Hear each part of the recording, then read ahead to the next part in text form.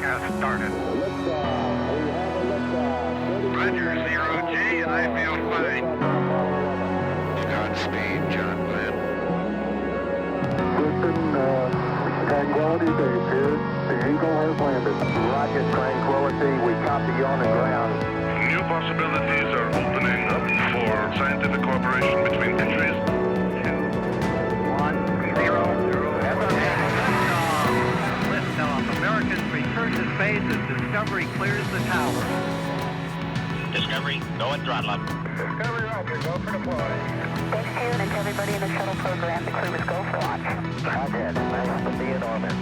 We have followed in their footsteps to get us where we are today.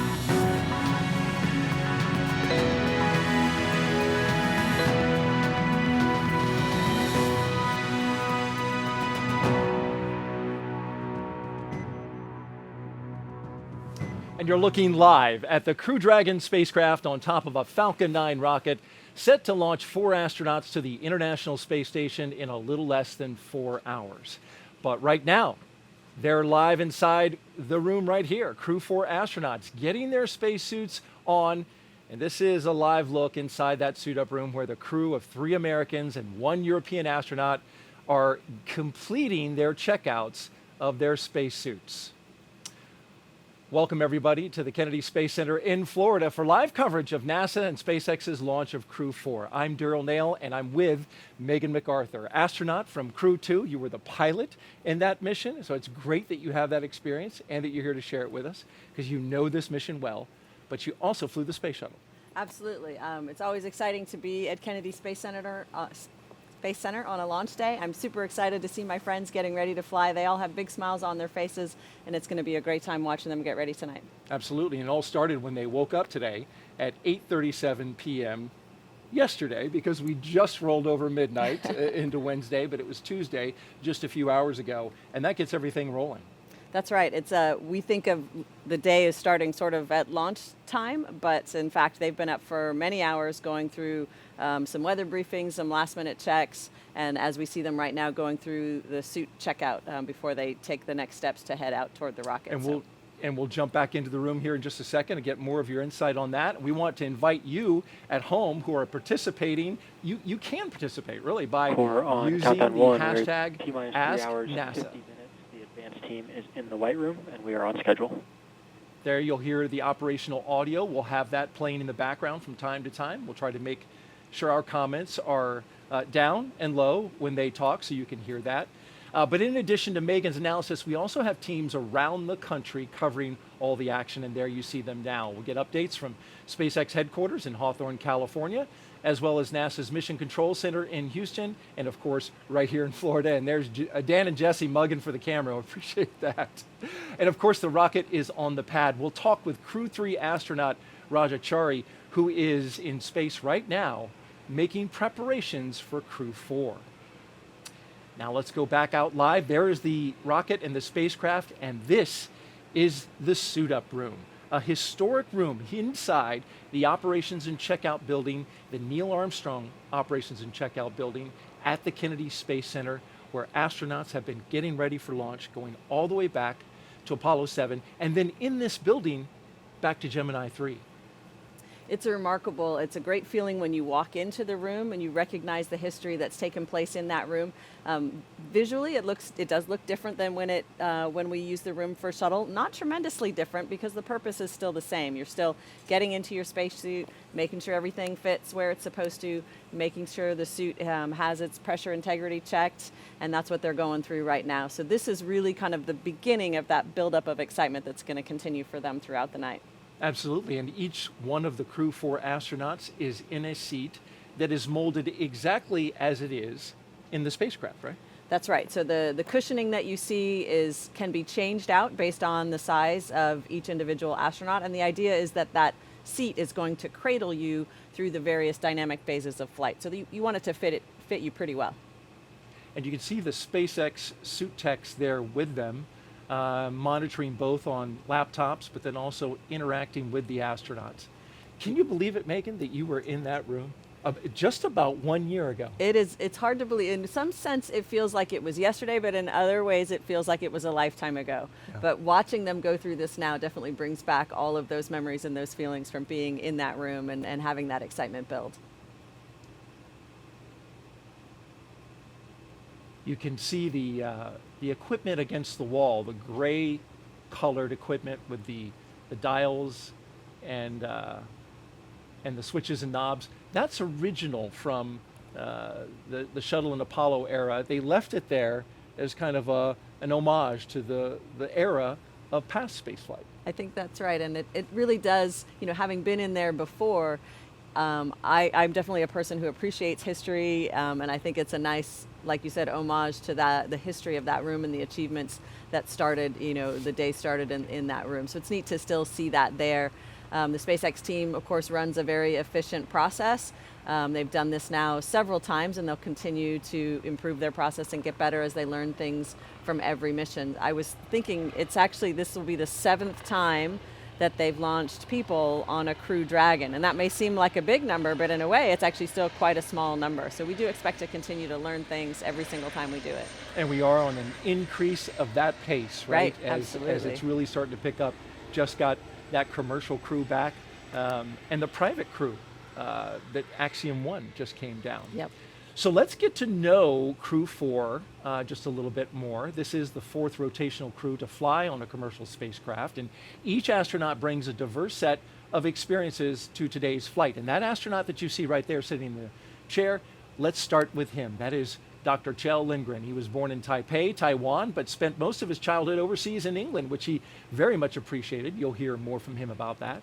He was an instructor and jump master with the U.S. Air Force Academy and also has a doctorate in medicine, and he served as a flight surgeon for NASA. After he was chosen as an astronaut, Lindgren flew on Soyuz and spent 141 days in space during Expedition 44 and 45. He has a wife and 3 children, and today, Megan, he is the commander of Crew Dragon. That's right. He is going to make an outstanding commander. He's a wonderful, talented person, obviously experienced at living and working in space, but also just a really good human. He's going to be looking out for his We're at crewmates. T-minus 3 hours, 45 minutes. The side hatch is now open, and we are on schedule. And they're very lucky to have him as their leader. Up next is fellow airman Bob Hines. There he is with his visor open, communicating with his suit tech. He was born in Fayetteville, North Carolina. He has a wife and 3 daughters. He has a Master of Science in Aerospace Engineering and served 21 years in the U.S. Air Force as a test pilot. He was also a fighter pilot. He flew the F-15E. He came to NASA as a research pilot, where he flew science missions in our WB-57. Today, he's going into space for the very first time as the pilot for NASA SpaceX's Crew-4. Megan, you were the pilot for Crew-2. It's a position you know well. That's right. It's an extremely important role, Daryl, as I'm sure you know. Of course, because you did it. I first got to interact actually with Bob when he was an instructor pilot for T-38 for the Astronaut Corps. And so flying with him was always a pleasure. He's always calm and collected no matter what the circumstances, which is exactly the person that you want piloting any vehicle that you're in. And they're going to make a great team today. He did look quite calm in that shot, quite steady. This guy has flown so many aircraft, and we'll hear more about that in his bio a little bit later on. Now let's introduce you to the 2 mission specialists, Jessica Watkins, and there she is, looking calm and collected and not moving very much, but very focused, I imagine. She considers Lafayette, Colorado, her hometown, a talented rugby player in college. Her team won the national championship in 2008 when she was with her university. I believe it was Sanford. Watkins was a postdoctoral fellow in the Division of Geological and Planetary Sciences at the California Institute of Technology. She completed several internships with NASA, including one testing system designs for the Mars Perseverance mission at JPL. She became an astronaut in 2017, a turtle. We'll talk more about that. And now, just like Bob, she's going into space for the very first time. This is a brand new experience for her. Yep, it's a bit of a turtle takeover, I think, is what we're experiencing on Space Station right now. But Jessica is an outstanding crew member. It's been fun to get to know her since she arrived with her classmates. Just tremendous amount of knowledge that she brings. can be very focused and serious on the task at hand, but boy, when she smiles, it really lights up the room. I think this crew is going to have a lot of fun together. It sure does. And as she motions towards her suit, calling over the suit tech, what are you communicating with them about? So it depends a little bit. They're going to be asking you how things fit, how they feel, how you can hear, if you're having any problems with the communications system, as well as with the cooling system. So there's a variety of things that they could be checking at this point. The second mission specialist is Samantha Cristoforetti. She was born in Milan, Italy, but now lives in Cologne, Germany with her partner and 2 children. In 2006, she earned her fighter pilot wings and flew the AMX attack fighter at a base in Italy. In 2013, Cristoforetti launched into space aboard a Soyuz for a long-duration space flight to the International Space Station, so she has quite a bit of experience aboard station. Several years later, she was awarded the Knight Grand Cross of the Order of Merit from the President of Italy, and today she returns to space and the space station with Crew-4. Another very impressive resume, but also just a great person to be around. So they're going to really work well together. They've gotten to spend several months together training and getting to know one another. And I think this mix of experience and skills is going to blend really well and make for a successful crew. We've got a couple astronauts standing up, and you can see they're still attached to a blue box that's sitting there right next to their seat. What is that, Megan, and what purpose does it serve? That blue box is providing cooling air for them as they're moving around. You can get quite warm in that suit, and so they're sort of preemptively making sure that the crew members are not going to get overheated during this wait time. And each of these 4 crew members will be part of Expedition 67 once they arrive at the International Space Station, getting some final fit checks there for Kjell, as his suit tech is taking care of it, making sure there's, as you said, Megan, no hot spots. Want to be comfortable when you're getting ready to launch. So now let's check in with our team monitoring preparations for launch at SpaceX headquarters in Hawthorne, California. We're going to NASA's Dan Hewitt and SpaceX's Jesse Anderson. Take it away. Hey, thanks, Daryl, and hi, everybody. Good evening. I'm Dan Hewitt. Thrilled to be back here at Hawthorne for another crew launch. Yeah, and I'm Jesse Anderson, a production and engineering manager here at SpaceX, and per usual, super excited about Crew-4 today. Welcome to Mission Control in Hawthorne. This is where the teams are staffed around the clock as we count down to liftoff. Now, on console or headset in Mission Control are 6 key positions. The mission director is in charge of the room and tasked with making real-time decisions to ensure mission success. The person that you'll hear talking to the astronauts is the crew operations and resources engineer, which you'll hear us refer to as the core throughout the broadcast. The additional positions are focused on vehicle systems, including avionics, navigation and control, software, propulsion, life support, and communication with ground support teams. And NASA has its own team members back in Mission Control Houston. We're going to check in there a little bit later, where they're preparing the space station for Crew Dragon's arrival. And we're going to meet several of those key players when we do check in. Now, today's ride to the space station will take about 22 hours with Dragon flying autonomously the entire way. And just like autopilot on a commercial aircraft, the crew always has the ability to take manual control of the spacecraft if needed. Now, at T-minus 3 hours and 39 minutes until liftoff, let's go to Andy Tran for an update on the launch countdown. How's it going so far, Andy? Things are going good, Jesse. We are coming up on T-minus 3 hours and 30 minutes, and things are going well for launch. At T-minus 4 hours, there was a briefing by the SpaceX launch director, and good news, there's really nothing significant to report on the rocket. Everything is looking really good for tonight. Earlier in the night, the team began clearing the hazard area and buildings around Pad 39A, known as the Blast Danger Area, or BDA. The only people remaining on the pad are the ones needed for ingress of the astronauts, and crew arrival is expected to happen in about an hour. At the launch pad, Falcon 9 is powered on, and we're currently monitoring telemetry and pressurizing gas storage vessels. Engine and stage checkouts were also performed several hours ago. On top of Falcon 9, the Dragon spacecraft is ready for the crew. Functional checkouts were performed, and most recently, the Dragon propellant system was pressurized to final flight pressure about an hour ago.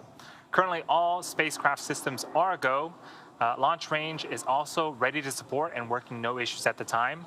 The weather is cooperating as we continue to count down to liftoff. So again, everything is looking great for tonight's liftoff. With that, I'm going to send it back over to Daryl and Megan. All right, thank you very much, Andy. It's now T-minus 3 hours and 37 minutes and counting here at the Kennedy Space Center in Florida as we cruise around the desk here. The crew ate breakfast a little after 9 p.m. last night. Medical checks then followed, and then less than an hour ago, they got a weather briefing to make sure they were all good for launch.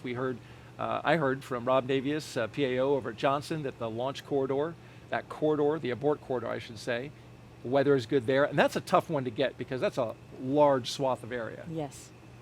Now, we're looking inside the room now at suit up room at astronaut crew quarters, and you can see we're getting ready for a crew walkout. The techs are now finishing up each crew member. They're in their own custom spacesuit inside the historic astronaut crew quarters suit up room. And in a few minutes, at T-minus 3 hours and 25 minutes, the crew will be making their way out of the famed suit up room that we see here. They'll go down a hallway and into an elevator down to the first floor, and then outside to the families where they will be greeted by them and their loved ones and a small group of well-wishers. There'll be some media on hand as well before they head out to the pad. You see there in the upper left part of your camera there, a blue flight suit. That's Joe Acaba. He's the chief of the Vehicle Integration Test Office, and he's managing the crew schedules and all the crew quarter operations. He's the one keeping them on time in the room, right, Megan? That's right. There's a team of folks that are managing that schedule. He makes sure that the operations for the astronaut quarantine facility run smoothly, that everybody has everything they need, everything from the air conditioning to the food to, everything in between. He's making sure that runs smoothly for everybody there, which is an important job. And boy, they sure do feed us really well in that time frame. And right there is Zena Cardman. That's right. Fellow astronaut. Fellow with NASA. turtle. And a turtle as well. There's another turtle in there. Yeah. She is supporting the astronauts, right? That's She's right. in the support role, wearing, as you notice, the black SpaceX ninja suit, as they call it. Yes. And there's a reason for that. Well, yeah, that's, I think, because the team is kind of one team is the idea, and she blends in with the rest of the team, but it is nice for us to have that one NASA representative knowing that, they're holding on to any messages or any information that we need to pass back and forth.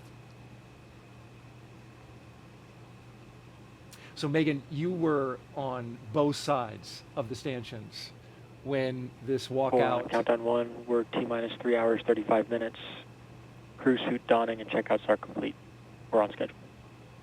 Okay, and they look finished and they're all ready to go. And as I was mentioning, you were on both sides, so both on the inside as an astronaut for Crew 2, but then also on the outside for your husband, Bob Behnken, who, along with Doug Hurley, flew that historic mission, the first Crew Dragon to go to the International Space Station.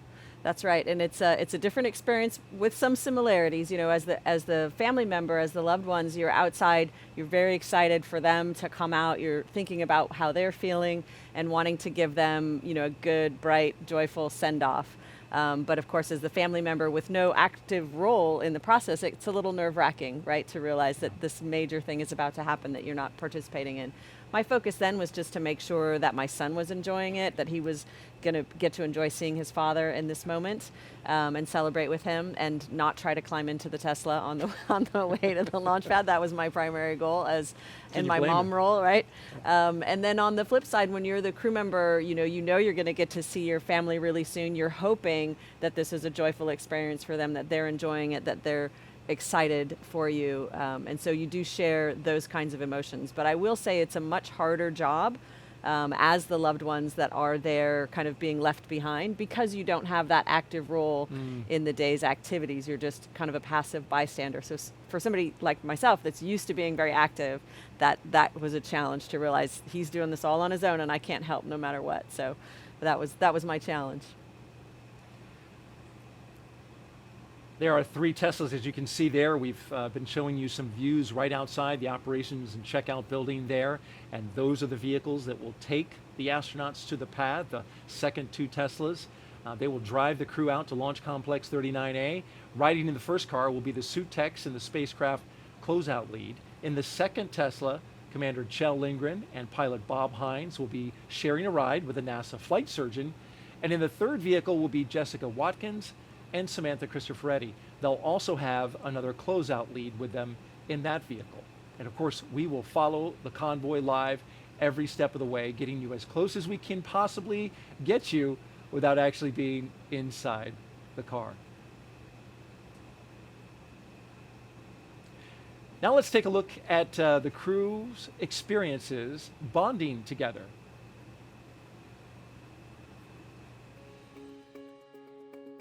I think one of the most special things about this particular space flight are the people that I get to fly with. Bob Hines, or Farmer, is a test pilot. He is the pilot for our spacecraft. Samantha Cristoforetti is an Italian fighter pilot who flew in 2014, and Jessica Watkins is one of our newer astronauts. She is somebody that absolutely is foundational to our crew and somebody that can be counted on. Kjell is our fearless leader, always in command, ready for the next move, and just somebody that I deeply respect. I knew Kjell Lindgren, our commander, very well. He was on the backup crew of my first flight, so we spent quite some time together. So I felt very grateful because Kjell is just a great guy.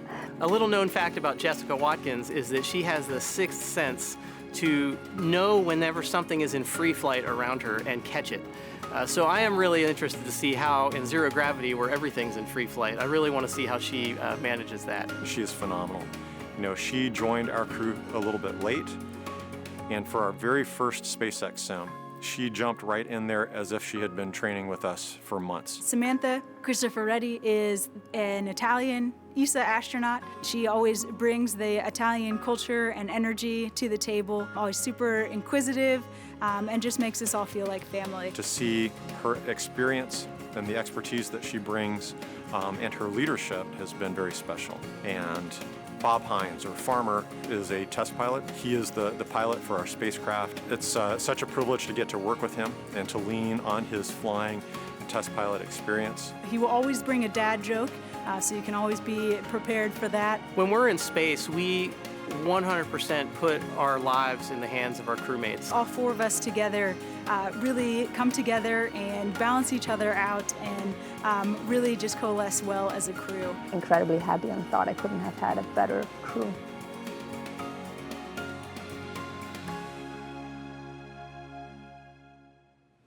Well, you'll love to hear how they bond, you know, over the 2 years of training. I'm sure it was the same for your crew as well. It's the best part of the mission, really, is that How bonding. about that? Yeah. Well, this is the operations and checkout building high above from our helicopter here at Kennedy Space Center. And inside is some beautiful artwork. Megan, this is some artwork that came to us from around the world, part of the 2022 Children's International Artwork Contest winners, ages 4 through 6. And I love this. They've done such a great job putting these little paintings together. They were in categories, as you can see. Some were spacecraft, some were exploring the solar system. I love the one in the bottom left-hand corner. You see that, living and working in space? Yes. It's got a space station and it's tethered to the Earth. Okay, yeah. They're living in their own world there. Maybe one day we can have plants and trees like that one. Thank you to all the children who participated in our art contest. It is up on the wall, and the astronauts of Crew-4 will be walking by, and they'll see that art as they walk right by.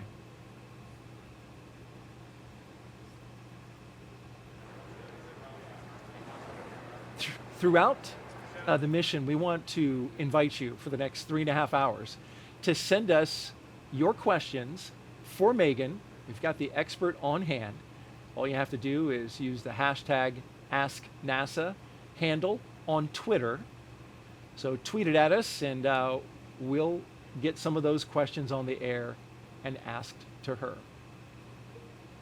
We got a question right now, in fact. All right. From Go for Space Launch. Megan, how many people can live and work on the space station at one time? That's a great question. So when I arrived aboard the International Space Station, there was already Crew-1 was there, as well as a Soyuz crew. So in total, there were 11 of us on board the International Space Station at that time. the space station is large, but that does make it a little crowded. It makes it a little crowded for some of the hardware that you need to use, for example, the toilet or the galley to prepare your food. And so it impedes our ability to work effectively when there's that many people on board, but we all live there safely, and we are teaching one another, we call it handover, to learn how to operate the space station. Takes more coordination and more planning and organization. Exactly. The size of space station is roughly, like I heard it described, as a 5-bedroom house. I mean, outside it's as large as a football field. Right. It is massive. Right. Orbiting around our Earth. On the inside, 5-bedroom house. Yes, so the living space inside is smaller than the overall size of the space station. There's a lot of external structure on the space station that, the truss that holds a lot of our equipment, power generation and distribution equipment, for example. And those are not pressurized living spaces, but they are still part of the structure of space station. So the living space inside 5-bedroom house is a closer number. Okay, very good. And about 6,000 square feet is what I heard as well. We have another social question as we are live outside of the crew quarters waiting for the astronauts from Crew-4 to walk out. What are some of the manual features on the SpaceX Crew Dragon capsule? That comes from William 46617-13744. So the manual features are designed in the event, because the vehicle is designed to be largely automated and ground controlled. So the manual features are designed in the event that the crew has to take over or has to take care of themselves in some way. So we think about manual flying as a capability that we have close into the space station should that become necessary. We don't expect that to ever become necessary, but it was tested out on the original demo mission. And as the pilot, that was something that you had to know well. We had to train, Shane and I trained that together, and in the event, for example, that we had an unsuccessful docking, we would have to make sure that the vehicle was departing the space station appropriately and safely, and if it wasn't, then there was some manual control that we would take and do some maneuvering with the spacecraft. But fortunately, we never had to do that, but that's an example of the kinds of things that we can do manually on space. Great capability. Yeah, absolutely. It's autopiloted if nothing goes wrong, but you want that ability to jump in and take it. Great question. Keep them coming. We've got another one here.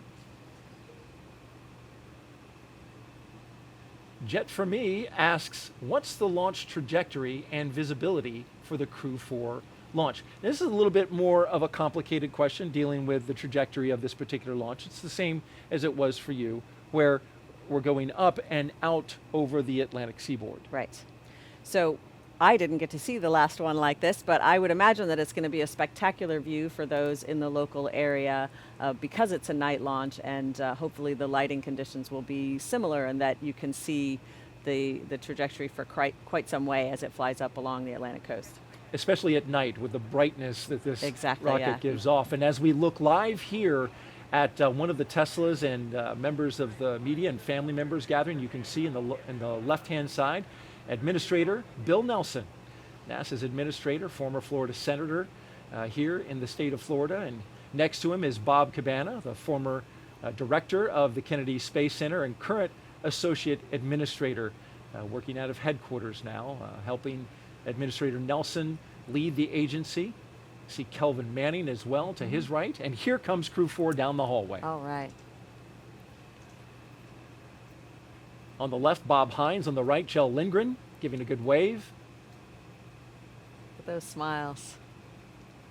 Great smiles. Jessica Watkins and Samantha Cristoforetti. And there in the elevator they go. Look at all those signatures, Megan. You can see them on the wall. Folks who have supported this program. Yes, I remember that when we got into the elevator, and it's such a good feeling. We don't often get to interact with the thousands and thousands of people that make it possible, and it's so nice to see that just tangible evidence that they're thinking of us, and it reminds us, of course, we all are always thinking of them too, but it's a nice reminder of how large and how dedicated this team is. Got the elevator closed, and now they're on their way down from the fourth floor to the first floor. And we are just now moments away as a result from seeing the Crew-4 astronauts exit the operations and checkout building.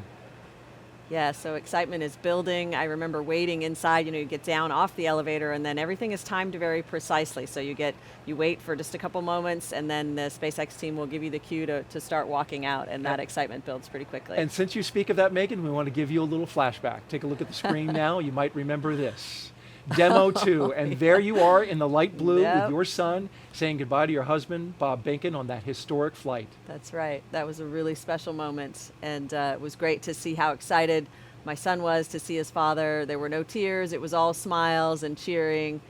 My son, I think, was determined to say, "Launch America," first and loudest. And so that's what he was doing. He did a great job. And then in April, Crew 2, this was your launch. And Yes. now the role was reversed. You were in the astronaut suit getting ready to go out and launch, and your husband was there with your son. That's right. And I was listening out for that Launch America. And sure enough, I could hear it from probably 20 feet away. That was a wonderful moment. And now we look at the doors for Crew 4, awaiting their moment with their families before they go out to launch pad 39A, a historic pad here where their rocket awaits them, as well as their spacecraft, the Crew Dragon Freedom.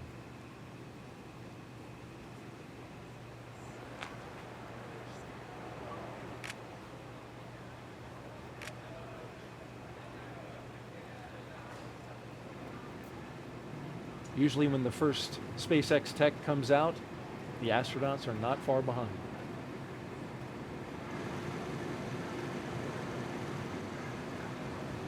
You can see on the top there the NASA meatball, the logo, and the various mission patches around it.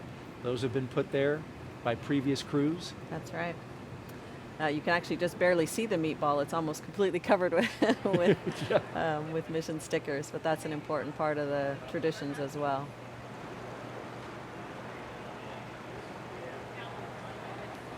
The gull wing doors of the Teslas now opening. Here we are. At T-minus 3 hours and 21 minutes until liftoff. You can see the markings on the ground. The family will not go beyond that rope, and the astronauts will generally stay behind the yellow. But then there will be a moment, as we saw from previous videos, where the family will get to go up to the car.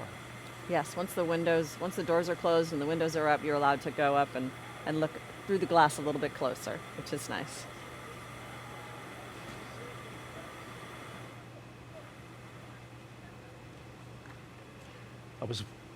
There they are. There they are. 4, countdown 1. Right, The astronauts of Crew 4 getting ready to go to space, taking their first steps outside from left to right. Jessica Watkins, Bob Hines, Kjell Lindgren, and Samantha Cristoforetti. Oh, what do we got here? 1, 2, 3, 4! Nice. And a cheer before they go off to space.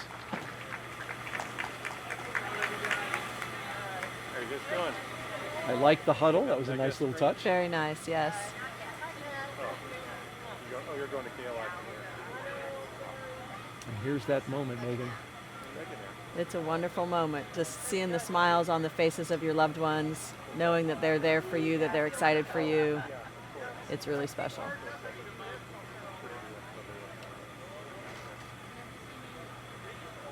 Oh, seriously? Wow.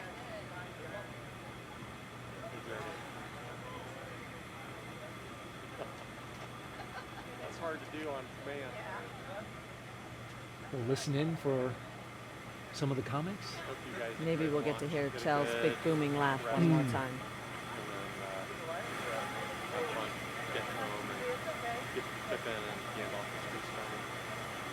After this, after I get in the car, I think you guys are going to get some more rest. That's good.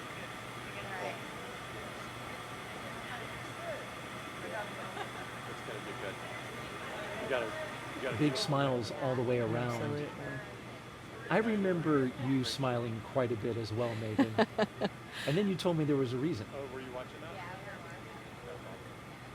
that? That you wanted to send the message. Oh, absolutely, yes. So again, you're not really sure how your family members will react, especially if you have young children. And so the main thing is to just show them that it's a joyful occasion. It's something to be excited and happy about. My hope was to, head off any tears that might be coming or, any upset feelings. But really, my son ended up just being a trooper. He was so happy. There was so much excitement around him that really helped buoy him up, I think, for both circumstances. And I was so grateful to see that. And didn't he break free? You say like, "Hey, mommy, I love you." That sounds right. I was worried he was going to actually come through the ropes, but he did not do that. I think for Bob's launch, there's an image of him like actually trying to get through the window before the vehicles drove away. But I managed to hold on to him. He was a little bit smaller then.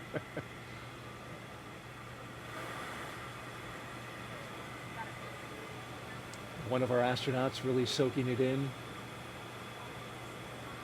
I believe that's Kjell. Yeah, I don't want to miss that picture, that perfect photo.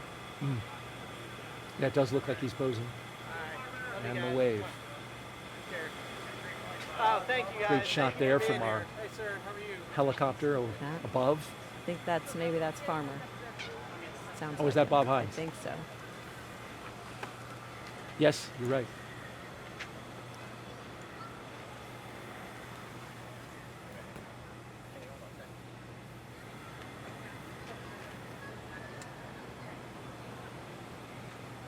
That shot from above was actually from one of our photographers, not the helicopter. I want to correct that. That is our helicopter shot. Hey, Kat. Okay. Doors closing. Our helicopter will follow the entire way as the convoy pulls out. You can see the SWAT vehicle in the background, and now the families and loved ones come in. Yes, they get that up close view one more time with their loved ones, and that's really special. Any last little messages you want to share privately, or just hands up against the glass? It's a special moment. And Megan, the plate for on every car of the Tesla is "Go for launch." As we can see, the custom plate. This has become a tradition. Yeah, I like to it. do on the ride out to the launch pad. It's a nice touch.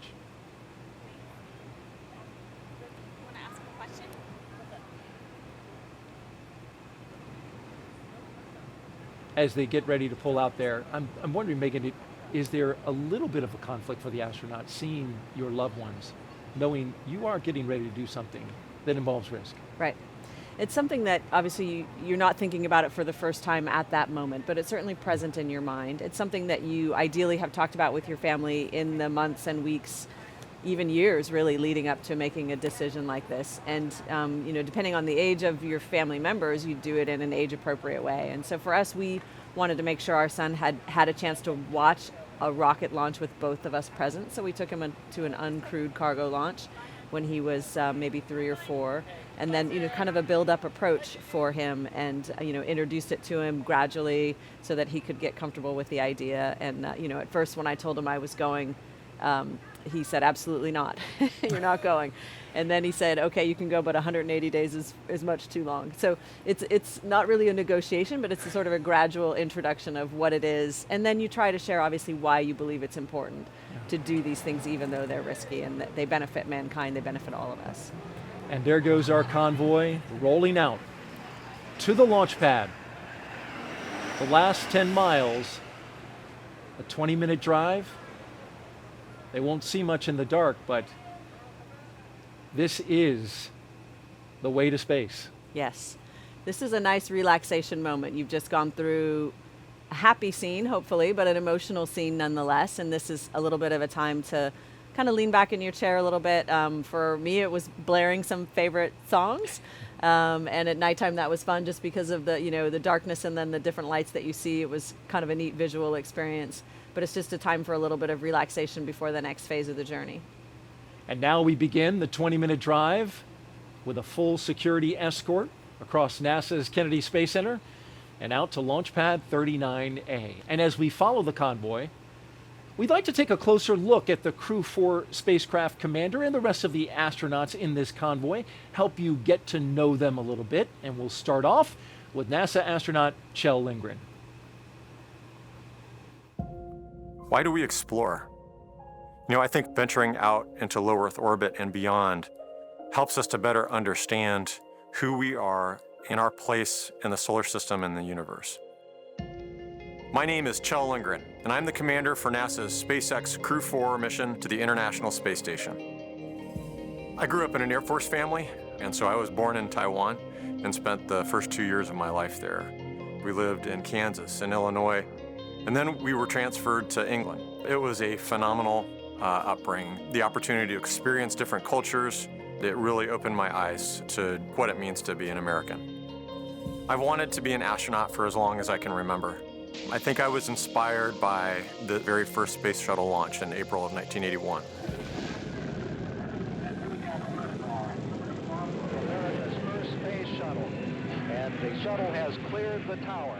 And that, I think, is really when this dream was just burned into my consciousness. And so I charted out a path. I went to the Air Force Academy, maybe to become a test pilot and then ultimately to join NASA as an astronaut. That path took some twists and curves, and I ultimately did not become a pilot, but went into medicine. And yet, still found a path through medicine where I could serve human spaceflight as a flight surgeon at NASA, supporting our crews training for International Space Station missions. But I still had that dream that perhaps I would get to do that job someday.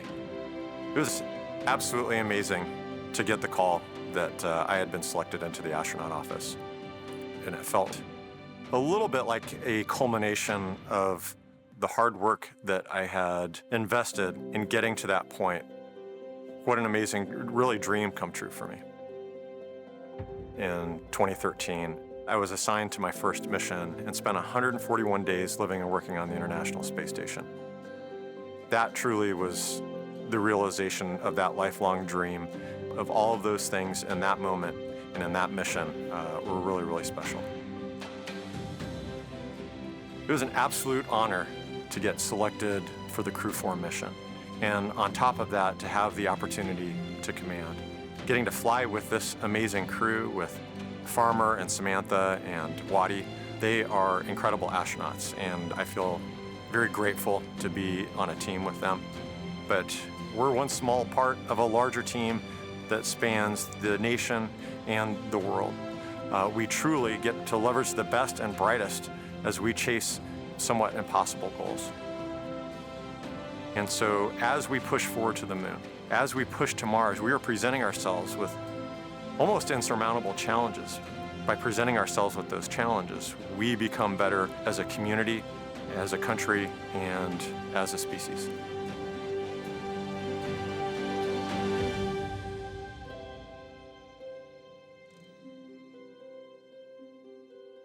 A great story from Kjell Lindgren on his path to becoming an astronaut, and this is what he's seeing right now. Megan, you remember this view? This is a live camera looking forward from the first Tesla in the rollout. You can see the security car ahead of it. It's dark, but that's NASA Causeway as they roll towards the pad. That's right. You were rocking out at this time. I was, yes. Well, we were taking turns. We each got to choose some songs for the playlist, and I was of the Metallica and Red Hot Chili Peppers variety, and Shane's songs were a little different, but we did overlap in U2 territory, so there was some crossover. Finding some common ground yes. there with the music.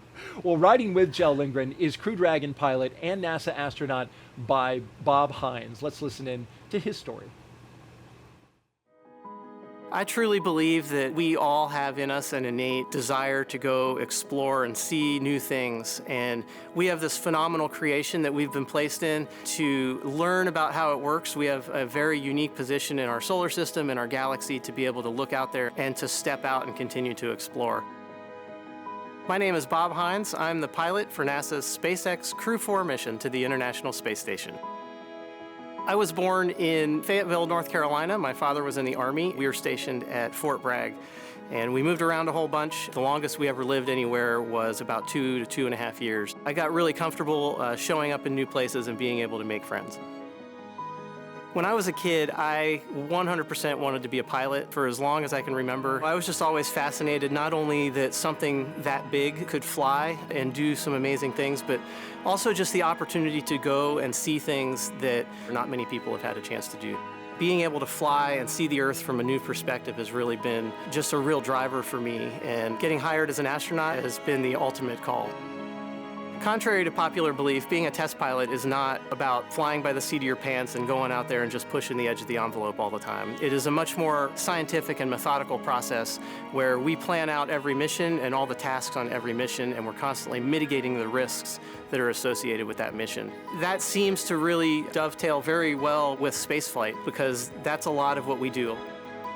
My experience as a test pilot and as a pilot and an instructor, I think have all kind of led me to this point. When I got the phone call offering me the position of the pilot on the Crew-4 mission, it was absolutely amazing. It was actually the day after my birthday when I got the phone call, and I just couldn't believe it. When I told my wife, she couldn't believe it either. I've flown over 3,500 hours in more than 50 different kinds of airplanes, and that ranges from gliders all the way to different kinds of fighter airplanes or large transport category airplanes. I can't wait to pilot this vehicle. It is an incredible honor. It is something that I never in my wildest dreams thought would be a possibility. And so to get a chance to pilot one of the newest vehicles on or off the planet is a true honor. With Kjell as our commander and Samantha and Jessica as our mission specialists, it's just going to continue to be an amazing crew and an amazing experience. I am really looking forward to the camaraderie and the time that we'll get to spend together as a crew, the friendships that we'll develop, and so I think continuing that process is one of the things that I'm looking most forward to. On launch day, I am 100% most looking forward to the kick in the pants when those rocket motors light and we are heading off the launch pad. It is going to be the culmination of a lifehood dream, something that just spend your entire life looking for and not ever sure that you're actually going to achieve it. Our newest astronaut, Bob Hines. Being an astronaut is an incredible responsibility as well as an incredible honor. Every astronaut recognizes the honor that comes with that, but also the responsibility that comes with representing not only our respective countries, but also the world. And one of the things that we hope to show is that regardless of our nationalities or our backgrounds, when we put our mind to a single mission and we get along, we can accomplish anything.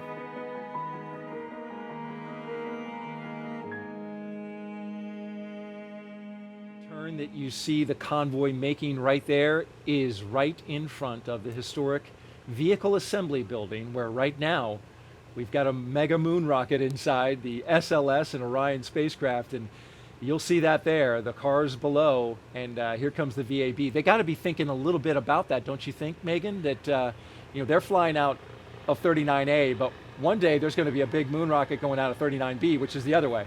Absolutely. I know they're thinking about it, even if it's just something down in the future for them. That's could be very well be their next ride. Beautiful shot there, the VAB, as the crew goes right by us. In fact, here at the host desk, there's our camera on the ground catching the shot, and you can hear the helicopter overhead.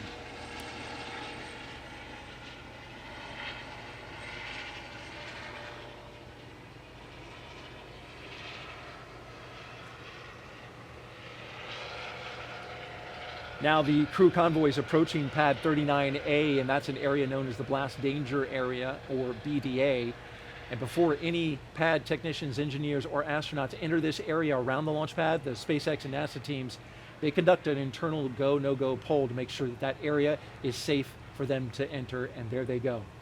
So let's hear now from one of our mission specialists, Jessica Watkins. Exploring is about pushing the bounds of what we are capable of as humans. It gets at who we are intrinsically as people. And so because of that, I think it really is something that unites all of us together here on Earth. My name is Jessica Watkins, and I'm a mission specialist for NASA's SpaceX Crew-4 mission to the International Space Station. At a pretty early age, I got kind of set on the idea of becoming an astronaut. That was when I kind of first voiced the dream and interest in space and in being an astronaut in particular. My parents always stressed the importance of getting a good education and finding something that you're passionate about. And so finding geology, finding that love of mine, that passion, was really a turning point for me in my career.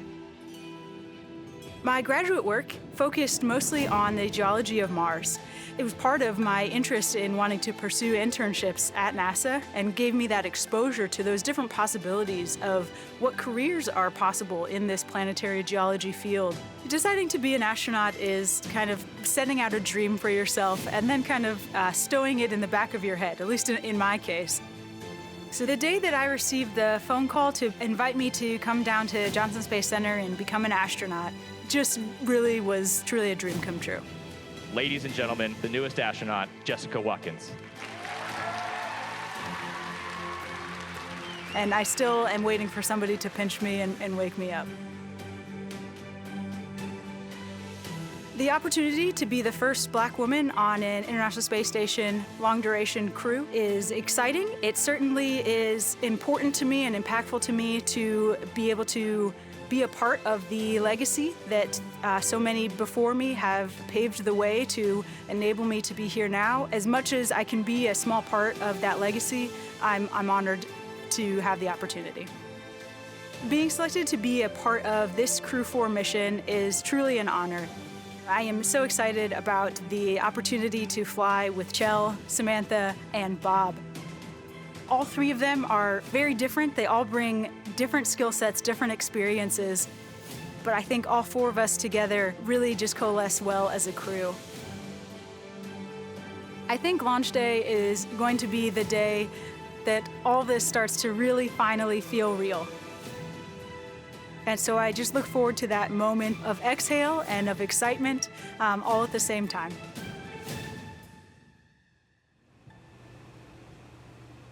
NASA astronaut Jessica Watkins there as we follow the convoy live, making their way out to the pad. And we are expecting a formal announcement that the crew is on pad right around T-minus 2 hours and 55 minutes. That's the schedule. Sometimes we run a little early or a little behind, but it looks like we're right on time at the moment.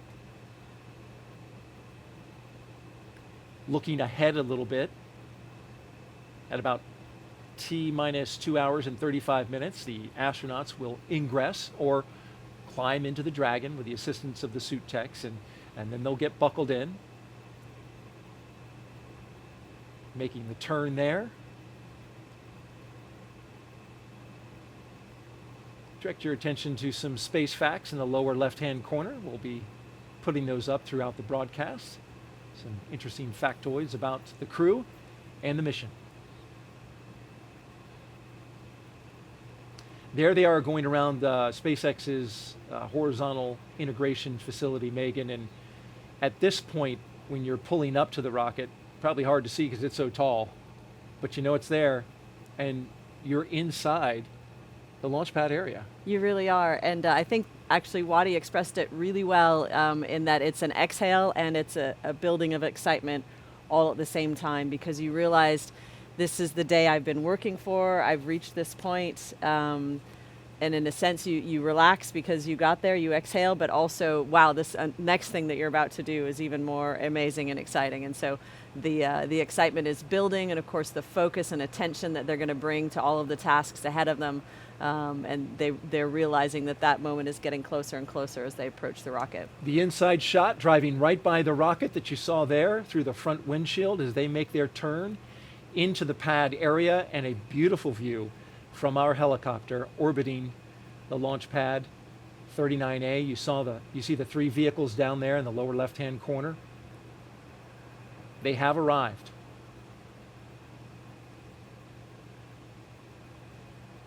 There's been a lot of upgrades to this launch pad, Megan. You flew it and flew out of there under both configurations, both as a space shuttle astronaut and as an astronaut on Crew Dragon. That's right, and we get an opportunity to tour the launch pad with a family member in the days leading up to the launch, which is really special. But other than that, we don't spend a whole lot of time on the launch pad, so getting to see it for us is always a very special thing as well. It does look very different now under the new owners, but you can still see the bones of it, of the historical structure that was there supporting all those shuttle launches. Speaking of bones, that metal, black metal to the left, we're panning around it, but that is the old rotating service structure that used to have that gigantic structure that would, contain the cargo bay of the space shuttle, so you could get in and out of it, service it. It would rotate out. Still part of it there on the pad. One, we're at T-minus 2 hours, 59 minutes. Crew have arrived at the pad. We are on schedule. There's the announcement of the arrival, and before the crew makes their way to the elevator at the ground level of pad 39A, let's get a look at mission specialist and ESA astronaut Samantha Cristoforetti. I got the call to become an astronaut one evening. I had this feeling that the whole universe just stopped, turned around, and smiled at me. My name is Samantha Cristoforetti, and I'm a mission specialist on the NASA SpaceX Crew-4 mission to the International Space Station. I was born in Milan, in Italy, but I grew up in a tiny little village in the northeastern Alps, still in Italy. So a very rural place, small place. In the mountains, I grew up skiing and enjoying the outdoors. My parents owned a hotel, so that's what they did all their working life. We actually lived in the hotel, it was our home.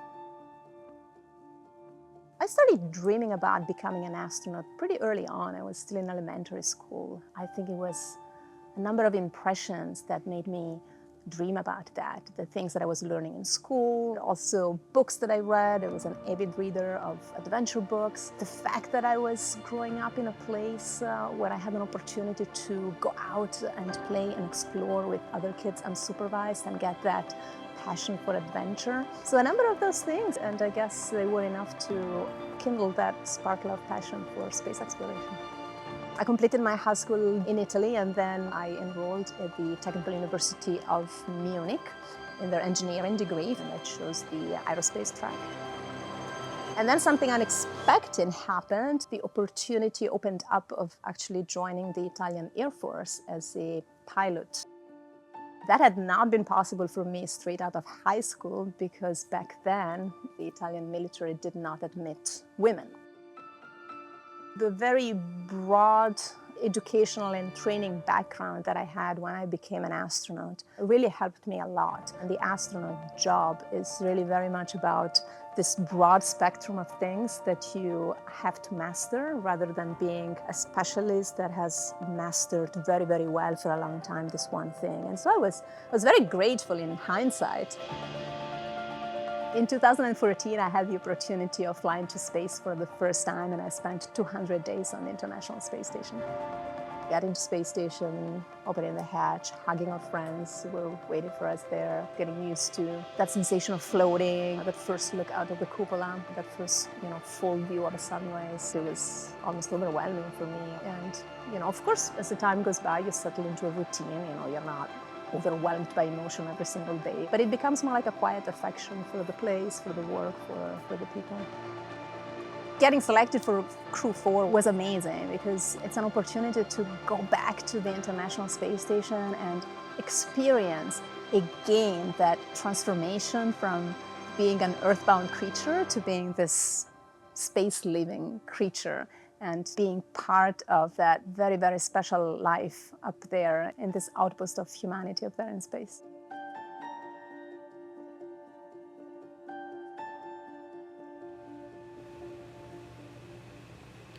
Samantha Cristoforetti, the third consecutive ESA astronaut to ride aboard the Crew Dragon. It all began with Crew-2 and Thomas Pesquet. You remember that well. There's a look at the launch pad, pad 39A. At the very top, Crew Dragon Freedom, a brand new spacecraft from SpaceX, riding on top of the Falcon 9 rocket below. This Falcon 9 rocket, Megan, interesting note. When it flies today, it'll be the fourth time that this booster has flown. So a reuse for the fourth time. That's a first time for a crewed capsule to go on top of a rocket and get a fourth flight. Of course, they have passed many times ago. In fact, just last week they launched a booster for the 12th time. Right. But that's really reuse in action with astronauts on board. Right. It's an amazing capability that actually started with us. I think, were the first flight-proven booster launched a year ago. And so, true to fashion, they are making leaps and strides in that reusability territory. Of course, very careful to make sure that all the parts and pieces pass all of the necessary safety checks and are rated to refly again. And their fleet leaders, of course, being used on uncrewed vehicles so that they can push those boundaries and get more and more data, but with an uncrewed vehicle. Absolutely. And that is exactly what makes this the cycle of reusability work so well, as administration at NASA have talked about studying very closely this booster before it flew. Megan, how about we take some more questions from social media? Sounds great.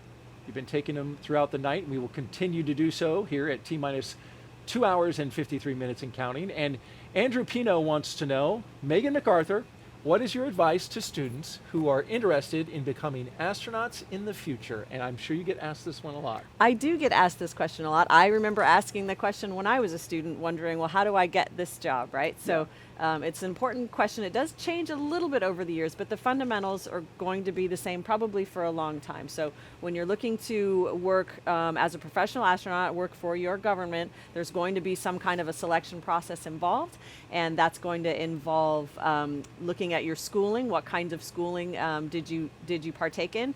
And for the most part, it's going to be engineers, scientists, people with some kind of operational background. So what I mean by that is you are able to work in a technical field where you are part of the environment. So that's sometimes pilots, it can be folks working on submarines. Oh, this is one of my favorite moments when the crew gets to first look up at their rocket ready to go.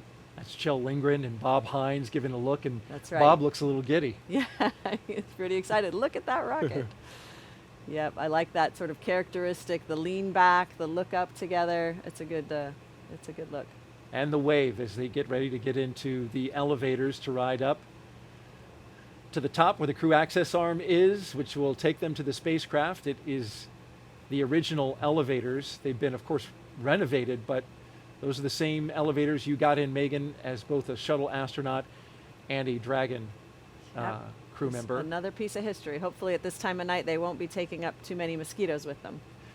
Want to let you finish your thought. That's right. Want to let you finish your thought about the training of getting ready to try and put yourself in a position to become an astronaut. Absolutely. So working in a technical field and really working with a team. Astronauts do not work as solo agents for the most part. It's really about your team skills, which can both be leadership skills and followership skills, and the ability to do both things. So my advice, wherever you're at in school, is seek out those team projects, whether they're part of your formal education or there's something that you want to do on the side that you and your friends develop together. Those team experiences where you're working together to build something and operate something are really valuable. Absolutely. Great advice. As we see the first two astronauts make their way up out of the elevators and towards the crew access arm. Some fist pumps with their crew. And then they'll make their way over to a telephone for a last call. Well, a last call before they leave Earth. That's right, yeah. To their family members.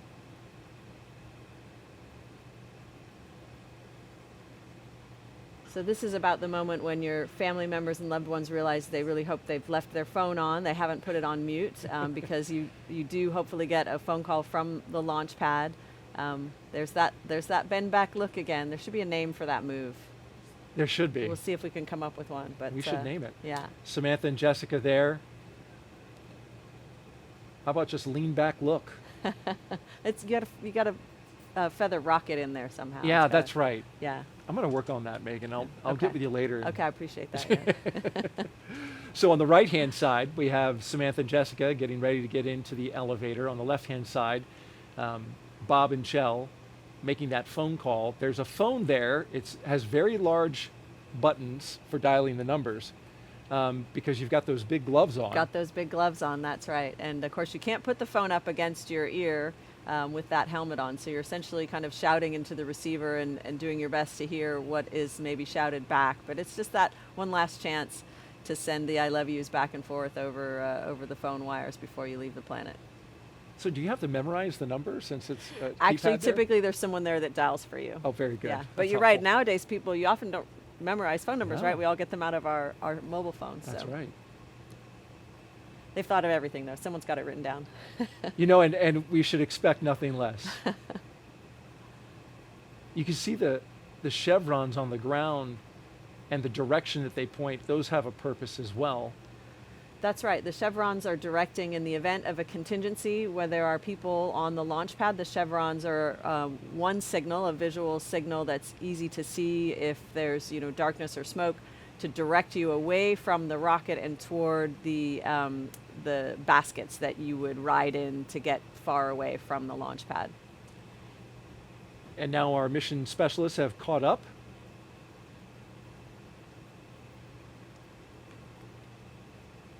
So it looks like Bob Hines is having a nice little conversation there. This is a beautiful shot from our helicopter. Yes. Looking at the top of the launch tower, and the crew access arm to the right goes out to the rocket. You looked at that view. It's nighttime, and we are in a national wildlife refuge, so I imagine there's not a whole lot to see, but still. It is pretty special, and you're sort of realizing this is as close as I'm going to get to nature for a while. Yeah. And so it's a special feeling. You get a little bit of breeze on your face, and that's a special feeling as well. Things that you're going to miss when you're closed up inside the International Space Station. Samantha and Jessica taking advantage of exactly what you just said, the chance to look out at planet Earth one last time before getting inside Crew Dragon. And I heard the astronauts from Crew-3 talking the other day about what they missed, and they were such earthly things, you know. Thomas Marshburn talked about wanting to just have the wind blow in his face. Yes. They talked about a hot bath. I went running in the rain, and it felt wonderful. I just had a smile on my face the whole time with, you know, rain running down my face and down my neck and into my clothes, but it felt like, yep, I'm here on Earth. This is good. Space is awesome to visit, but it's nice to come back home, isn't it? It is, yeah.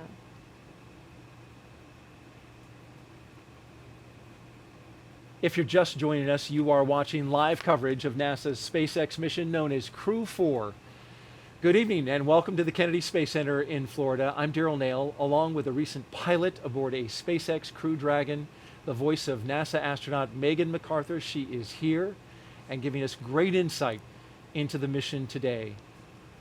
Thanks, Daryl. I just really enjoy watching them go through this and remembering what it was like for us, but as well knowing that they're going to have their own individual take on it, their individual experience, and just seeing already the camaraderie, the relationships between the crew members, and knowing that they're going to have such a fun and successful time up there. Walking down the crew access arm comes Bob Hines and Kjell Lindgren. We see them inside, and the shot to the left from the outside. Love that shot.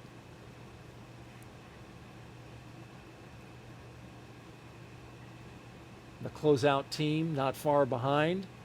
They have some work to do to get them inside. And now our mission specialists have the opportunity to make that phone call. We are T-minus 2 hours and 45 minutes and counting until the liftoff of Crew-4 from the Kennedy Space Center. This is now a look inside the White Room. Kjell has arrived. The core on countdown 1. We are at T-minus 2 hours 45 minutes. The crew have arrived at the White Room and are preparing for ingress. We are on schedule. Right on schedule. You see he's got the Sharpie in his hand, and Megan, he's signing that white wall inside the White Room. He is. He's signing his name there in preparation for launch. All of the crews that have launched from there previously will have already signed their name, and so each one of the crew members will get to do that. And as you know, the White Room is not really a room, it's just kind of the end of that walkway, so it is a relatively small space that's being used to do final suit preparations. It does have a small amount of emergency equipment in there, so it is a tight little space, but it's important to take that time and acknowledge those traditions that are being built and renewed here. Your name is on that wall. On that wall. Hopefully they didn't write over it. Ooh, yeah. I might have to go back and check. We'll take a look after the launch and just make sure everything's... That's right. Make sure it's all good. In fact, that Sharpie is an item on a checklist. Of course SpaceX it is, makes yes. sure that it's there. And here come our next two astronauts.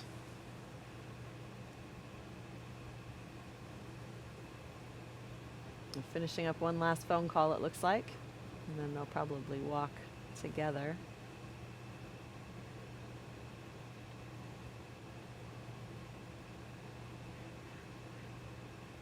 Were you able to hear the call that you made? Were you able to hear? It's difficult because, again, you can't get the receiver up inside your helmet against your ear, and so once your family realizes that, then they're, essentially shouting. It's not time for a nuanced conversation. Well, looks like Jessica and Samantha are wrapped up. Getting some hugs Or there. no, we might.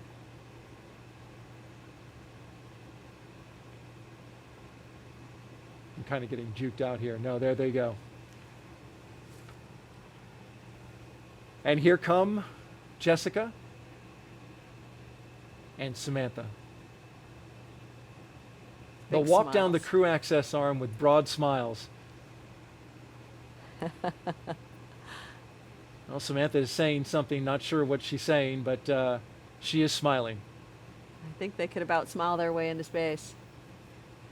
Just on the energy alone. That's right.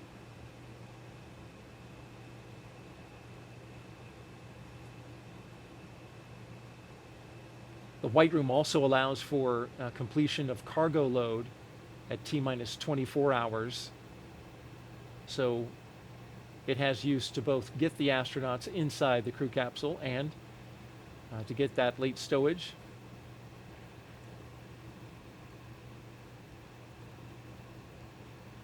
This is part of the countdown that we call ingress, a milestone that we have reached at inside the 2-hour and 42-minute mark. Simply means that the astronauts are getting inside Crew Dragon. The closeout team surrounds them and is preparing them to go inside. They have covers on their boots that make sure everything is kept clean upon entering the capsule. Samantha flashing us the Crew-4.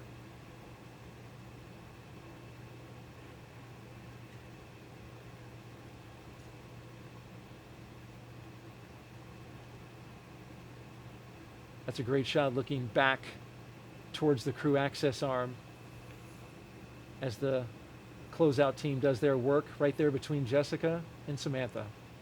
And the signatures with some There fresh they are. ink. That's right.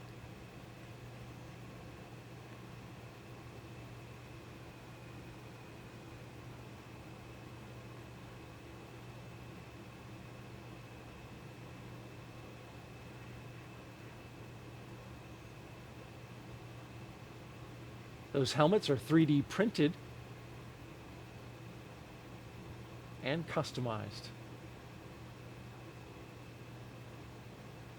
All right, let's check back in with our team at SpaceX headquarters in Hawthorne, California. Send it over to Jesse and Dan. Thanks, Daryl. It's really exciting to see the crew starting to ingress the Dragon vehicle and get ready for their journey to the International Space Station. Just a quick clarification, their journey will be about 16 hours long once they lift off this morning. Yeah, that's right about in the middle of what we've seen for most of these missions. They can be as short as 8 if we end up getting basically a phasing angle that works really, really well. They can be as long as 2 days. So about 16 hours will be nice. But right now they're ingressing the capsule, as Daryl said. We've got Jessica Watkins still out here in the White Room. White Room is kind of their last stop on planet Earth. It's, as we said, it's the end of the access arm. There's a seal that extends from the White Room around the capsule just to help keep the Dragon interior as clean of an environment as possible, keep out all the moisture, the humidity from that Florida weather. And so each of the crew members, they're doing the signing. They're also getting what's known as a FOD check, a foreign object debris check, just making sure that they're not bringing any dust, debris, particles, things like that in that could interfere with the umbilicals or any of the different systems, because anything that goes in that capsule is going to space for the next 6 months. Yeah, really exciting to see Jessica Watkins and Samantha Cristoforetti signing their names. And they do have this in the procedure to have the Sharpie ready for them so that they can do this signing before they ingress the Dragon vehicle. Looks like now they both have signed their signatures, and next steps is to start ingressing the Dragon capsule. Yep, we've got Kjell and Bob in already, and when we get a look in through the hatch, the seats are numbered 1 through 4, so when you're looking in from the hatch, it goes from right to left. So that seat all the way on the right will be seat 1. and that's where Samantha Cristoforetti is bound. Just to the left of that is seat number 2. That's the commander's seat, and Kjell Lindgren already seated there. Next to that, the pilot's seat, seat number 3, where Bob Hines is going to be riding uphill, and then Jessica Watkins will be in seat 4 all the way on the left. And these seats have a connection point to the suits. They've got an umbilical, basically a hose almost, that plugs into the leg of the suits, and that provides a couple of really critical functions for the suit. It gives them a hardline connection to communications through the Dragon spacecraft. It also provides the capability to flow just conditioned cabin air to help them stay cool. Performing a similar function to that blue box we saw them carrying earlier. But then one of the really critical ones that all of the different umbilical points can provide is pressurized nitrox, and that's to, if these suits need to be pressurized for any reason, we can flow that in. If they're in a depressurized cabin, if there's issue with the atmosphere or anything like that, that suit can provide a pressurized, safe environment for the crew members. You can see on your right-hand screen that all 4 of the crew members are now sitting in their seats. You can see the suit techs there helping them get strapped in or harnessed into each of their seats, and their umbilicals attached to their suits. And every part of this process is very precise. You did see as the crew ingress through the hatchway, the suit techs even put their hand over their helmet. That's a part of the procedure, again, to make sure that they're, they don't damage anything as they enter the vehicle. Same with as they're putting together their harnessing. Again, every step of this process is very precise, and we might be able to see it in a minute here, but they do have some tablets and some pads with them where the crew can follow along with every procedure, every step of the way. And we were just looking at Kjell Lindgren. He's seen this entire process from up close before. We saw Zena Cardman. She's the ASP, the astronaut support personnel for this one. Kjell did it back on Crew-1 and got some internet notoriety as he was the SpaceX ninja that had 2 umbrellas as it was a rainy day. So getting a little fame from that one. But so he did that for the Crew-1, so this is not his first trip down this walkway, but this time he's going to be strapping in and heading uphill. So they're getting strapped in. They've got a 5-point harness that's going to be secured throughout the entire ascent portion. They're going to be in their suits until they're on orbit. They're going to wear these suits for all of the different, what we call dynamic phases of flight. So that's where the vehicle's actively making maneuvers. And so that's obviously going to be launch and ascent. They'll put their suits back on when we get into the docking with the International Space Station. Same in reverse. They'll wear them for undocking. And then they'll wear them at the very end of the mission when we get to the deorbit, re-entry, and splashdown. Yeah, once the suit techs finish getting the crew all settled in, they will do some comm checks, then rotate their seats into launch position. Right now the seats are rotated down so that they are much more accessible, but once they rotate upwards, they'll be able to access those display panels that you can kind of see right above the pilot and commander's seat there. And these Dragon seats are actually custom made for each crew member. They kind of go hand in hand with their custom suits. And the suits are basically an extension of the Dragon vehicle. So pretty cool. They get their own custom-made seats, custom-made suit, which is almost like their own personal AC system. Yeah, we'll see them get strapped in, and then there's, as Jesse said, there's a couple of events that we're gonna listen to and we're gonna see take place. Those communication checks will come up. We'll hear the core. That's essentially the voice of Mission Control Hawthorne. Which for today is Arthur Barrio. So we'll hear his voice when we get ready for the communications checks. They'll call up to the crew. They'll get a quick comm check from each of the crew members. So they'll call down. You'll hear them call down as commander, pilot, or PLT, MS1, MS2 for the 2 mission specialists. And they're going to be talking to the core throughout the entire mission.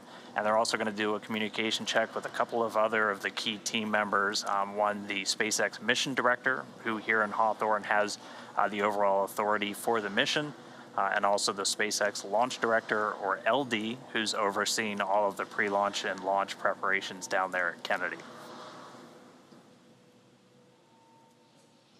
And then we'll do those communications checks over a couple of different paths, both through ground sites and also through what's known as TDRS, the tracking and data relay satellites. That's what same satellites we use for command telemetry data with the space station, and same satellites that are used to get all of that to and from Dragon. So they'll do all of those checks. They're also going to do another round of suit leak checks. So we saw them do that in the suit up room a little while ago. Now that they're actually on board Dragon, able to integrate into the systems, use the umbilicals, they'll do another leak check, and then the crew will be one step closer to launch. And really exciting to see, if you're just now joining us, the Crew-4 astronauts are now in their seats. They've ingressed Dragon, and we do still have the suit techs there still assisting with getting them settled in and prepared for their mission today. The suit techs help with getting their harnessing strapped for each of the crew members, getting their umbilicals attached. And again, as Dan mentioned, they will be doing some comm checks here shortly once they are all settled in into their seats. Yeah, and once we get to those checks, you'll see them using their armrest. That's where they have a couple of different buttons. One is to actually enable that communication. They can change their Vox settings, their audio communication settings, just for volume levels, things like that inside the helmet. They're in a rotated position right now just for ingress, but after we get through a couple of more steps, we'll get to seat rotation. So we'll see their feet swing up a little bit. They rotate the seats by a little less than 30 degrees to put them in the launch position. And this is to orient them just for the best position for managing the G loads on the way uphill. It also gives them direct access to those displays. Yeah, Dan, and there's some pretty cool features about these suits as well. The helmets, you mentioned the audio attachment on their armrest. The helmets themselves have the audio basically designed into them. And the helmets are 3D printed, which is pretty cool. The suits are flame resistant, and the gloves, as Dan mentioned, they will be using that display, those display screens above the pilot and commander seat. Those gloves are actually designed to be able to use on that touchscreen. And that touchscreen's where Kjell Lindgren and Bob Hines have basically all of their direct insight into Dragon's systems. They can dig down into all of the different subsystems. Any alerts or alarms will show up there. And that's also the means of manual piloting for Dragon. There's no control sticks, there's no flight sticks, anything like that. It's all done via touchscreen. In fact, SpaceX had a really cool interactive where you could do it on the web when we did Demo 2 about 2 years ago. And it's very similar. They use that touchscreen to take control and command Dragon if required. Again, the flight designed to be autonomous the whole way, but those touchscreens can be used should the crew need to step in. Both Kjell Lindgren and Bob Hines, both trained, both capable to jump in and pilot Dragon. And there's also a row of buttons. You can just see them at the top of your screen that sit below those touch screens. Those are hardline buttons to a couple of just really critical items. If you need to basically hit them immediately, things like initiating a deorbit, suppressing fire. There's several buttons for some of the different pyrotechnics on the vehicle, deploying parachutes. And that display, that's just a cluster that's just beneath those touch screens. Looking like we're getting close to getting the suit techs out of there. Yeah, looks like we had some fist bumps, and the suit techs are now egressing or exiting the Dragon capsule.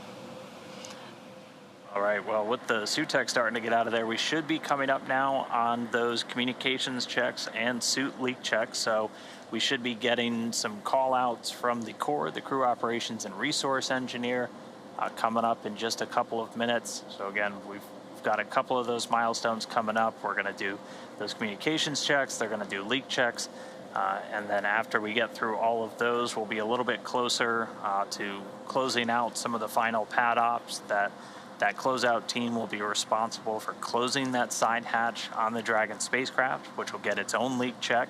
And once that side hatch is closed, and once we pass the leak check, it doesn't open again until Dragon is splashed down at the very end of the mission.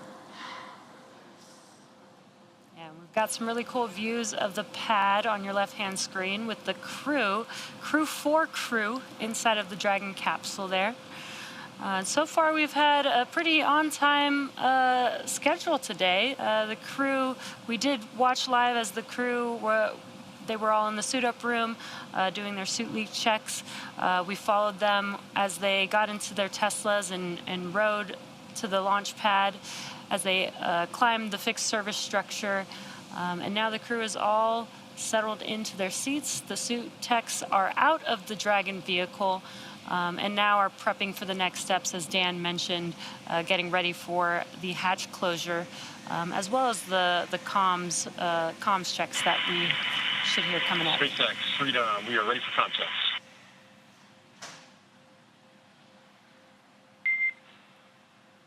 SpaceX copies Freedom. Stand by for umbilical comm checks. Standing by. Great timing. Sounds like the comm checks are starting now.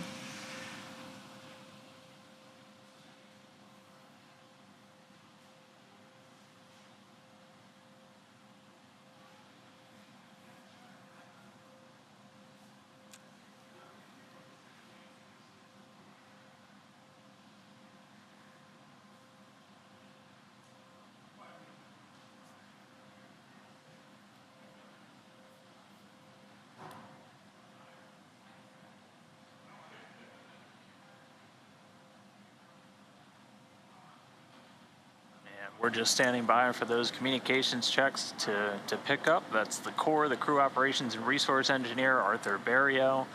On the left side of your screen, he's sitting just behind us in MCCX here on Hawthorne. Again, we're going to hear him give a call up to the crew. He'll get comm checks from the commander and the pilot first. CDR, PLT, MS1, MS2, comm check. Freedom, CDR, loud and clear. Freedom, PLT, loud and clear. Freedom, MS1, loud and clear. Freedom, MS2, loud and clear. Core copies loud and clear. Umbilical comm check is complete. Stand by for ground station comm check. Freedom, standing by.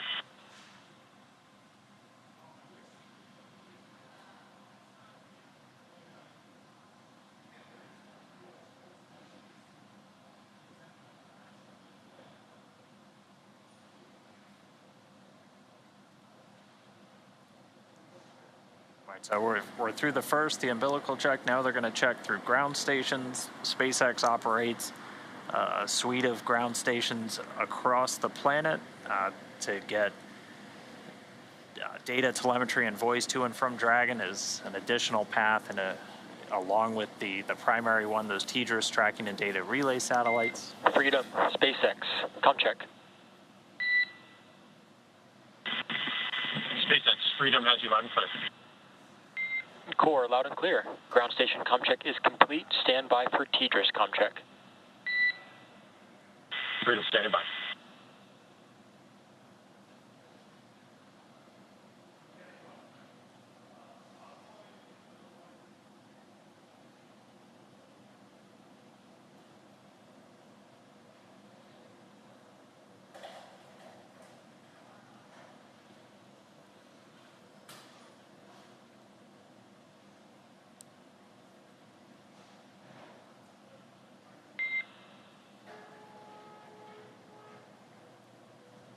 Freedom, SpaceX comm check.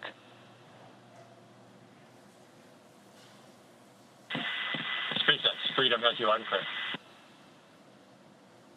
Core, loud and clear. TDRS comm check is complete. Stand by for comm checks with MD and LD in the launch configuration. Dragon MD on Freedom, countdown 1, comm check. MD, Freedom has you loud and clear on countdown 1. MD, loud and clear. Stand by for comm check over Dragon to ground.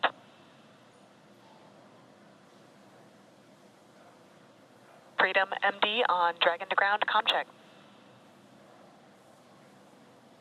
MD, Freedom has you loud and clear over Dragon to ground. Good to hear your voice this morning, Anna. Good to hear yours as well. MD, loud and clear. Stand by for comm checks with LD. Freedom, LD on countdown 1, comm check. LD, Freedom has you loud and clear on countdown 1. Good morning, Frank. Orange Shell, LD, loud and clear, stand by for comm check over Dragon to ground. Freedom, LD on Dragon to ground, comm check. LD, Freedom has you loud and clear over Dragon to ground. LD, loud and clear.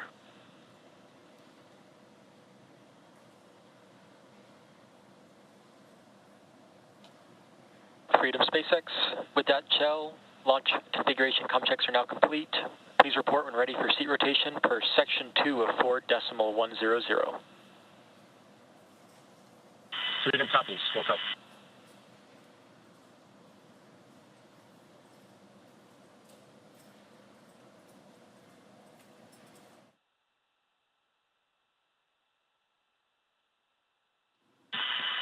SpaceX, Freedom, we are ready for seat rotation for 2.2. Copy that, Kjell. We'll report when initiating.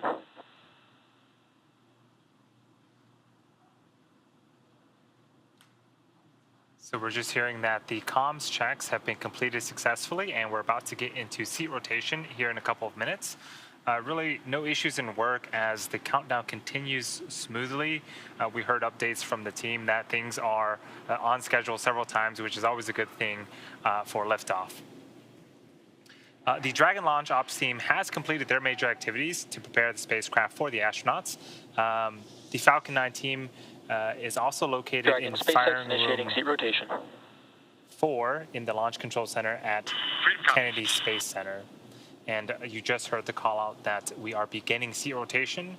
And if we get this, if we keep this camera view, you should see the astronauts start to tilt back and be in their launch configuration. And there it goes. Some waves to the suit technicians as they continue to rotate up. Now, this does a couple of things. This gets them first and foremost ready for when we do ignite the Merlin engines on the first stage for ascent, but it also gives the pilot and the commander access and better visibility to the LCD screens that you see in front of them.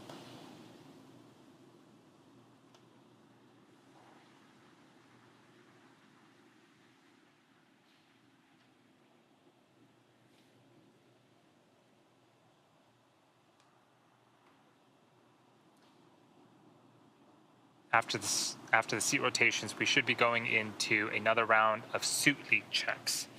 And really that is one of the last operations before we close the side hatch.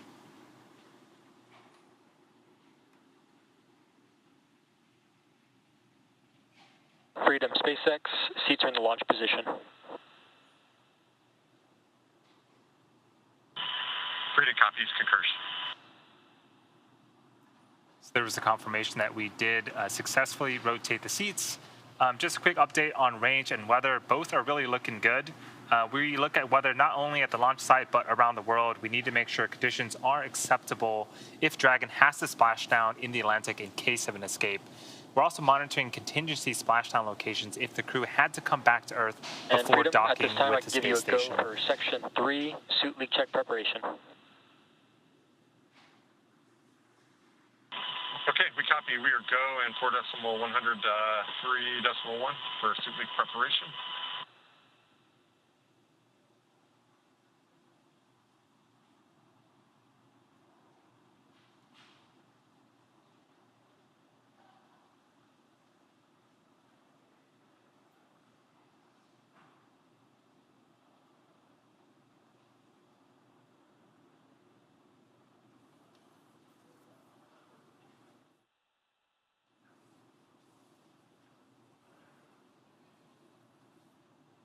So the teams are getting ready to start those leak checks on the spacesuits.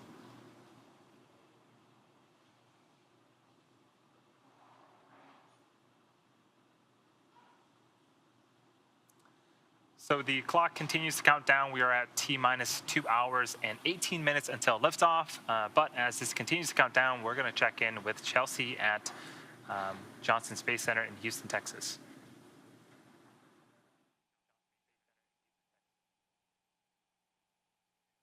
Hey, thanks and welcome to the International Space Station's Flight Control Room here in Mission Control Houston. A team of flight controllers behind me is actively monitoring the space station as we speak. The crew in orbit has completed a number of tasks to prepare the station for Crew-4, like setting up tools to monitor Dragon's arrival and prepping the leap stations for Crew-4. Many of their clothes and other belongings launched on previous cargo resupply launches and are at the station now. But back here in Houston, Flight Director Anthony Varia and his team are in constant communication with the SpaceX mission director for Crew-4's launch to the International Space Station. Once we get to integrated operations, the NASA flight director will be conducting a series of go, no-go polls at the predetermined checkpoints for Dragon's approach. But for now, we'll continue following along from right here in Mission Control Houston, so I'll send it back down to the team in Kennedy. Over to you, Daryl. All right, thank you very much, Chelsea. And if you're just joining us, it is T-minus 2 hours and 17 minutes and counting until SpaceX's fourth I operational... can now give you a go for Section 4 suit leak check. Suit leak check beginning as we get the call-out audio from... We are go for Section 4. Inward. Those are the astronauts, the Crew-4 astronauts communicating with the core there. We are ready for another beautiful crew launch. Got Megan MacArthur here, the pilot from Crew-2 and a space shuttle astronaut. We're so grateful that you're here sharing your insight and your stories. Thanks. It's really fun to be here and watch them go through all of these activities step by step, and excited to see everything that comes up. Brings back memories, doesn't it? It sure when does, you were sitting in that seat? Yeah. Remember you were playing a game. We were playing a game, yes. There is a fair amount of time where nothing specific is happening, and so of course you're taking your job seriously. You do review some things that might happen and how you would respond, but you also just have some time to kill. So we did have some games that Thomas Pesquet was in charge of keeping us entertained during that downtime. Thomas was great for that. He was like our cruise director. Right, brought a lot of levity. And as you look live inside the Freedom capsule there, closest to us is Kjell Lindgren. And right next to his right is Bob Hines, has his arms up on the display screen. The seats have been articulated up into launch position, and it looks like they're on their back from the orientation of the shot there. And is that pretty accurate? That is accurate. So when they first climb in, the seats are in a lowered position that it's a little bit easier to ingress, but it is difficult from that other position to see and interact with the screens. And so with the seats raised like that, they are tilted a little bit more onto their backs, and they're raised so that they're just able to look directly across at those touch screens to monitor their position and their data. All right, as we watch the astronauts go through their final checks and look at the display screens, let's take a minute to learn more about what Crew-4 astronauts will be doing after they arrive on station.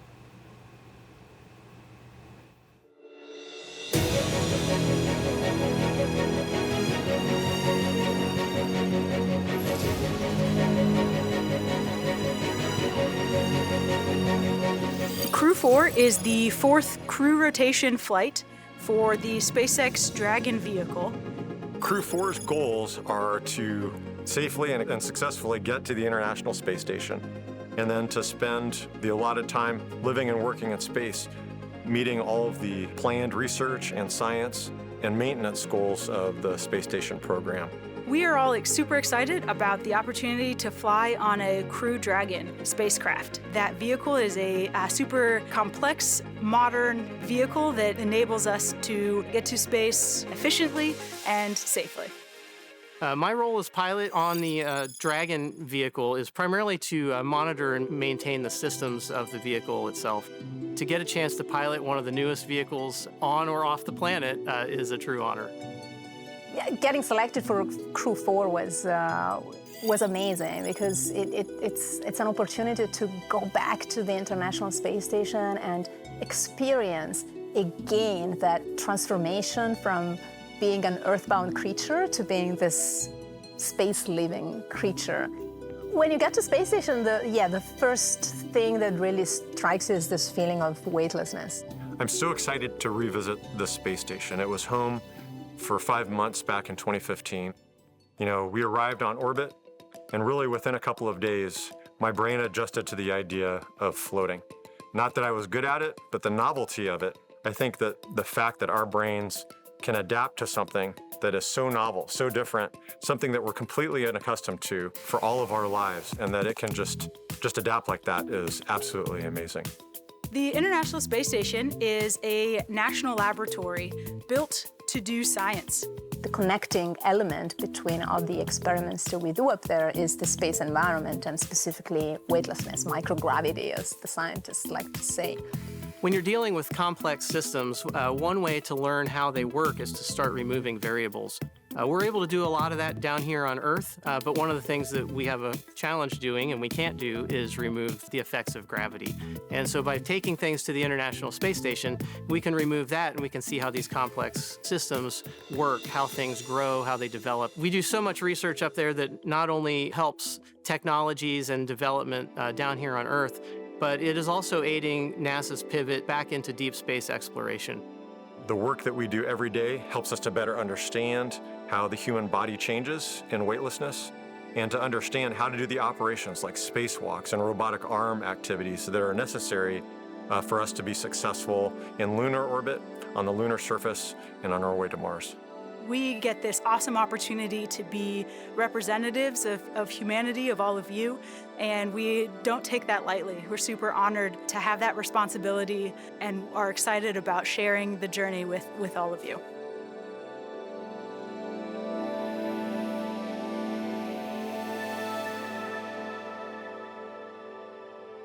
There's so much work that the crew does once they get up to the International Space Station, but at the moment, as you're looking live, outside the Dragon capsule, they're on the ground. How long, Megan, does it take for the astronauts once you get there? They got to launch, they got to fly, they got to rendezvous and get into the space station. Are you ready to go, or does it take some time before you can start doing all that important research? It takes some time for your body to adjust, but I think it helps that you're working during that time while your body is adjusting. The space station is a super unique environment with the micro-G conditions that we can't duplicate here on Earth for any long duration of time. And so not only are you excited to get to work and start doing these science projects, but it really, I think, helps you adapt to the environment the sooner you start learning to work in it. Mm-hmm. And then once you get rolling, there is a lot of exciting science that is happening for this mission. We're going to talk about that, and we're going to talk more in depth with Megan about some of the experiments that she worked on, as well as some that are in the future. And that's coming up a little bit later in the show. But we are currently T-minus 2 hours, 10 minutes and counting. So let's head back out to SpaceX headquarters in California, where Dan and Jesse will be picking up our commentary. Great, thanks, Daryl. Now, it took years of hard work to get to where we are with Flying Crew. The development of Crew Dragon really started with Cargo Dragon, and Dragon was designed from the beginning for flying humans to space. Even the first Cargo Dragon had a window despite not having humans on board. Before we could fly humans, our teams implemented a number of design upgrades to make sure that both Dragon and Falcon 9 were suitable for flying people. We then put both vehicles through thousands of tests to prove their safety. Now, since Demo 2 in May of 2020, SpaceX has been regularly flying crewed missions for NASA at the cadence of about one flight every 6 months. Crew-4 will be SpaceX's 5th crewed spaceflight for NASA, following the crewed test flight Demo 2 and 3 previous operational crewed missions to the space station. Now, it will also be SpaceX's 7th crewed spaceflight overall, including Inspiration 4, the first all-civilian mission to space. Now, Inspiration 4 was really a historic first, and what's really exciting is it certainly will not be the last of its kind. Now, in fact, Jared Isaacman, commander of the Inspiration 4 mission, will return to orbit with SpaceX under the Polaris program, which is a series of missions to advance deep space exploration while raising global awareness for St. Jude Children's Research Hospital. Polaris will consist of up to 3 human spaceflight missions that will culminate in the first flight of SpaceX's Starship with humans on board. Now, the first mission, Polaris Dawn, is targeted for no earlier than the fourth quarter of this year, and in addition to Mission Commander Jared Isaacman, will include pilot Scott Kidd Poteet, who served as the mission director of Inspiration 4, mission specialist Sarah Gillis, and mission specialist medical officer Anna Menon. During the Polaris Dawn mission, Jared will perform the first ever commercial spacewalk. The mission is also flying higher than any Dragon mission to date and endeavoring to reach the highest Earth orbit ever flown. And NASA's efforts, particularly with the Commercial Crew Program and the certification of SpaceX's Dragon, are building a foundation for a robust U.S.-led commercial economy in low Earth orbit. Commercial transportation, it's a big one.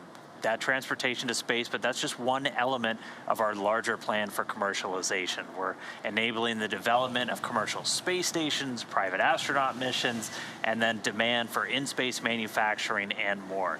We just wrapped up the mission with Axiom Space. That was a big part of this effort, and that was the first all-private astronaut mission to the International Space Station. They lifted off back on April 9th on a SpaceX Falcon 9 rocket and spent almost 2 weeks. Ended up just some bad weather prevented them from coming home.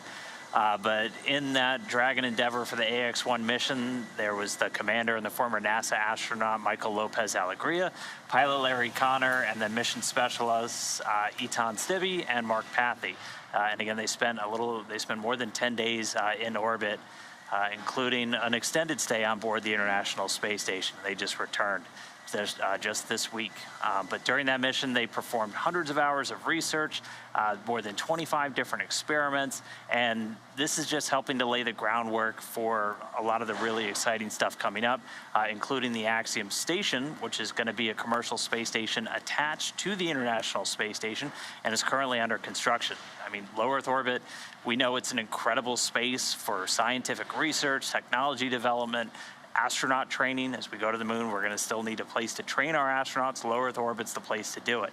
And its value has been proven through thousands of experiments, decades of international and commercial cooperation on board the station. So just a lot more to come. We're just at the dawn of this commercialization of low Earth orbit, so just can't wait to see even more. But let's get back into the ops. We saw good suit leak checks. We're getting ready for the hatch close, so let's send it back over to Daryl at KSC along with Megan. Daryl?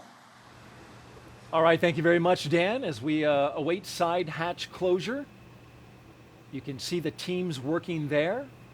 Hatch still open, but they will be inspecting it very closely. You see the light in the hand of one of the closeout team members. They'll be closely examining that seal around the hatch, which is important. This is going to be protecting them from the dangerous environment of space. So you want a good seal.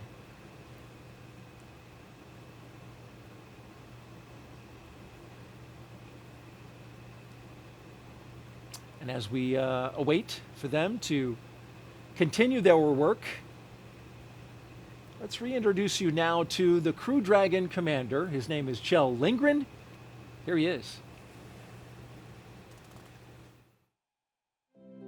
My name is Kjell Lindgren, and I'm the commander for NASA's SpaceX Crew-4 mission to the International Space Station. I've wanted to be an astronaut for as long as I can remember. I think I was inspired by the very first space shuttle launch in April of 1981. And that, I think, is really when this dream was just burned into my consciousness. It was an absolute honor to get selected for the Crew-4 mission. And on top of that, to have the opportunity to command. Getting to fly with this amazing crew, with Farmer and Samantha and Waddy, they are incredible astronauts, and I feel very grateful to be on a team with them. But we're one small part of a larger team that spans the nation and the world. We truly get to leverage the best and brightest as we chase somewhat impossible goals.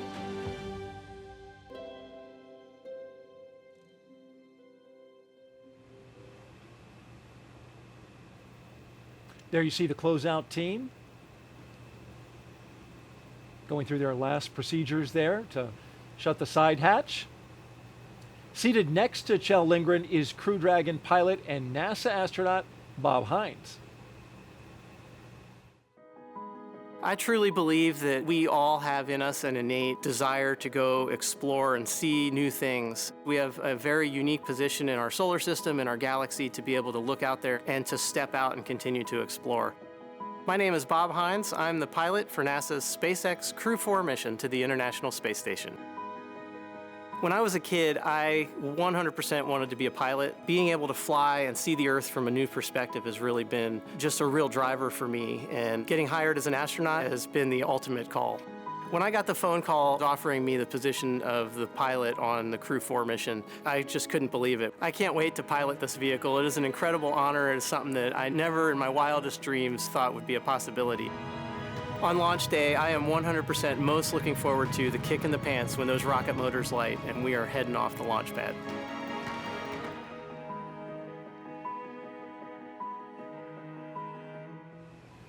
And he's going to get that kick in the pants, right, Megan? That's right. In seat number 1 today is mission specialist and NASA astronaut Jessica Watkins, who will be making her first trip to space today. My name is Jessica Watkins, and I'm a mission specialist for NASA's SpaceX Crew-4 mission to the International Space Station. The opportunity to be the first Black woman on an International Space Station long-duration crew is exciting. It certainly is important to me and impactful to me to be able to be a part of the legacy that so many before me have paved the way to enable me to be here now. As much as I can be a small part of that legacy, I'm honored to have the opportunity. Being selected to be a part of this Crew-4 mission is truly an honor. We get this awesome opportunity to be representatives of humanity, and we don't take that lightly. We're super honored to have that responsibility and are excited about sharing the journey with all of you.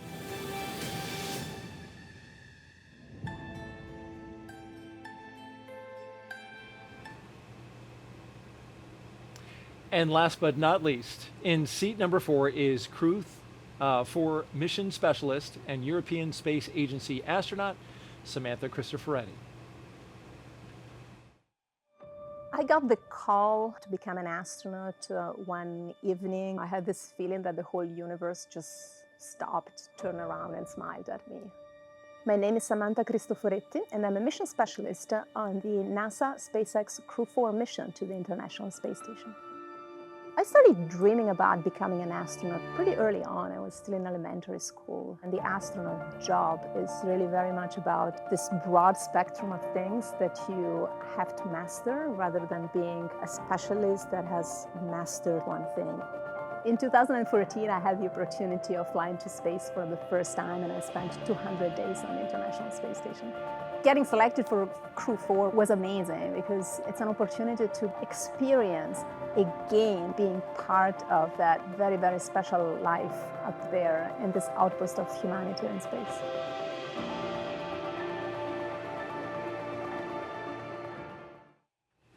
And those are your astronauts from Crew-4.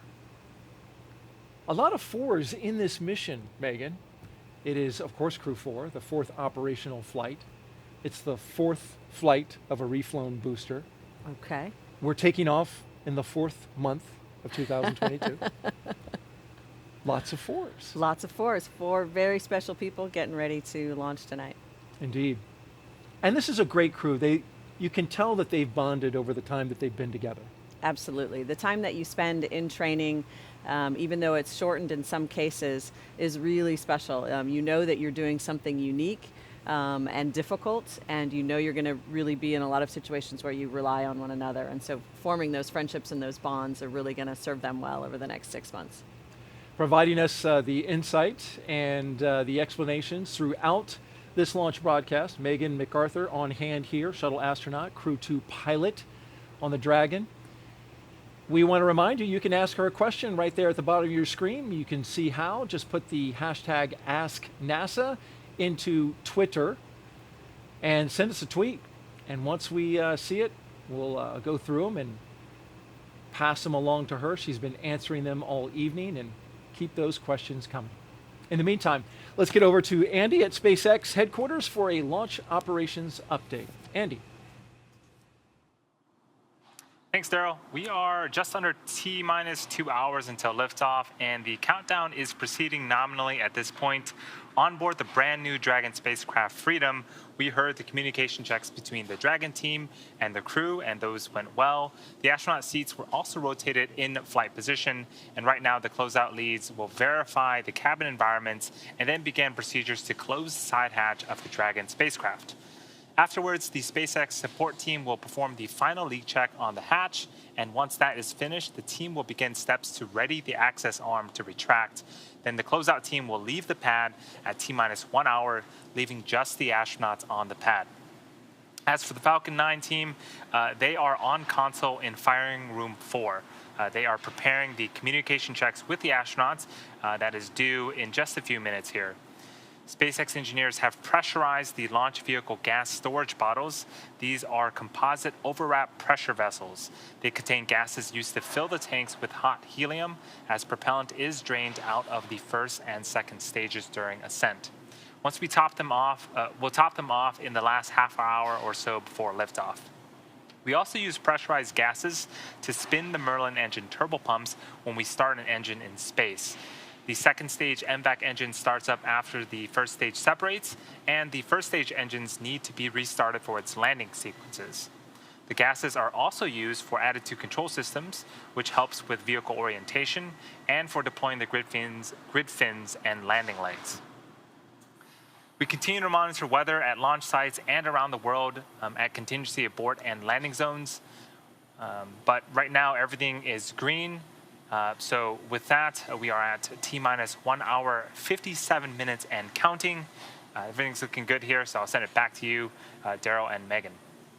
All right, Andy, and thank you. Back here at the Kennedy Space Center, the weather is fantastic. We've got a cool evening and calm conditions, which is perfect for launch. As we look at the closeout team finishing their job on their pads, they've got a list of milestones and checks to complete. And as we wait for them to close that side hatch with the 4 crew astronauts inside, let's take a little moment to take some more questions from social media. And there you see a question up on your screen.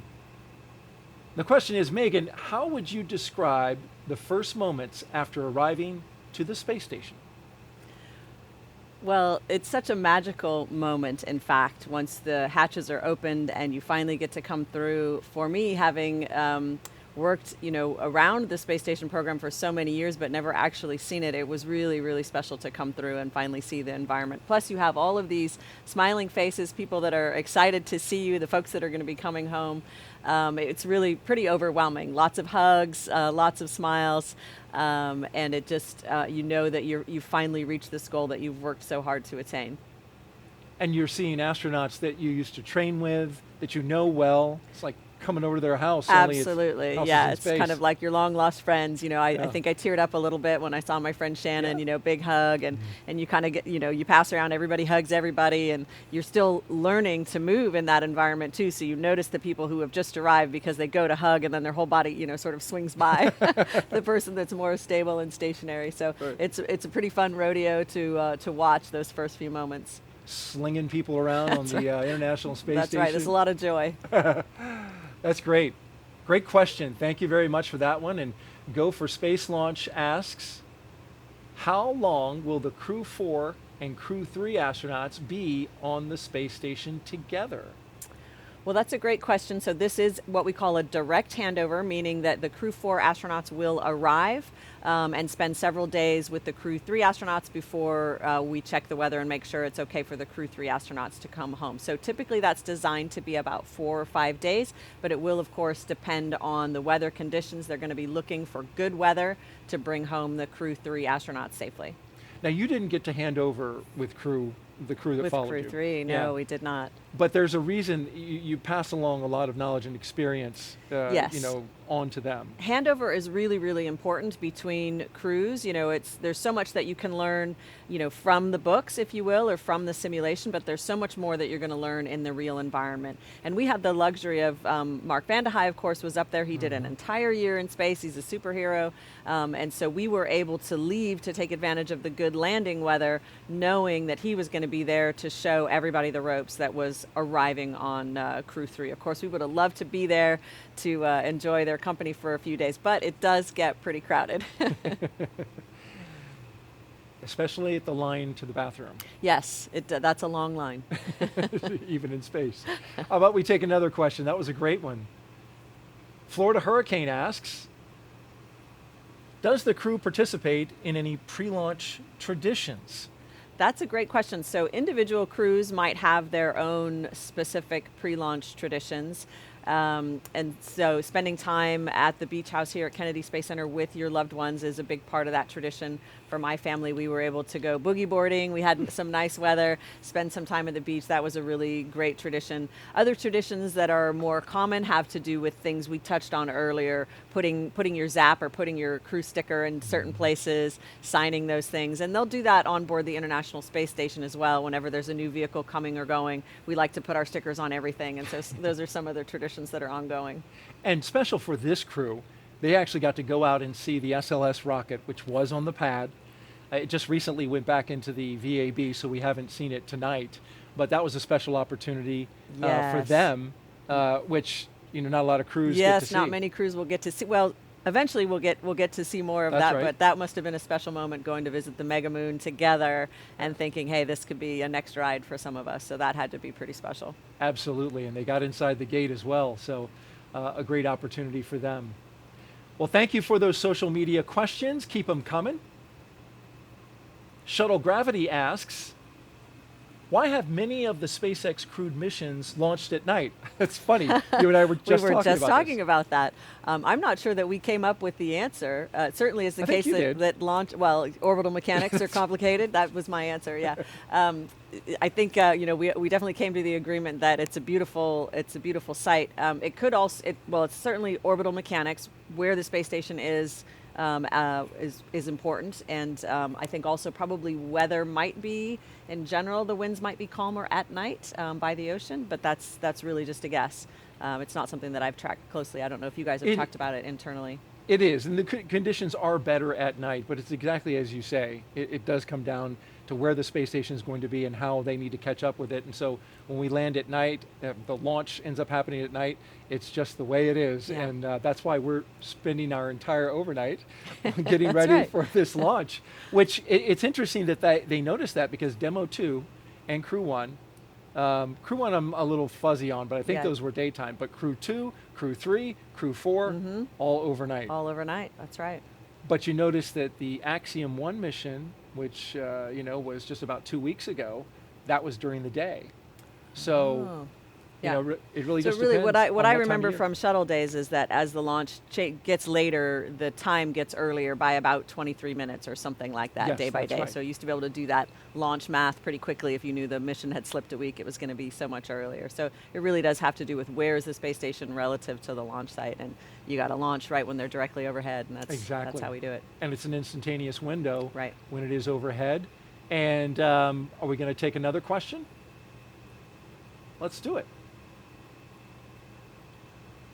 We have reached an important milestone, as you can see on your screen, though, as we are watching outside the spacecraft, the Crew Dragon, Freedom. The closeout crew there in the white room appears to have the hatch shut, and now they're checking for leaks. And while they do that, let's take this last question.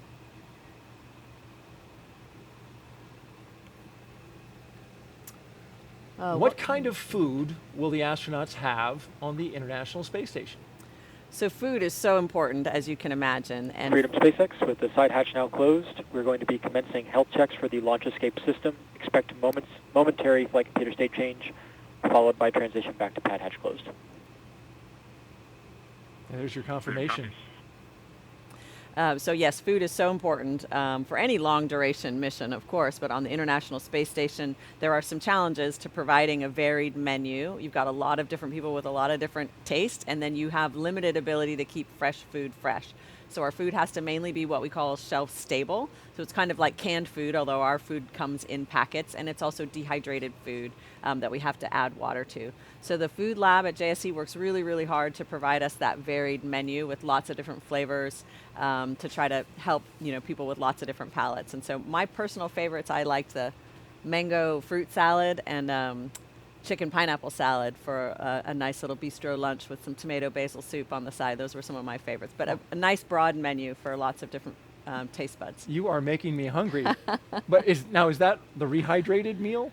So some of it's rehydrated and some of it's packaged, irradiated basically to become shelf stable.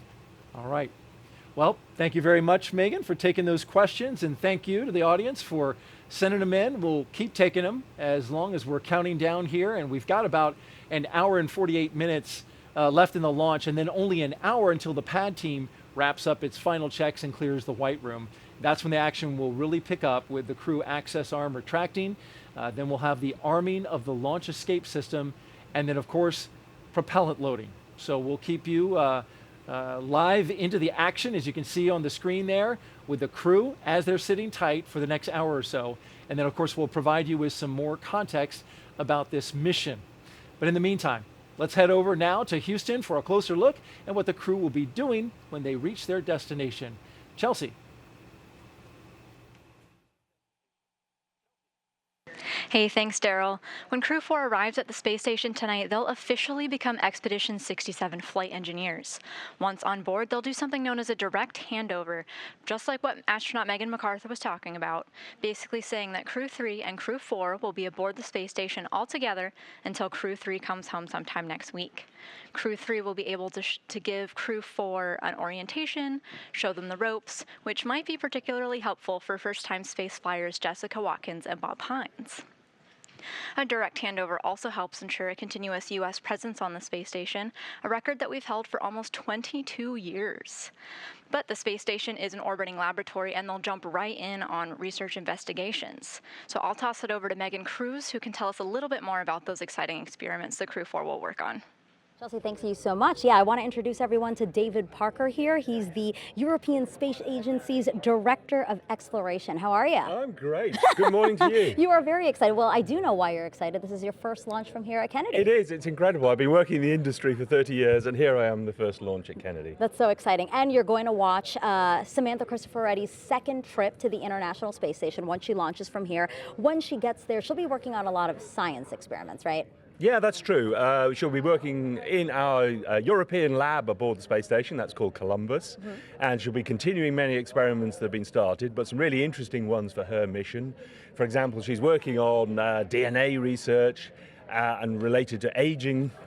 And that's related to one of her own interests, which is osteoporosis, the effects of aging back here on Earth. So it's linking what we're doing aboard the space station to the research that's really relevant to us back here on Earth. Yeah, and that's important because we do know that there is bone loss that happens while we have astronauts in space. Now, you know, something that's really interesting is that NASA and ESA aren't just partners when it comes to our commercial crew program. You guys are playing a critical role in our return to the moon, NASA's Artemis program. Yeah, that's super exciting to us. I had the lovely opportunity yesterday to go into the VAB behind us here and see the SLS rocket. We're super excited to be part of the Artemis program, because right at the top of the rocket is our first of our European service modules, the power and propulsion for the astronauts to take them back to the moon.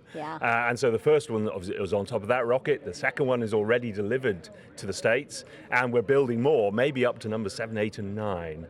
And of course the question is where the astronauts going to fly to. Well, the first place will be the Lunar Gateway, our permanent outpost around the moon, 1,000 times further out in deep space than the space station. And so ESA is building 2 out of the 3 habitation modules. And what's really cool is one of them will have the windows that allow the astronauts to look down onto the moon exactly the way the astronauts on the space station look down from the cupola. Yeah, that's why international partnerships are so important. So we're so grateful to have you as part of that Artemis program. And then I wanted to know, what does ESA hope to accomplish by returning to the moon? Well, there's a lot to do. I always say that the moon is the 8th continent of planet Earth, and it's undiscovered country, really. In the days of Apollo, which I'm so old I remember, I say the moon is a museum of 4 billion years of solar system history, and we just kind of went to the museum gift shop, grabbed the souvenirs and came home again. Now we're going to go there, really explore it, do the job properly this time, and unravel its secrets, what it can tell us about the whole history of our solar system. And with so much that we have ahead of us, you guys are really focused on STEM as much as we are here in the U.S. Oh, absolutely. And Samantha will do a lot of outreach projects and education projects. For example, there's some really cool examples. We have a couple of tiny computers aboard our Columbus laboratory, and school students will be challenged to produce software that they can upload, so they're doing their own software and research in orbit. I really can't get over the fact that this is your first launch from here at Kennedy. I need to be right next to you when you watch this launch, because I think you're going to go nuts. As much as an English person ever goes nuts, yes. Well, perfect, David. Thank you so much for being here. And yes, I do hope you enjoyed today's launch. Thank you so much. Guys, back to you. All right, thank you, Megan, and looking forward to his reaction. He's going to stay composed, so he says. That's what he says. So we just heard about the science from the European perspective, and now here's a closer look at some of the life-changing science that astronauts are performing aboard the International Space Station right now. The International Space Station is a state-of-the-art microgravity laboratory that is unlocking discoveries not possible on Earth and helping us push farther into deep space. Every single day, we are answering big questions about Earth and about space, about where we came from and about where we're going. But the other thing that we're doing is we're learning more questions to ask. Microgravity turns almost everything we know upside down. Liquids behave completely differently. Fire burns in new ways. Biological systems reveal surprises. There's a few things that have made me gasp out loud up on board the space station. Watching heart cells actually beat has been a pretty big one. We're studying ways to grow food in microgravity. I got to tell you, these are pretty amazing. We're learning how human bodies react to life in space and how to keep crew members safe and strong on long-duration exploration missions. Deadlifts are awesome on Earth. They're also awesome in zero gravity. We're testing technologies that will be critical to our return to the moon and Great Leap to Mars. Our research has contributed to medical and social benefits on our home planet, allowing us to find new ways to combat disease back on Earth and develop technologies to deliver clean water to remote communities in need.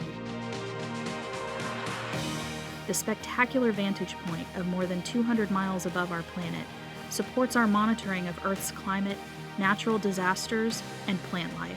Our planet Earth is absolutely stunning. To me, it doesn't matter where we are in the world, I just see beauty in different ways. The growing new space economy, so vital to our continued progress in space, is flourishing in low Earth orbit.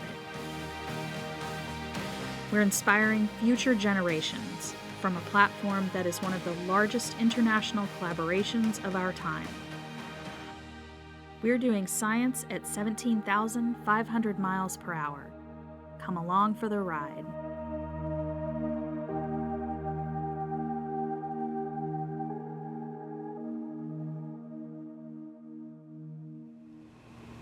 Some of the great science taking place on board the International Space Station. Got an operational update for you right now. The crew inside Dragon there, Crew-4, received their post-ingress brief. The teams are tracking no issues at this moment. They also just completed communications checks with the key members of the Falcon 9 launch team. And now we are standing by for side hatch leak check completion. As you can see there on your screen, that is happening right now. Now, NASA astronauts on board the space station have been busy preparing for the arrival of Crew-4. I recently spoke to astronaut Rajachari, who is in space right now, about how they're getting ready and the special connection he has with two Crew-4 astronauts. Raja, I covered your launch from Cape Canaveral, and I remember what you looked like then, and I see you now, and I'm just curious, did you get a haircut? And if so, how did you cut your hair in space?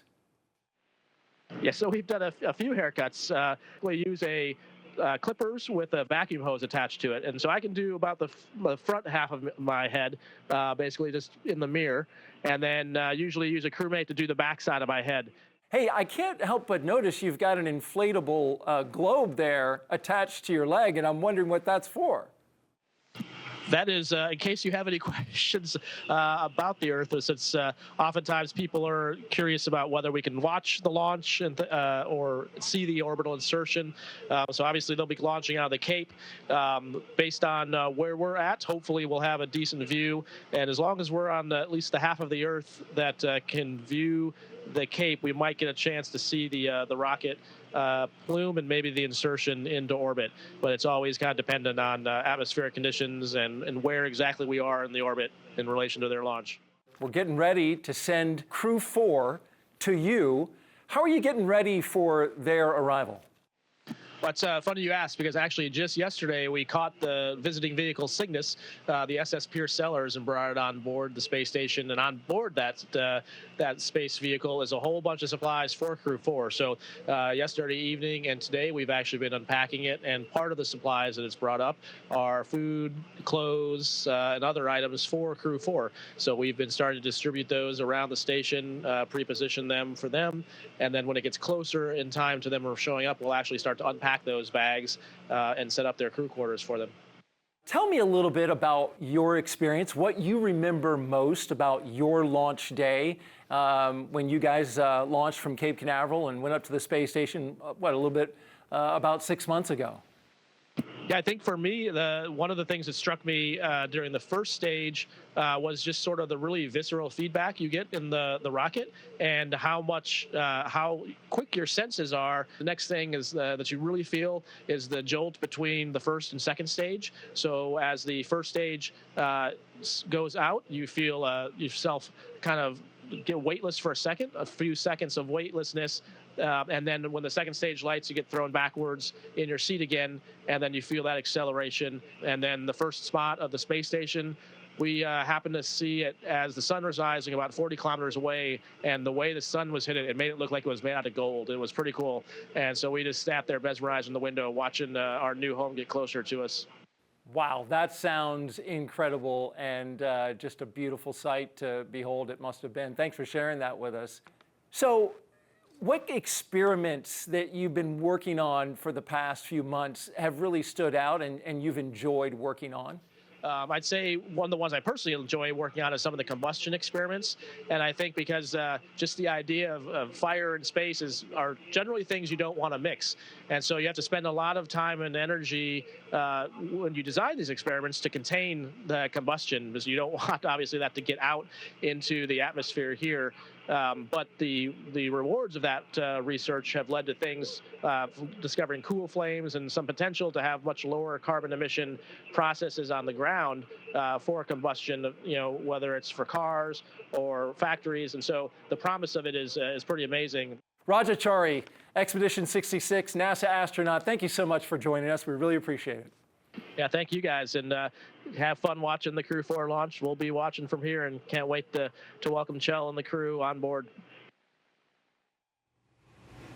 Well, thanks to Rajachari and the team at JSC for making him available. T-minus 1 hour and 35 minutes and counting as you look out at the Falcon 9 rocket with the Crew Dragon Freedom at the very top, ready to launch in a little over an hour.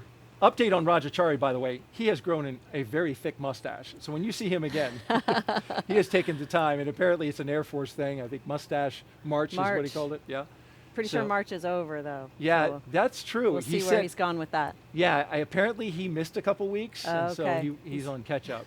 But the other thing is he talked a little bit about watching a launch from the space station, which I just think sounds really cool.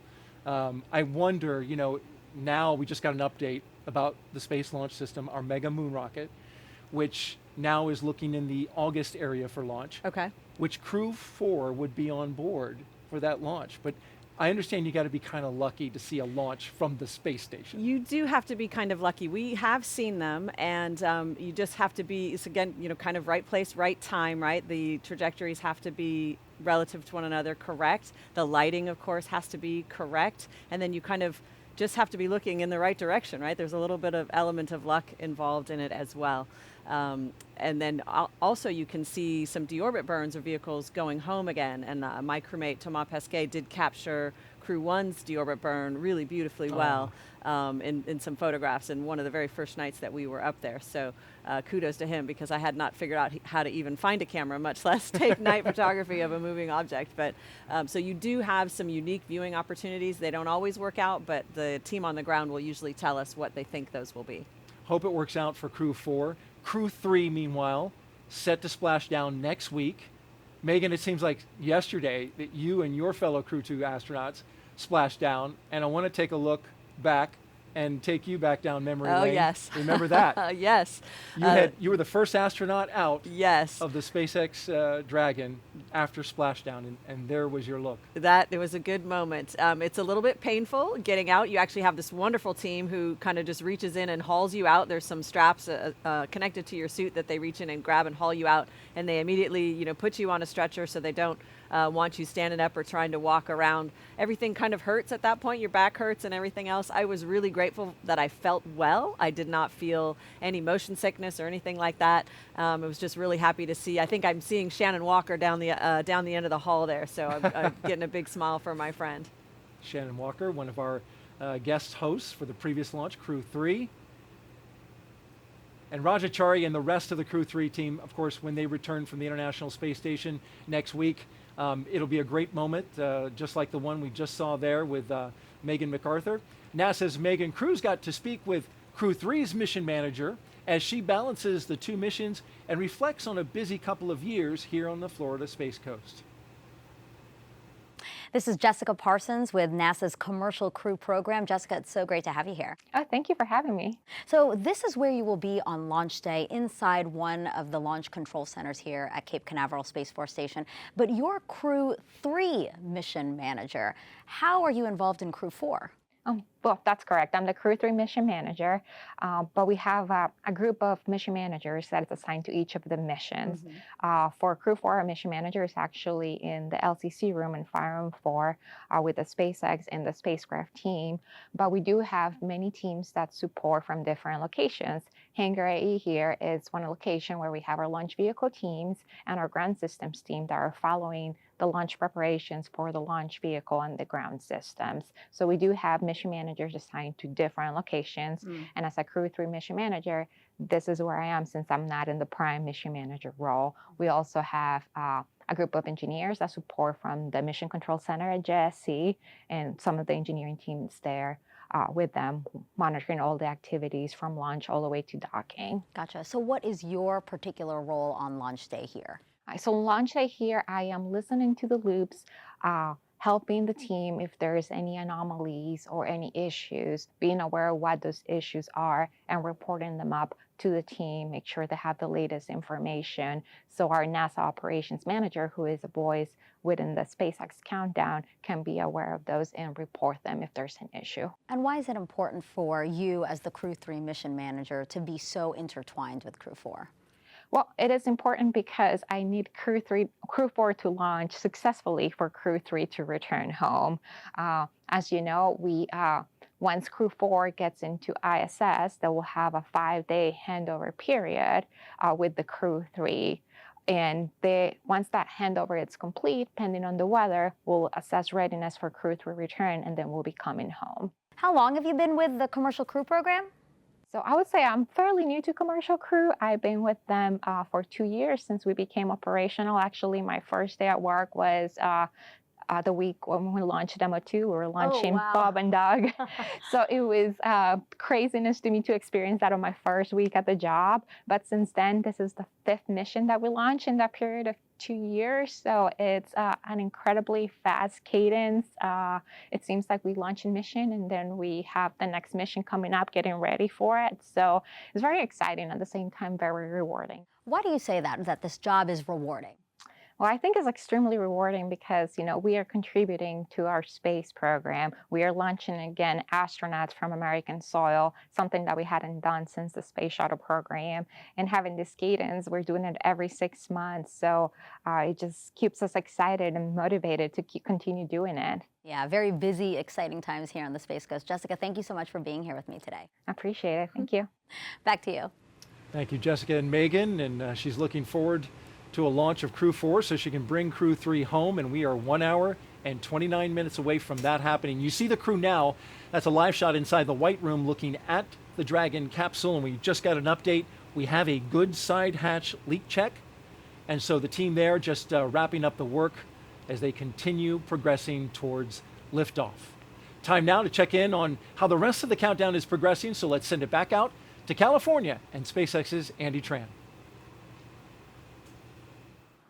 Thanks, Daryl. Yeah, as you had just mentioned, under 90 minutes now until liftoff, and we saw that the hatch was closed, and we heard that the leak check was successfully performed. Launch engineers are located in Firing Room 4 in the NASA Launch Control Center at Kennedy Space Center. They do have a view through the large windows that you see on screen of Pad 39A, just about 5 kilometers east of them. The Falcon 9 team is loading helium and nitrogen gas into storage bottles on the launch vehicle. RF checkouts are also complete, and the final review of vehicle testing performed earlier today is underway. The SpaceX chief engineer will check with the team at about the T-minus 80-minute mark to verify that we are still good to continue the countdown. The next major activity is flowing a small amount of fuel into the first stage to prime the Merlin 1D engines for ignition. The team is also monitoring fuel and liquid oxygen loading preparations, ensuring the propellants in the ground tanks are correctly chilled prior to loading them onto the Falcon at T-minus 35 minutes. Weather and range continue to be green. They have been green all night. So things, again, are looking great as we've had really just a great and smooth countdown so far. With that, I do want to check in with Dan and Jesse, who have a very special update for us. Hey, thanks, Andy. Now, before anybody climbs on board Dragon for a flight into space, they're going to spend a lot of time here at SpaceX headquarters in Hawthorne, where we've got a number of simulators, mock-ups, and things like that for them to familiarize themselves with the spacecraft. Now, before we dive into this one, Jesse's going to walk us a little bit more through the Dragon spacecraft. Yeah, just to get an idea of the size of Dragon, the capsule with the trunk attached to it is about 8.1 meters tall. Now, Dan, that's about 3.5 times the height of Shaquille O'Neal. It's a lot of shacks. The diameter of the vehicle is about 4 meters, and the payload mass that it can carry up to space is about 6,000 kilograms. So, Dan, just in case you wanted to bring a large African elephant with you to outer space, you totally could. And the return mass is about half of that. It's about 3,000 kilograms when returning back to Earth. All right, and so SpaceX has a number of simulators, mock-ups for the different aspects of Dragon, and this one right here is a mock-up of the forward hatch. So this is on the very top part of the Dragon spacecraft, and this is what they'll be opening once they dock to move into the space station. Now, I'll walk you through it a little bit. So there's a crank right here, and there's an identical one on the other side. And there's a decal on here that tell you which direction and how to open this. So when you tune into docking tomorrow, you'll hear the crew get the call to open the hatch per the decal. So after we move the handle out, we can just start to open it up. There's a small indicator in the window that'll tell us just how close we're getting. And after we get it all the way down, we're going to hear a telltale pop, and then it's time to open up the hatch. And so it opens up pretty slowly. Yeah, so now it may look like Dan is really struggling to open the door, but in fact, the hinges are designed with dampers so that the door does open pretty slowly. It's about 7 seconds to fully open, no matter how much you push or pull on the hatch door. And that's a safety precaution. The door opens up to the interior of the Dragon vehicle, so we want to make sure that the door doesn't swing and hit anything inside of the vehicle or harm anybody that's inside of the vehicle as well. And same with closing. Again, it may look like Dan is struggling, but this is per design about 7 seconds to fully close the hatch door. And so not just practicing how to open the hatch and close it, they can also practice attaching seals and covers to the hatchway. There's also a window here that you can look through out of the forward part of Dragon, and there's a pressure equalization valve that can be used to manually equalize pressure between Dragon and the space station. Yeah, and this is just one of the many components that our teams here get to do and be able to train the crew on. So if you're interested in any of the work here at SpaceX, please take a look at spacex.com/jobs and check it out. Now we'll send it back to Kennedy. How's it going over there, Daryl? All right, it's going great, Jesse. Thank you both for that little show and tell there of the hatch. Megan, you were familiar with that. Absolutely. That was one of the training items that we would use when we would go out to Hawthorne to make sure we understood how that mechanism worked. Weren't you saying that you did it faster? Is that what a little bit, maybe a little bit faster, yeah. All right, we're currently T-minus 1 hour and 24 minutes and counting until Crew Dragon flies its next 4-person crew to the International Space Station with the astronauts that you see. They're inside that spacecraft right there. Commander Kjell Lindgren, pilot Bob Hines, and mission specialists Jessica Watkins and Samantha Cristoforetti. We are getting ready to do the launch escape system checks. We've had the common leak checks. Those were successful. We closed the hatch. We got a secure seal on that, got that confirmed. And then we also have started to begin those launch escape system and communication checks. That's all conducted by the Falcon launch team. These checkouts are a standard part of the launch countdown, and they're critical to make sure everything is in working order before arming that launch escape system.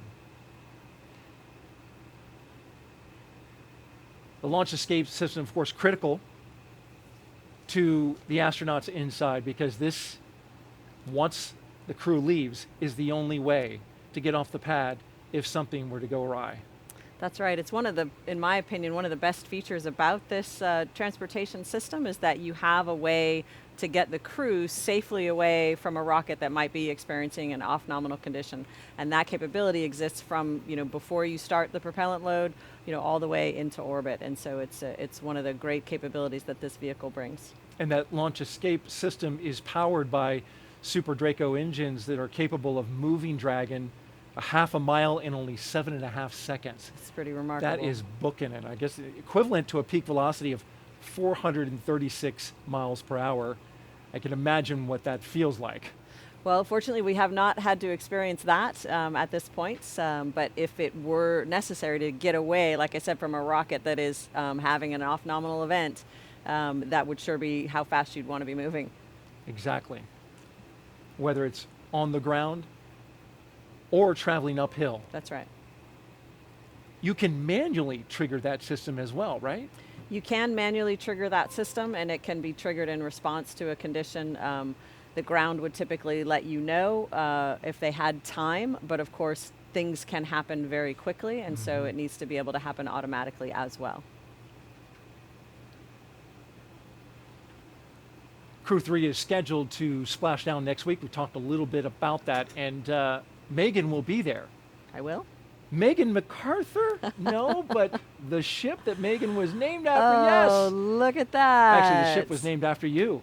The SpaceX's seafaring vessel that will be used to recover Crew-3 and the Dragon capsule was renamed after our own Megan MacArthur, who flew aboard Dragon, of course, on Crew-2, and this is the ship, beautiful inside. Previously, it was named Go Navigator. SpaceX renamed the ship Megan as well. They have another ship. They renamed it Shannon in honor of Shannon Walker, the first woman to fly on Crew Dragon. And look, Megan, your name is even on the life preserver. On the life preserver. That's fantastic. What an honor. I have not seen it in person yet. Of course, I have heard about it. And I feel like that's a real honor. It's funny to me as an oceanographer that I flew in space, and that's what got a ship named after me for doing. But it's a tremendous honor, and I'm really happy to be just a little part of that history. And hey, listen, the good ship Megan already picked up a crew. They took the ship out there and picked up the Axiom 1 crew, which landed just off the coast of Jacksonville. So already hard at work. Already an experienced ship. That's awesome. Yep. Well, hopefully you get to see it and get a selfie with it. Definitely. That's on my list. Speaking of history-making astronauts, we now have a special message, Megan, from one of the astronauts who flew Crew Dragon's first test flight.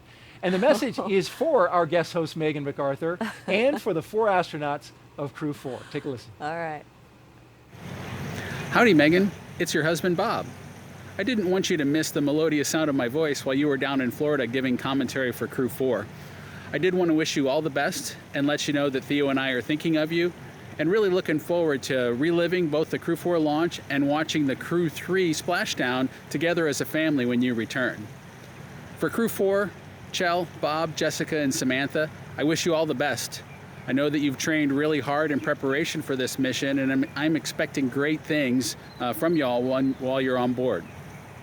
I would give you one piece of advice, and that's to really enjoy that final meal in crew quarters that you get prior to heading out to the vehicle to strap on and launch into space.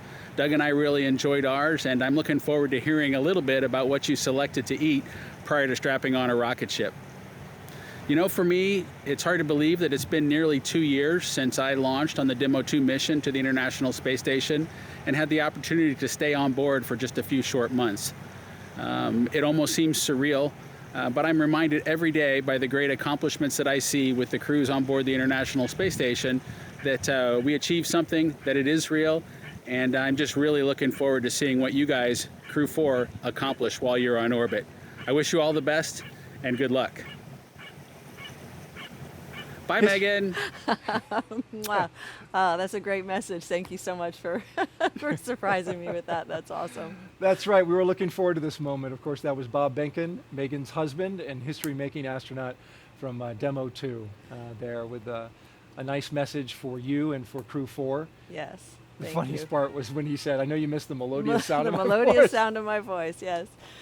People often ask me, you know, since I flew on the same vehicle in the same seat after Bob in that Crew Dragon Endeavor, you know, did he leave something for you on the spaceship? Did he leave something for you on the space station? And what I like to tell people is he left me a fully functioning, safe spacecraft to get me to space and home again. And there's really no finer gift than that when you're in the spaceflight business. I would greatly agree with that. Let's now join Megan Cruz, who is with Phil McAllister. He is the director of the Commercial Spaceflight Division at NASA headquarters. Y'all take it away. That's right, Phil McAllister. Thank you so much for being here today. Thank you. So talk to me about this being the 4th crew rotational flight to the International Space Station. What kind of milestone does this represent?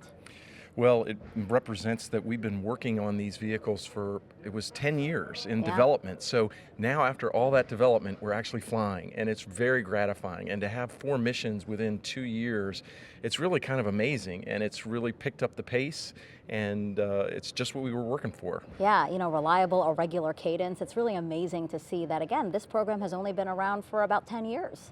Yep. So then, you know, just a few weeks ago, we also saw Axiom 1 launch from the same launch pad that Crew-4 is about to launch from, you know, the first all-private crew to the International Space Station. Is that the future? Are we going to see more private commercial missions, maybe commercial space stations? Absolutely. I mean, that is our strategy. It was our strategy when we started Commercial Crew that we wanted to be one of many customers, and to see that actually come to fruition, because there was a lot of skepticism about that in the very early days. We didn't really know how it was going to play out, and now it seems pretty clear. The demand for human space transportation is very strong, and a lot of people are going to be able to experience this more and more, which is kind of just what we were doing. Yeah, exactly. And what is the importance of fostering these commercial efforts in low Earth orbit? You know, NASA has so many other goals, but why is it important to still maintain this particular presence, again, in low Earth orbit? I think you said it, is because NASA does have all these goals. If we maintained all the footprint of what we had done in the past, we won't be able to go as far in the future and far out into the solar system as we want. So I think it's time for low Earth orbit that has now a little bit more routine of a mission. It's time to turn that over to the private sector. They've shown, the U.S. aerospace industry has shown both technically and financially that they are capable, with NASA's help, of doing that mission, and so that we can direct our resources towards the moon and Mars. Can you remember a busier time on the Space Coast? I really cannot.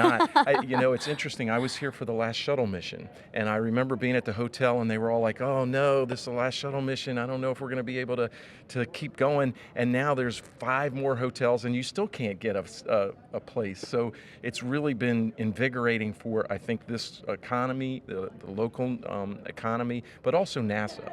And partnering with these companies, we learn from them, they learn from us. I think it has really just invigorated everybody. Yeah, just within this month, we saw 3 vehicles on 3 different pads there. Can you remember when you last saw something like that? No, I cannot. this really is probably the busiest time that I can think of in my memory, for Yeah. sure. I mean, the Axiom 1 spacecraft came down less than 2 days ago. Yeah. And now we're launching Crew-4, and Crew-3 is going to come back down 4 or 5 days after that. It's just what we've been working for. We want to fly, and so now we're doing it. Lots of juggling, but very worthwhile, very rewarding. Yes, when we complain about it, we were like, what are we complaining about? This is actually our job, so it's nice to be flying. Phil, thank you so much. I really appreciate you being here. I hope you enjoyed today's launch. Thank you. All right, let's go back to Hawthorne for another check on the countdown. Thanks, Megan. Now we're just at T-minus 1 hour and just under 15 minutes away from launch, and it just gets more and more exciting as we approach that T0. Now we've been able to watch the crew ingress the Dragon vehicle. They're already inside, and there you can see on your screen. They were helped out by our closeout team. The closeout team helped to attach their umbilicals, which provide breathing air and comms to Dragon. They also performed suit leak checks, as well as those comm checks with the core and launch director as well. And after the suit leak checks were complete, we got the hatch closed, and the closeout team was able to confirm that we got through a good side hatch leak check, so that was another really important milestone. There were also some communication checks with some of the key members in the Falcon 9 launch team. But coming up, the closeout team is going to get ready to depart. So we're going to see them move out of the white room, off the crew arm, and they're going to leave the area. And after they're gone, the only people left at that pad area are the astronauts. The final weather checks have just kicked off, releasing a couple of weather balloons.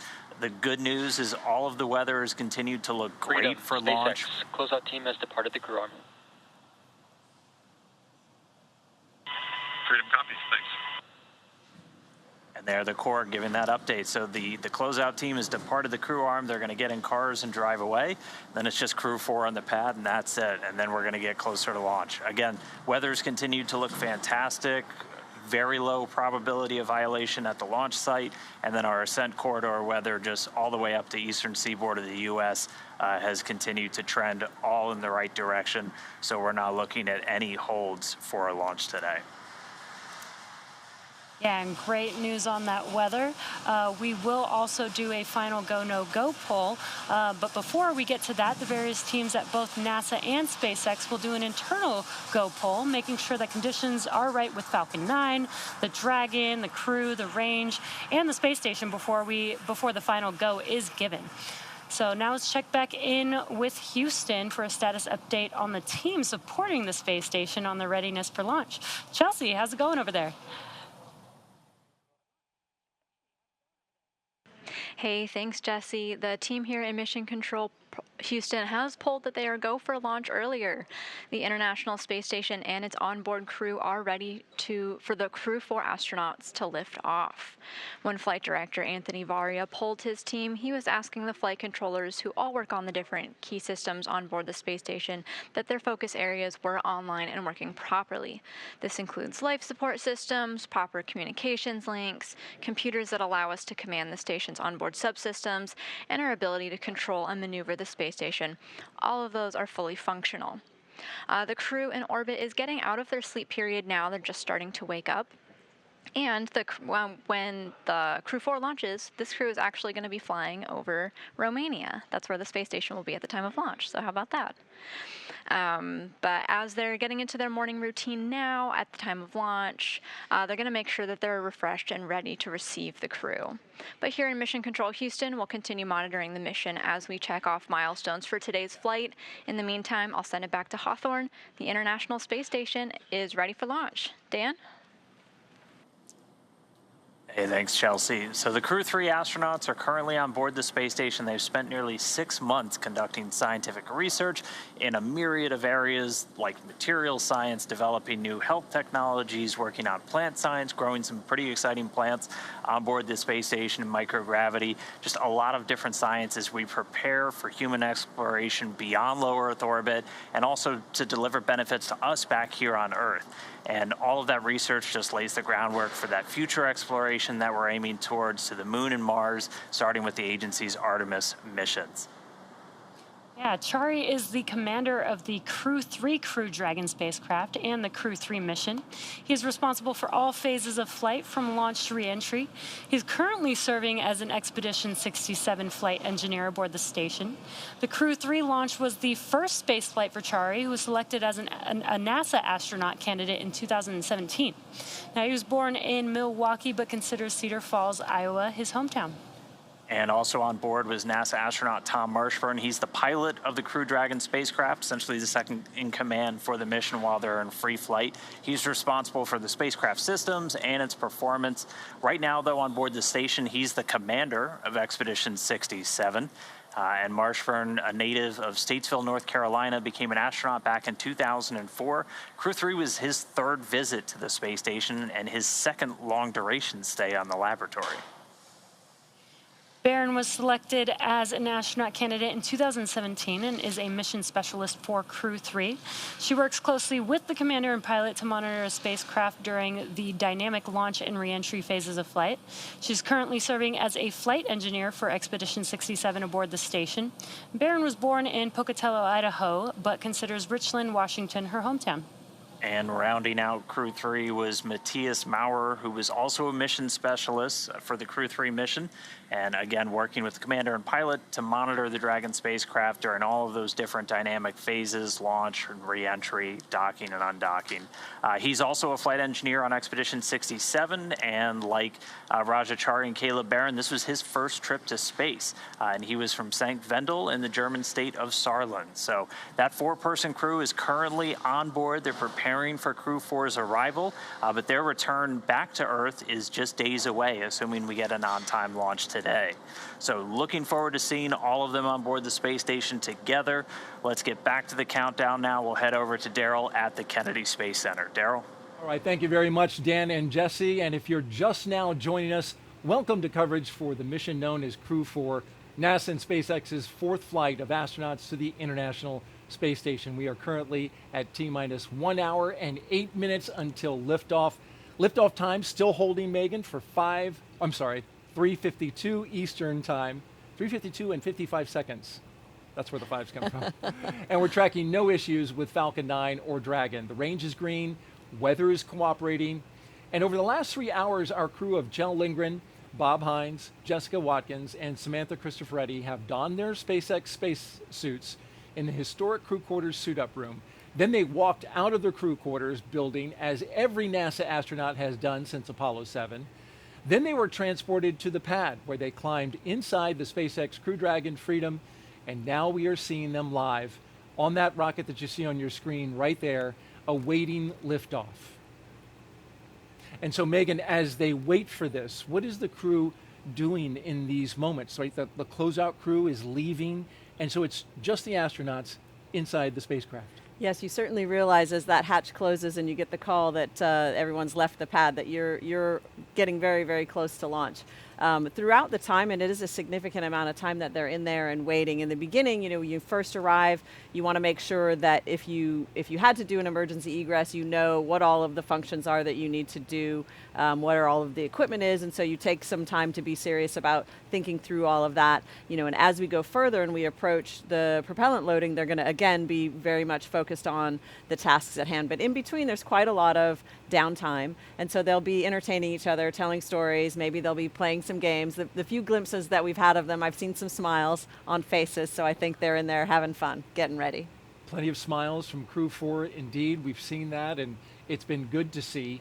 Over the next hour, we will conduct a series of polls to get ready for launch. The crew will also arm the launch escape system, and the fueling of the Falcon 9 will begin, and that's a big moment. Let's talk about today's flight. Launch, of course, is set for 3:52 and 55 seconds a.m. Eastern Daylight Time. This will include a 12-minute flight to orbit and then a roughly 16-hour flight to dock with the International Space Station at 8:15 p.m. tonight, Eastern Daylight Time, all in one day. Yes, it is a long day. When I think about them getting ready to fly, I think about the story that I've heard you tell about that flight uphill. You'd gotten, past the tough part, right? You've lifted off, Crew 2 is in space. and you felt like everything was okay. And then there was this sudden alarm. Yes. Can you recount that story? Sure. Well, actually, it was kind of, again, a very long day. You're exhausted for a lot of reasons, and it was at that time our bedtime. And so we'd been given the go to dress into our pajamas, pull out our sleeping bags, and basically hunker down and try to get as much sleep as you can before the rendezvous begins the next day.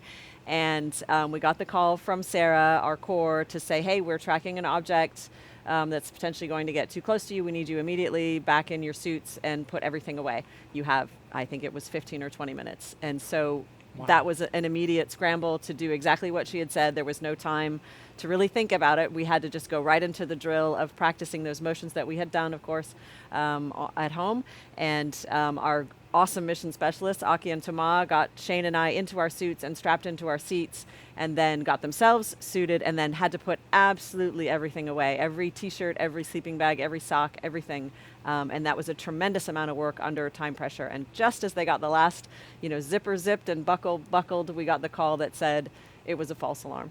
And there was not actually an object out there on a trajectory with us. So it did feel a lot like the simulator that the SimSoup had just maybe seen, that we were done with the task and was ready to move on to the next thing. Wow. But it was a good practice. It got our hearts racing. What an experience, thinking you might hit something in space, but actually it was a false alarm. It was something that was improperly entered into the system. There was nothing there. That's right. But you trained for that, right? And you were ready for it. We were. Thank you for sharing for that. Sure. All right, let's check in now with Hawthorne and go out to California for a status on both vehicles. Andy, what do you have for us? Thanks, Daryl. We've had a smooth countdown so far, and the SpaceX team is working no issues as the pace begins to pick up. We heard that the crew had left the pad, and so right now it's just the crew inside Dragon. For Falcon 9, our two-stage reusable rocket, final propulsion checkouts of the first and second stages and the engine began just a few minutes ago in preparation for propellant loading. Now, this involves testing and cycling valves as well as engine pneumatics pressurization. At the T-minus 45-minute mark, the team will report their readiness for propellant load with a final electronic go, no-go pull. Now, before we can begin starting to load propellant on Falcon 9, we do have a few more tasks to perform. First, we need to retract the crew access arm away from the Dragon capsule to its launch position. That's going to happen between the T-minus 44 and the T-minus 42-minute mark. With the arm out of the way, the launch escape system will be armed, and once these two events are complete, Dragon will be ready for Falcon propellant loading. We'll also verify with the launch weather officer that weather meets all the constraints. These include items such as wind speed, lightning, and precipitation. We do expect acceptable weather conditions for launch at both the surface level and upper altitudes, though. Range is currently clear for launch from historic launch pad 39A. Worldwide network of ground stations and the tracking and data relay satellites are ready to support Dragon as it heads into orbit. Today, we do have an instantaneous launch window at 3:52 a.m. Eastern Time. Once we begin loading propellant, there is no opportunity to change to T0. The timing for Dragon to rendezvous with the International Space Station is very precise, down to the second. So we do only get one chance at it today. The good news is we are at T-minus 1 hour and 1 minute and counting. Everything is looking green, so I'm going to send it back over to Jesse. That's great news, Andy. Thanks for the update. Today's launch marks the 4th time a rotational crew will fly on a commercial spacecraft, and each of our crew members brings a diverse set of experiences to today's flight. Kjell Lindgren is commander of the Crew Dragon spacecraft and the Crew-4 mission, responsible for all phases of flight from launch to reentry. Kjell spent most of his childhood abroad and returned to the U.S. to earn a doctorate of medicine from the University of Colorado. Board certified in emergency medicine, Kjell served as the deputy crew surgeon for STS-130 and Expedition 24. He also flew on Expedition 44 and 45, logged 141 days in space, participated in 2 spacewalks, and more than 100 different science experiments on station. And Bob Hines is the pilot of Crew Dragon Freedom today, and he's going to be responsible for spacecraft systems and performance, and he's second in command for the mission. He's also going to serve as a flight engineer for Expeditions 67 and 68 on board the station. He was born in Fayetteville, North Carolina, earned a Bachelor of Science degree in Aerospace Engineering from Boston University. After he graduated from there, went to the U.S. Air Force Test Pilot School, where he was awarded a Master of Science in Flight Test Engineering, and then went on to complete a Master of Science degree in Aerospace Engineering from the University of Alabama. A lot of school. In 2012, he was selected as a research pilot at NASA's Johnson Space Center, and then in 2017, got the call to become an astronaut candidate. Jessica Watkins is a mission specialist for Crew-4. This will be Jessica's first trip to space following her selection as an astronaut in 2017. As a mission specialist, she will work closely with the commander and pilot to monitor the spacecraft during the dynamic launch and reentry phases of flight. Jessica earned a bachelor's degree in geological and environmental sciences from Stanford University and a doctorate in geology from the University of California, Los Angeles. At the time of her astronaut selection, she was a postdoctoral fellow in the Division of Geological and Planetary Sciences at the California Institute of Technology, where she collaborated as a member of the science team for the Mars Science Laboratory rover Curiosity. And our fourth crew member, Samantha Cristoforetti, also a mission specialist for Crew-4 from the European Space Agency. In 2001, she graduated from the Technical University of Munich, Germany, with a master's degree in mechanical engineering with specializations in aerospace propulsion and lightweight structures. And she also attended the Euro-NATO Joint Jet Pilot Training Program at Shepherd Air Force Base in the U.S., where she earned her fighter pilot wings in 2006. She was selected as an ESA astronaut in May 2009, and then in November 2014, launched from the Cosmodrome in Baikonur, Kazakhstan, before returning to Earth in June of 2015 after spending 200 days in space. Then in 2019, she went on a different mission, NASA's 23rd Extreme Environment Mission Operations, also known as NEMO, a 10-day stay in the world's only undersea research station, Aquarius. Each of these 4 crew members will join Expeditions 67 and 68 once they arrive at the International Space Station. All right, well, we are under an hour away from launch, so we're getting into really the exciting part of the countdown. We heard that the crew, the closeout crew has left the arm, they're out of the area, and we're getting closer to propellant loading and some of the really exciting moments. SpaceX's Crew-4 mission is the company's 5th crewed spaceflight for NASA. We had the Demo 2 test flight and 3 previous operational crewed missions to station. This is also SpaceX's 7th crewed spaceflight overall, including the Inspiration 4 mission as well as the AX-1 mission, which just recently came home. Today, our crew is flying the newest Dragon in our fleet, and we'll be taking a ride on board the Falcon 9 that supported the CRS-22 mission in June of last year. Now, it's been a great countdown so far. As Andy has been saying, weather has been looking really good for T0, and again, the excitement just continues to pick up as we get closer to the T0 mark. It's gone really smoothly so far today. If you joined us at the very beginning, we started with Suit Up just over 3 hours ago, where the SpaceX team helped the crew put on their suits that they're going to wear for all of the launch operations and did the initial checkouts, suit leak checks before they got to the crew walkout. And that's where Kjell, Bob, Jessica, and Samantha gave some final goodbyes and some waves to folks gathered outside the operations and checkout building before they climbed into the Teslas and began that roughly 20-minute ride out to pad 39A. And we did watch as the crew boarded their Teslas and headed down the NASA Causeway, headed towards the launch pad.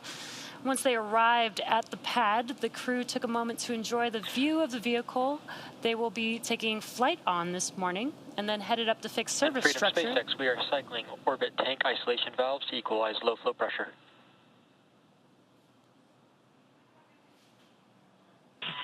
Freedom copies. Just some comms there between the crew and the ground. And again, as they headed up the fixed service structure, they began the process known as crew ingress, and that's where the astronauts entered the Dragon spacecraft. The SpaceX team then performed a series of checks to ensure the suits, seats, and vehicle interactions were all functioning properly. Yeah, they made their way 2 at a time down down that crew access arm, and then getting in one at a time into the Dragon spacecraft. We saw Kjell and Bob make the walk down first, followed soon after by Samantha and Jessica. And they were helped into the vehicle by that closeout team, which a little while ago we did hear that they made their way off the crew access arm.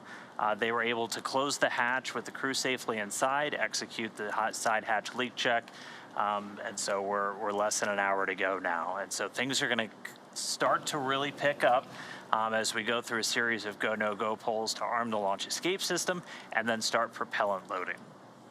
The crew poll for readiness was completed at the T-minus 60-minute mark, and the Dragon poll for prop loading is coming up here at about T-minus 55 minutes.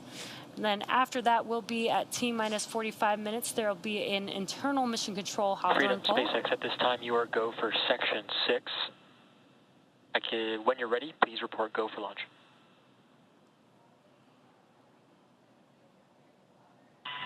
Copy. Freedom is go for Section 6 and put that to work.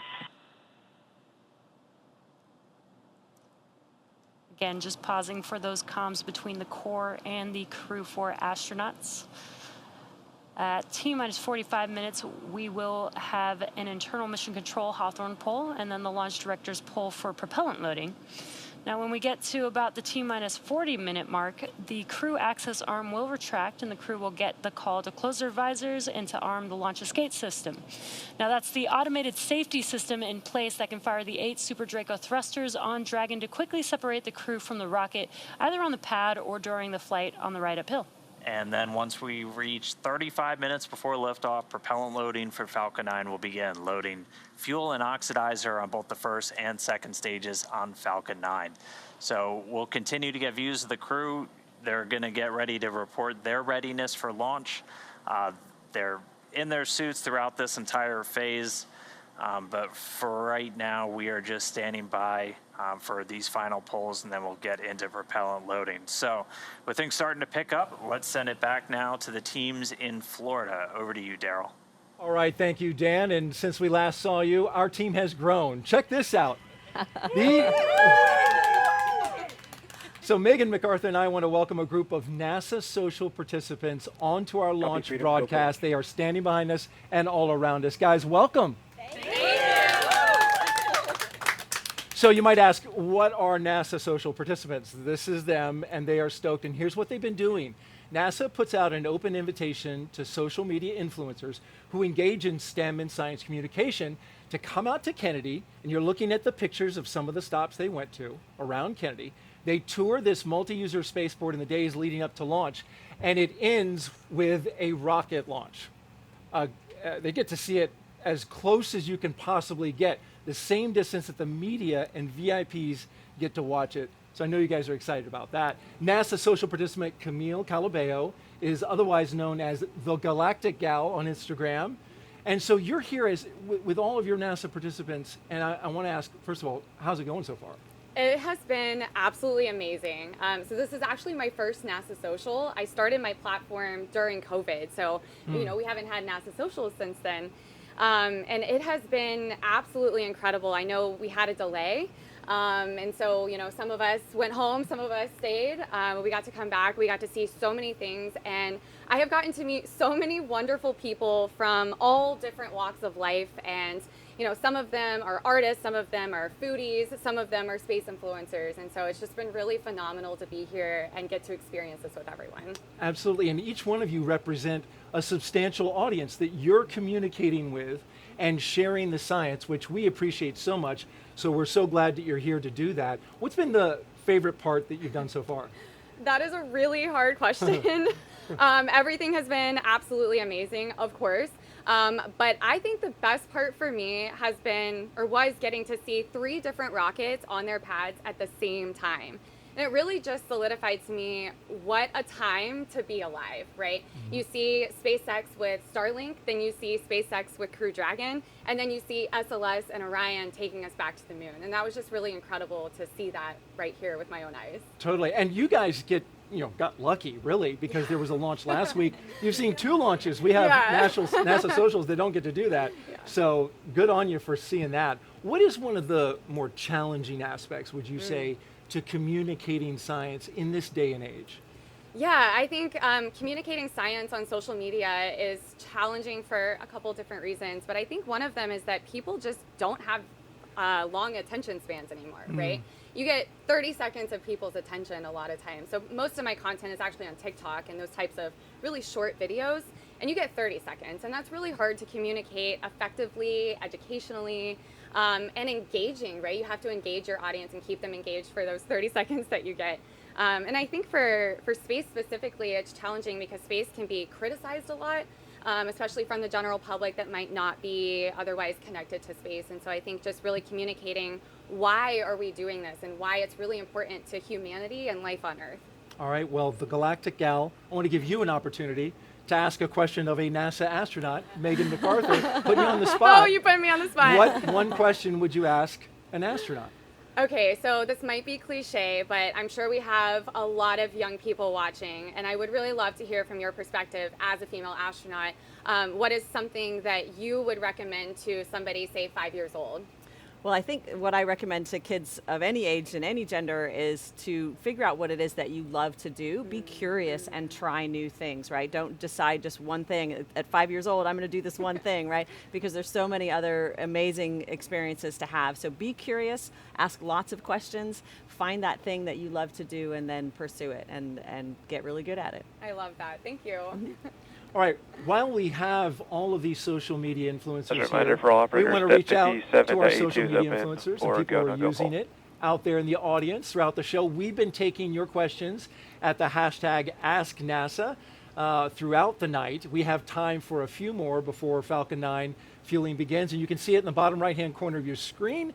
This one from Megan. While on the space station, what was your biggest accomplishment?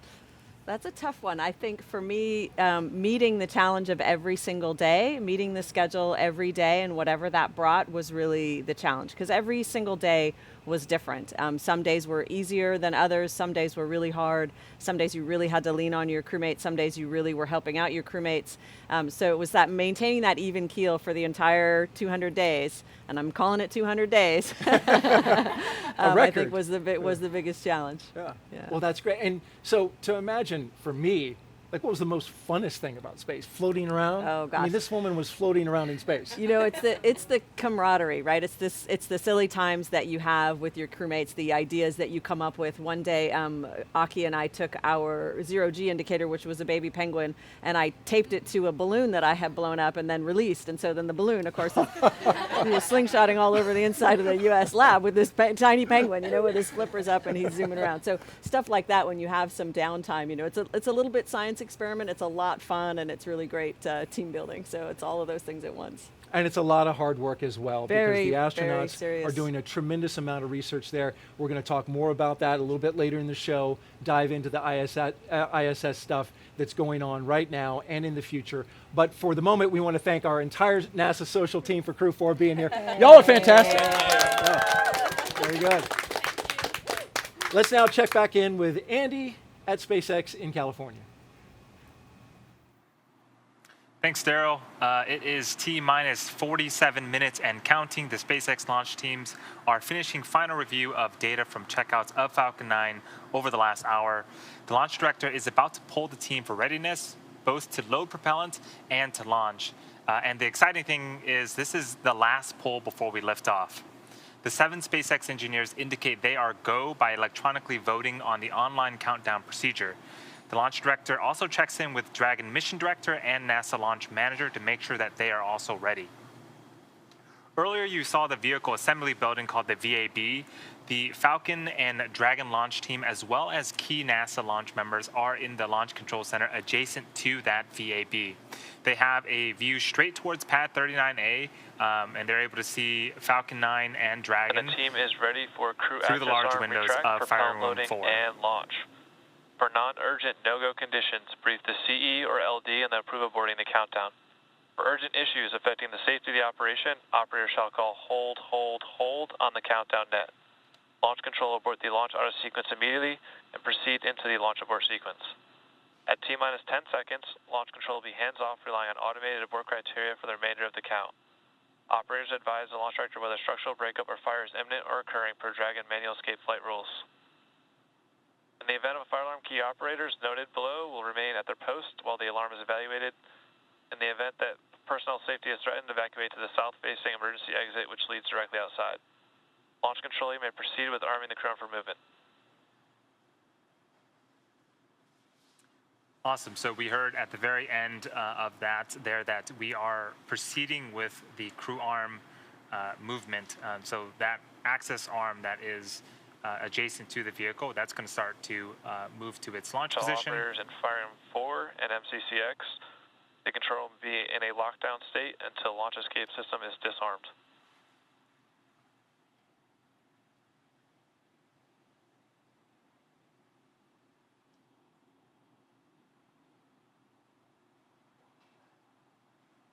It does take a few minutes for the crew access arm to fully retract, and after that, we'll be arming the launch escape system. So on screen, you can see the Dragon capsule with the crew access arm still in the surface position. The crew is on board. Access arm retraction has started. So great, we got an amazing shot of the crew access arm retracting away from the Dragon capsule.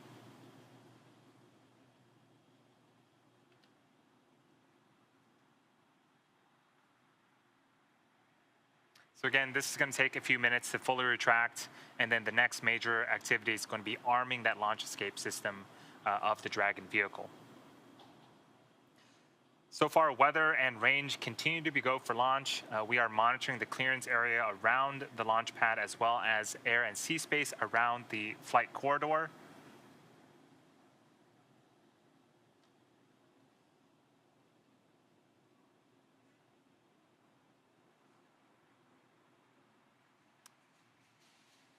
Here at Kennedy Space Center, the conditions are predicted to be acceptable for liftoff just about 43 minutes from now. So with that, again, everything is going smoothly on today's countdown. So I'm going to send it back over to you, Daryl. How are things going?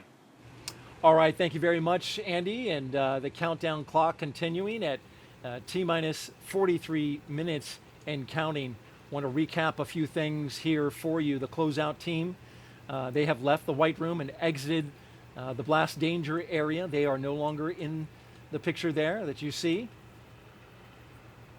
Also, SpaceX teams have pulled go for the LES arm and prop load.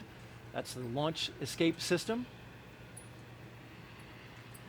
And SpaceX Dragon Freedom reports go for launch.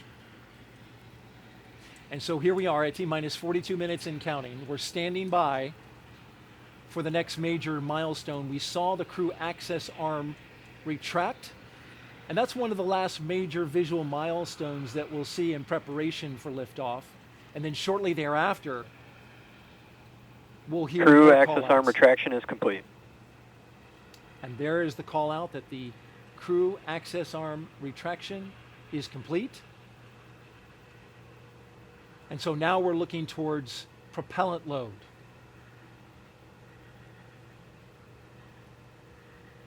Megan, the propellant loading into the Falcon 9 rocket, this is a big moment. Not a lot of rockets load propellant with astronauts inside the crew capsule. That's right. This was a new capability that was developed for this vehicle to reduce, I think, overall the timeline. And it's something that the combined teams looked at very closely together from a safety perspective during the development of this vehicle. It's one of the reasons why the launch escape system is so crucial to have that arm. This is a very dynamic activity that's happening, and so we want to be able to keep the crew safe in the event that something off-nominal happens. So that's that launch escape system being armed is coming up, and that's definitely something that I remember the Demo 2 crew telling us to expect, you know, a loud noise associated with that pressurization of those lines. And so that is something that we were ready for and expected. How about that? You could hear the pressurizing of those Draco engines? Yeah, it was not quite instantaneous, but a short duration, very loud sound is what I recall of pressurizing of those Freedom lines. SpaceX for launch escape. Freedom standing by. At this time, I can give you a go for Section 7, closed visors and arm launch escape system. Okay, Freedom copies. Our visors are closed and we are arming the launch escape system. So what does he do to arm that? It's a command that is sent to make that a valid exit strategy. And as the pilot, you're there next to the commander, Mm-hmm. keeping your eyes on all the systems? Basically, yeah, agreeing with him when he's sending commands that that's the correct thing to be doing. When that propellant is loading, can you tell? Can you hear it? So I thought a lot about that and kind of polled my crewmates and other people I know that have flown. Bob says that he recalls a gurgling sound. Huh. What I recall is more of like a whirring and clicking of the valves moving. So I think everybody's recollection is slightly different. And I had a similar experience on my shuttle flight. Dragon, that my SpaceX launch escape system is verified armed. All right. Freedom copies confirmed. My memory of the sounds that occur on the spaceship are not as good as my visual memory. And so I think everybody remembers, a slightly different overlapping set of things. And so we just heard that call out, Megan, that the launch escape system is armed. Yes. And now that paves the way for the loading of propellant. That's right. The propellant, of course, super chilled liquid oxygen and RP1, which is a refined kerosene for spaceflight.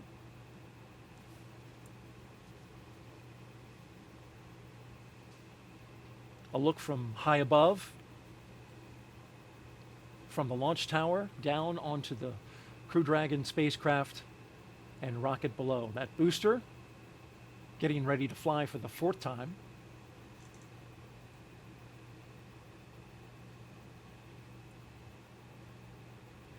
We got the LES call a little early, so as far as the schedule is concerned, we're running ahead. But we're in a good place because propellant load starts at T-minus 35 minutes. And the crew will, while they're not actively involved in the propellant loading activities, they're going to be pretty closely monitoring, when the different activities start. Loading the specific tanks with the specific propellants so that they can have a sense of where the vehicle is at every moment. A live look there at the base of pad 39A, the launch tower, and the strongback, which is part of the transporter erector. It is in the foreground. The rocket Falcon is 9 just behind propellant it. tanks will be venting for propellant load in approximately 1 minute. Okay, there you heard in 60 seconds. Venting those tanks in advance of the propellant load.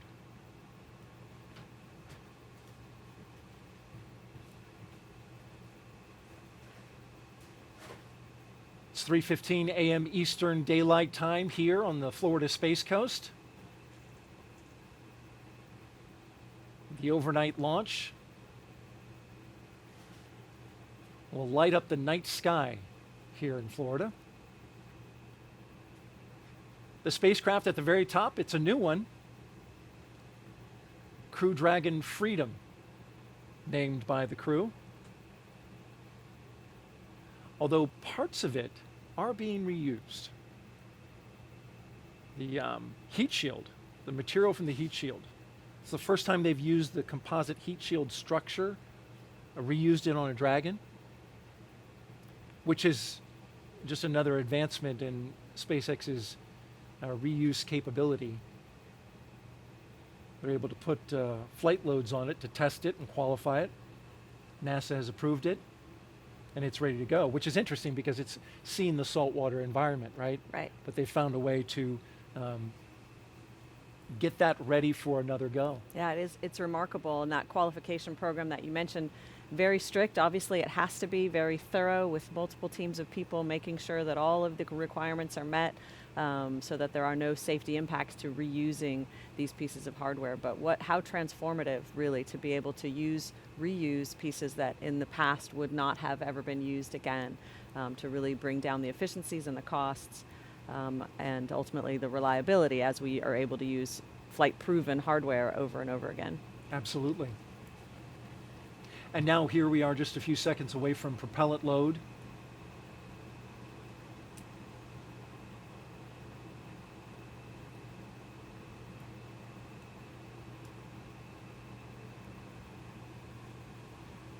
thinking about the Crew-2 mission as we look forward to Crew-4.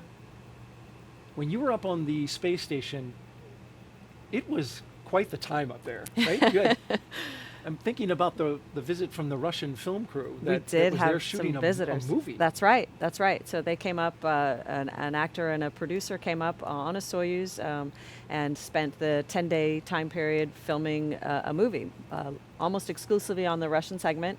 But we were able to interact with them in the evenings. We would occasionally have dinner parties, as we do up there. And so we would get to chat with them a little bit and hear about their lives and hear about their plans. Was that interesting? It was very interesting. They were lovely people. They were very gracious guests. Propellant load has started. There you hear the call out that propellant load has begun. A big milestone.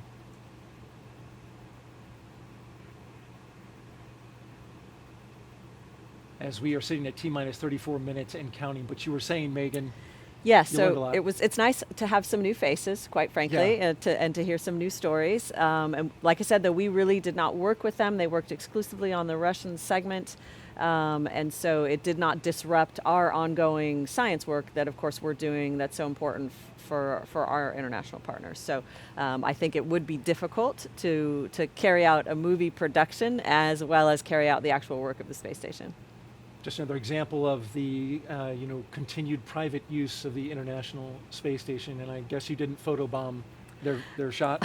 I did not, no. I stayed safely behind the camera or in the other room entirely. We are now T-minus 33 minutes, 57 seconds and counting away from the second launch of a Crew Dragon with people on board in 2022. Today will begin the next 6-month rotation mission to the International Space Station. The launch escape system is armed. That happened just before we started loading the propellant onto Falcon 9. The Dragon capsule, though, it was loaded with its propellants about a week and a half ago, just a few miles down the road at a facility SpaceX calls Dragonland. In order to fly, Dragon needs a fuel and an oxidizer. So for the fuel, SpaceX uses monomethyl hydrazine, or MMH, and nitrogen tetroxide, or NTO, for its oxidizer, and together those propellants feed the Draco engines that maneuver Dragon on orbit, as well as the 8 Super Draco engines that would power the launch escape system in an abort scenario. And now that fueling for Falcon 9 is started, that means the 8 Super Draco engines inside Crew Dragon are ready, if needed, to pull this capsule away from the Falcon 9 rocket in an instant, should there be any kind of emergency associated with a rocket on the pad, or if there was a problem with the pad. The NASA and SpaceX teams have trained extensively for exactly that type of contingency, and they are ready. Now let's head over to SpaceX headquarters in Hawthorne for an operations update. Andy? Thanks, Daryl. Yeah, we are continuing to count down those final minutes, and everything is still looking good for Falcon 9 and Dragon for an on-time liftoff just about 32 minutes from now. At the T-minus 35-minute mark, we heard that propellant loading began on Falcon 9. This is going to continue until about the T-minus 2-minute mark. The first and second stages of Falcon 9 are each loaded with 2 liquid propellants. One is fuel loaded into a tank at the bottom of the stage, and the other is an oxidizer loaded into a tank at the top of the stage. The fuel we use to power the Merlin engines is a refined kerosene referred to as RP1. The oxidizer loaded on each stage is a densified liquid oxygen. We also refer to that as LOX. Densified means it is kept much colder than typical for launch vehicles and takes up less volume. And this basically allows us to store more oxidizer into both of the stages. To ignite the fuel and oxidizer in the Merlin rocket engine, we use an ignition fluid called TTAB. When TTAB comes into contact with oxygen, it burns, giving off a green-colored flame. Once we have the flame going, we'll add the kerosene fuel into the Merlin chamber, and the engine ramps up to full power. Now, if you pay close attention, you might see the green flash as the second stage engine ignites following stage separation about 2.5 minutes into flight. Topping off helium into pressure vessels on both stages is also underway. This is used to pressurize the tanks in flight as propellant is pulled out by the Merlin turbopumps. On board the spacecraft, the astronauts are monitoring systems while propellant is Stage 1 loaded cryohelium load onto the has Falcon begun. 9. Again, as Megan had mentioned, the crew training in the simulator included playbacks of sounds recorded in the Dragon capsule during recent flights. So this should be, the sounds that the astronauts are hearing should be sort of familiar.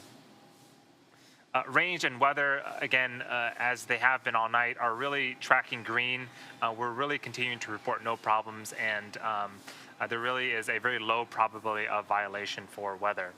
As a reminder, today is an instantaneous launch window, so at this point, if we hear a hold for any reason, we'll have to stand down, and our target backup launch opportunity tomorrow night, just under 24 hours from tonight's planned launch.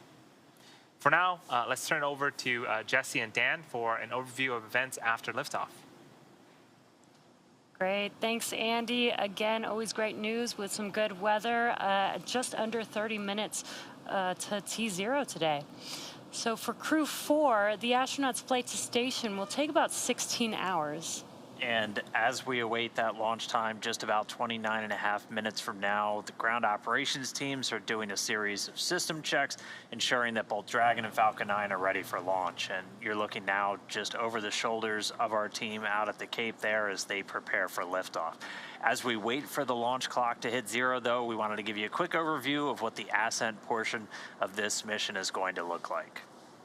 Once we hit T0 and a successful launch occurs, we will watch Falcon 9 and Dragon lift off from historic Launch Pad 39A and make their ascent. One of the first things that happens about 50 seconds into the flight, those 9 Merlin engines will throttle down as the rocket passes through the period of maximum dynamic pressure. It's max Q. It's really the maximum amount of stress that the vehicle is going to hit on its way uphill. Also worth noting, when we hit max Q, the vehicle will be going supersonic.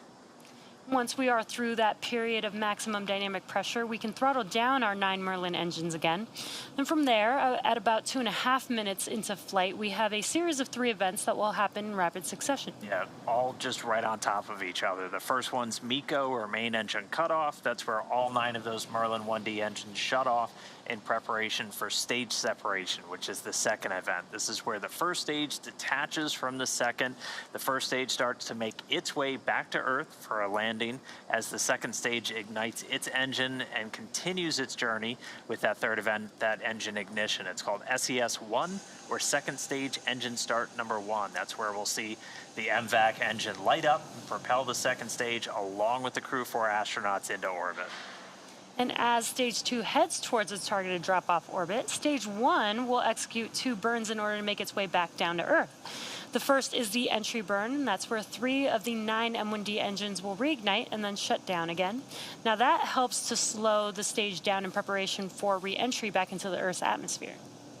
And while the first stage is heading back towards Earth, again, that second stage, it just continues to carry them into orbit until it cuts off. It's 1 Merlin engine that was ignited after stage separation.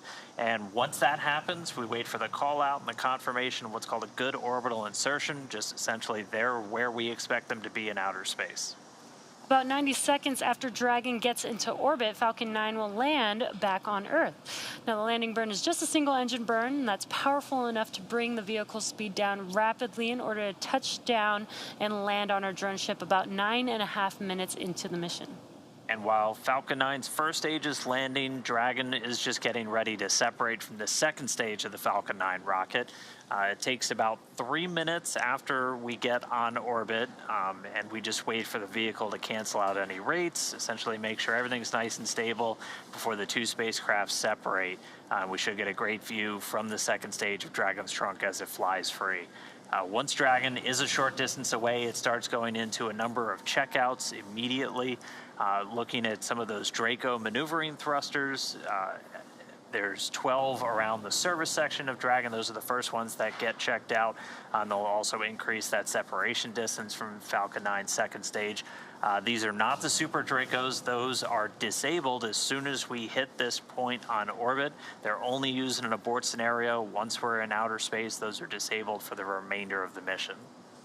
In about 40 seconds after separation, Dragon's nose cone deploy sequence will begin. It will take roughly 4 minutes for the nose cone hooks to unlatch and open, and that exposes its guidance navigation controls, or GNC, that will help Dragon autonomously fly to the space station. And once that nose cone's deployed, the remaining 4 Draco thrusters on the forward bulkhead get checked out. And from there, it's about 16 hours for Dragon to go through the rendezvous and approach phases, undergoing a number of what's called phasing burns as it makes its way to the station, just essentially raising its orbit and chasing down the orbiting lab. Stage 2 cryohelium loading. And so all of that's going to be coming up soon. Let's check back in with Chelsea over at Mission Control Houston. Chelsea? Hey, thanks, Dan. Flight controllers here in Mission Control are laser focused on the onboard systems of the space station, making sure it's ready to receive the Dragon vehicle later tonight. They'll also be making sure that all communication links between the station, Dragon, and the ground are working properly. The consensus is that everything is proceeding nominally. Teams here in Mission Control Houston, the team in Hawthorne, and the astronauts aboard the space station will monitor the autonomous docking of the Dragon spacecraft tonight. They'll perform a series of leak checks, then work to open the hatches both on the Dragon side and inside the station's pressurized mating adapter. We expect hatch opening to take place about an hour and a half after docking. Once on board, the astronauts will be greeted by Space Station Commander Tom Marshburn, and the whole space station crew will join in for welcoming remarks to the new crew members. From there on out, they will no longer be referred to as Crew-4, as we're calling them today, but rather flight engineers of the International Space Station. Here in Mission Control, Flight Director Anthony Varia is on console overseeing the team for launch, and Adi Boulos will be on console for docking. But we'll be on air continuously through Crew-4's arrival, but launch coverage of docking is expected around 8:15 p.m. Eastern. And that's it for Mission Control. I'll toss it back to the team in Florida. Daryl, I'm excited for launch. How's it looking? All right, thank you, Chelsea, and so are we. We're looking great weather-wise here. Range is green, weather is green, and well, we're green and ready to go for this launch. We are just T-minus 23 minutes and counting from the launch of Crew-4, the 4th astronaut rotation mission to the International Space Station under NASA's Commercial Crew Program. And it's going to be a good one, folks. The 4 astronauts are strapped in: Commander Kjell Lindgren, pilot Bob Hines, and mission specialists Jessica Watkins and Samantha Cristoforetti. They are strapped into their seats inside Crew Dragon Freedom. And we can see a live shot of their rocket as we look to the screen right now. That is the Falcon 9.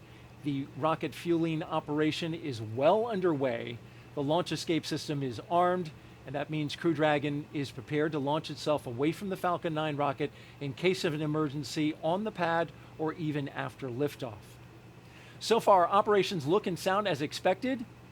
We are counting down to that liftoff at 3:52 and 55 seconds in the morning, Eastern Daylight Time. And so far, everything has looked right on. It has. It's wonderful to see just 22 minutes and 32 seconds remaining on the clock. I'm starting to get really excited. When you were sitting inside that spacecraft, how did you feel? Well, at that point, you are really focused. You are, you've sort of stopped with the chit chat and the storytelling, and you are very much watching the progress of the propellant loading, knowing that the time is counting down, and you're just really starting to get your head in the game and be ready for what's happening next. That's a very serious part of the countdown, is that propellant flowing in. You can see those systems as you're looking on your screen and monitoring them. The mission is the continuation of rotational crew flights to the International Space Station from U.S. soil on private rockets and spacecraft, and this would not be possible without the success of NASA SpaceX Demo 2, the test flight 2 years ago, if you can believe it, the safe delivery and return of Crews 1 and 2, and of course, Crew 2 back on Earth 6 months ago, and that's why we have with us the pilot from Crew 2, Megan MacArthur. Appreciate you being here. Absolutely. It's hard to believe it. I've been home for 6 months already and launched almost a year ago, but time travels. Flying. Yeah, it keeps moving. It was 6 months that you were up in space. Do you notice that you were in space like now? Have you, the symptoms of having been up in space for that long completely passed? Or? I would say they're 90% back to Earth normal. And, there's some lingering things like back pain and, some joint pain and things like that that will pop up that, I go, well, am I just older now or is Earth just harder? But for the most part, back to normal. Very good. Well, you've done a wonderful job for us tonight, and we appreciate it. As we continue to count down, we're looking for the next call out, which should be stage 2 RP1 load complete. It'll be followed by strong back chill has begun, and then we'll start loading stage 2 with liquid oxygen.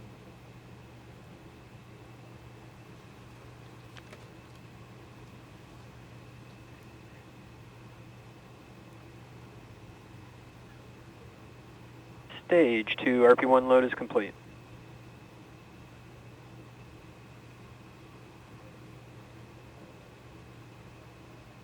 You can see the condensation coming off the rocket, that super chilled LOX, chilling down everything, including the skin of the rocket, so that it condenses the humid Florida air. And you see there, the clouds are coming off, but at the very top, it's also venting.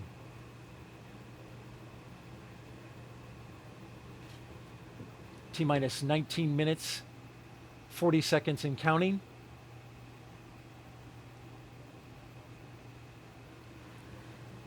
It's an impressive sight. I forget that I can also look over my shoulder and see it in real life. In fact, you just did that. We can't see you on camera, but Megan turned and wanted to see that it was the same thing she's looking at on screen, and indeed it is. We are bringing you live pictures of the launch of Crew-4 from the Kennedy Space Center in Florida. Liftoff time 3:52 a.m. Eastern Daylight Time.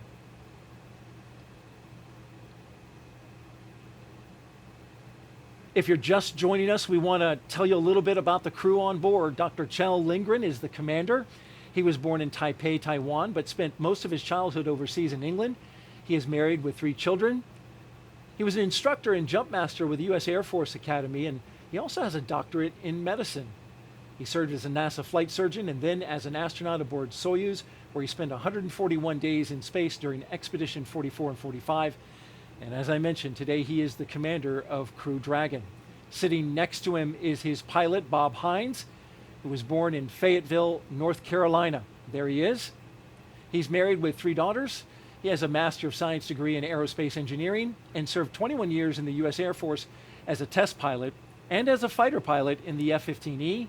He came to NASA as a research pilot, but today he's the Crew-4 pilot for Crew Dragon Freedom. A fine commander and pilot. You understand the role of pilot very well. You served it in Crew 2. That's right. The pilot's role is largely to help the commander keep track of what's going on with the systems, any off-nominal conditions, while the pilot is monitoring where the vehicle is and where it's going. So you work very closely together. Jessica Watkins is one of our 2 mission specialists, and she considers Lafayette, Colorado her hometown. Her college rugby team won the national championship in 2008. She's a geologist who completed several internships with NASA, including one testing system designs for the Mars Perseverance rover. She became an astronaut in 2017, one of the many turtles that are going around here at the NASA astronaut crew team. She's going up into space for the very first time as a mission specialist. The second mission specialist is Samantha Cristoforetti. She was born in Milan, Italy.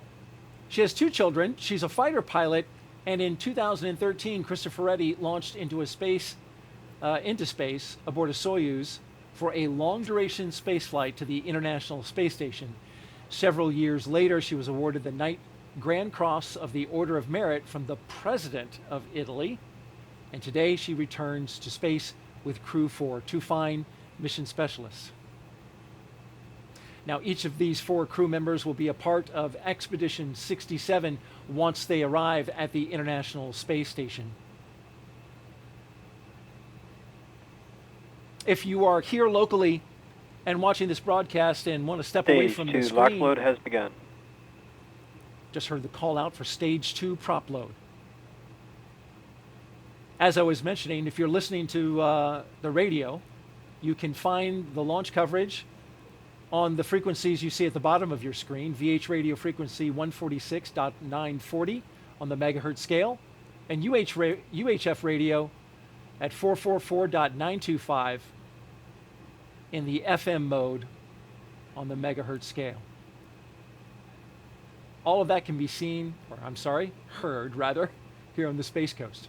Megan, let's talk a little bit about your science. Your team spent 199 days in space, a record, you call it 200, a SpaceX record for an entire crew of astronauts. With all that time spent on board Space Station, can you explain how Space Station acts as that orbiting laboratory where Crew-4 is heading right now?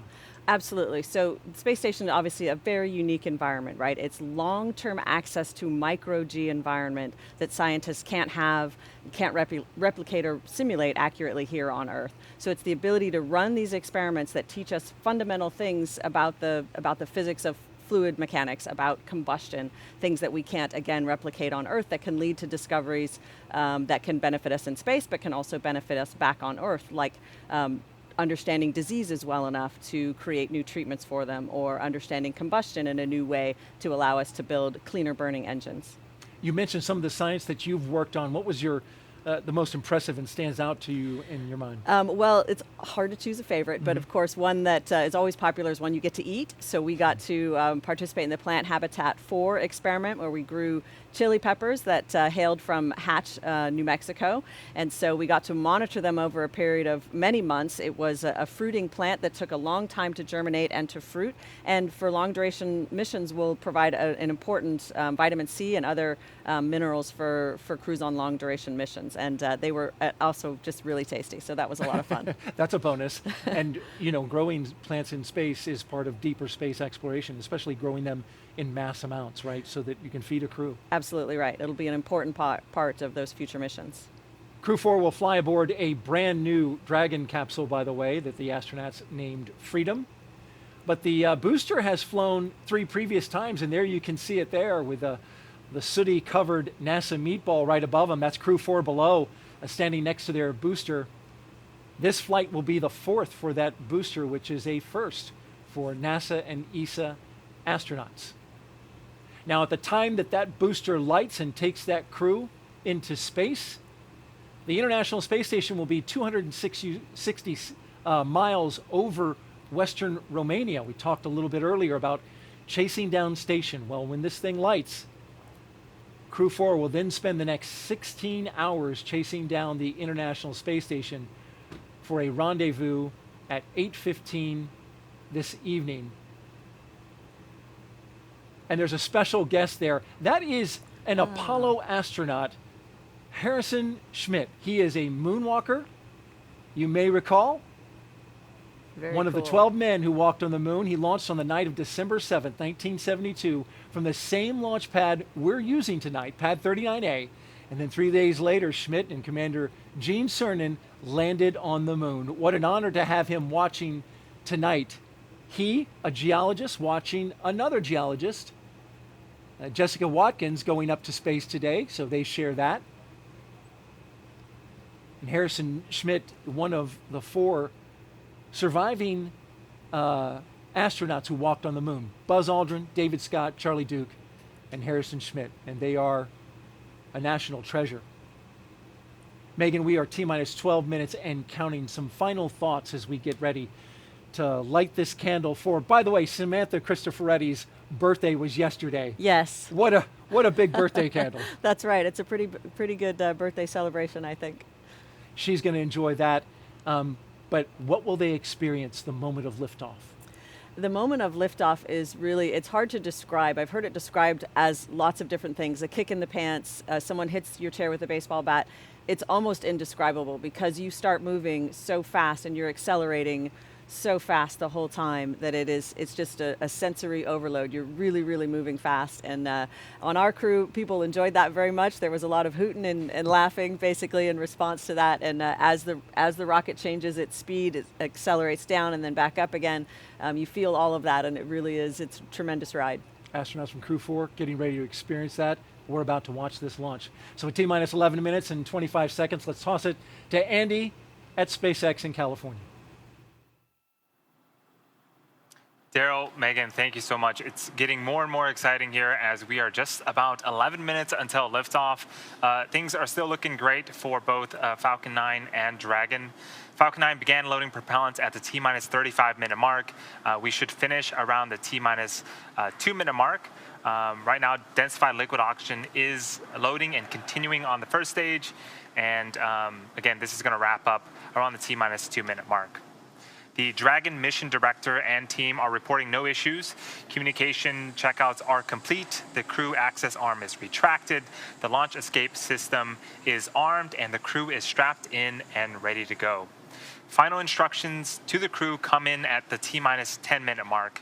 The crew displays will be configured for launch. This setup gives the crew insight into how the launch is proceeding and provides constant update on vehicle health. At T-minus 5 minutes, we'll be in terminal count, and the Dragon will transition to internal power. And we'll hear continued callouts on the countdown nets as we get closer and closer to liftoff. Range and weather are both green. Right now, I am joined by Dan. Dan, after ascent, we're going to hear some callouts for different types of abort modes, right? Yeah, that's right. On the way uphill, you'll hear. SpaceX, please confirm crew displays are configured for launch. Freedom confirms. Displays are configured for launch. SpaceX copies Crew-4, and on behalf of the entire SpaceX team, we're honored to have you aboard Dragon Capsule Freedom today. It has been a privilege working together to prepare for this launch to the International Space Station. We wish you a great mission, good luck, Godspeed, and time to let freedom fly.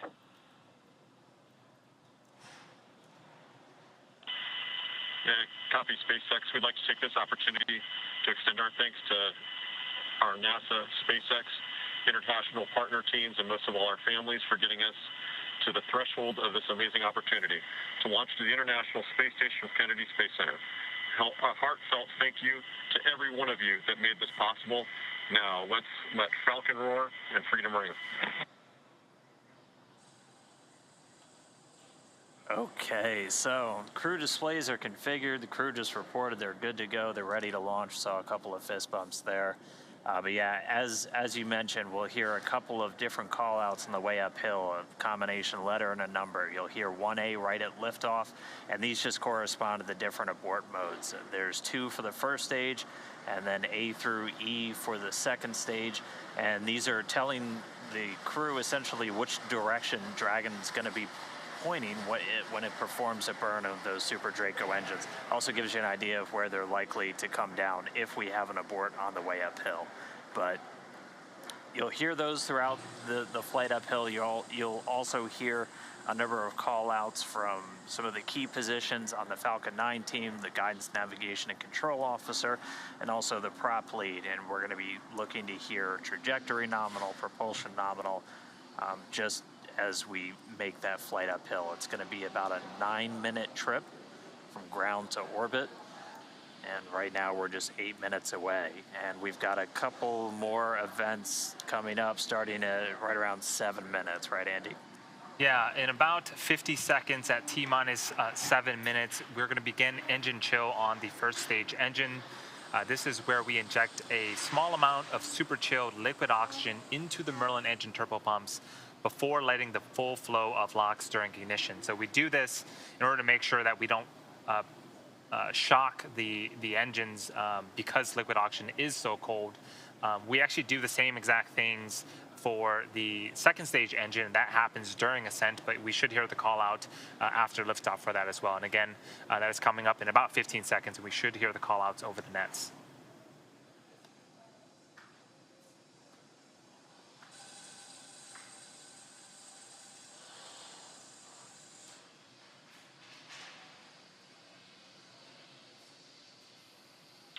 Stage 1 engine chill has started. And that was the call out. So again, a small amount of super chilled liquid oxygen being flowed into the Merlin engine turbopumps. There was 9 Merlin engines on the bottom of the first stage. All right, now we've got a couple more events coming up. Right at about T-minus 6 minutes, so in 40 seconds from now, our next prop load milestone will be complete. We'll have all of the RP1, the fuel for stage 1, fully on board. It's at about 99% right now, so we should hear that any moment. After that, we'll hear a number of call-outs related to the Dragon flight computer. They'll get ready to configure for terminal count and then move on to internal power. Stage 1, RP1 load is complete. And then we hear the RP1 load is complete, so we got that a little early. So all of the RP1, the refined kerosene is on board the Falcon 9, both the first stage just completing. We already heard that the second stage completed a short time ago. Coming up, we're going to hear the call out for Dragon to transition to configure for terminal count and then transition over to internal power. And then we'll hear the propellant tanks on Falcon 9 getting ready to pressurize, adding some additional rigidity and structural support as we get ready for the strong back to retract. It'll move just a couple of degrees at first, and then we'll see it swing open completely at the moment of liftoff. And that strong back providing access to Falcon 9. It's also providing all of the fueling lines and umbilicals for both prop load and all of the different gases being loaded on board the vehicle. So those are coming up. We're going to continue to check through a couple more fueling milestones as well. The final one we're going to hear is at just 2 minutes before flight when we get the liquid oxygen finished on board that second stage. Dragon is in configure for terminal count. Falcon 9 tanks are pressurizing for strong back retract.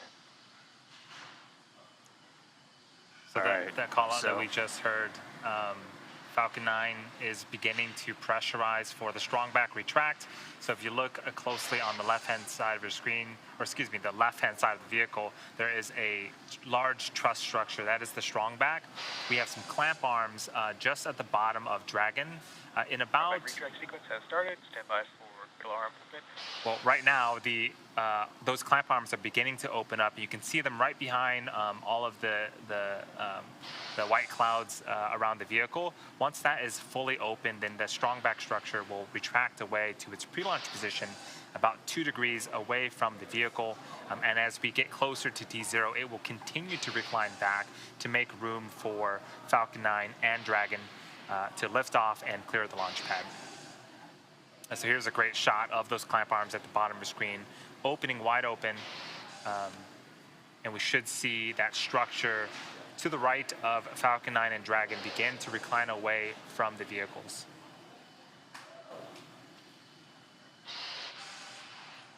This whole sequence takes about a minute, a little over a minute to fully complete, and we expect this to complete in about 15 minutes. 15 seconds. So you can see on screen that strong back is beginning to recline away from Dragon and Falcon 9.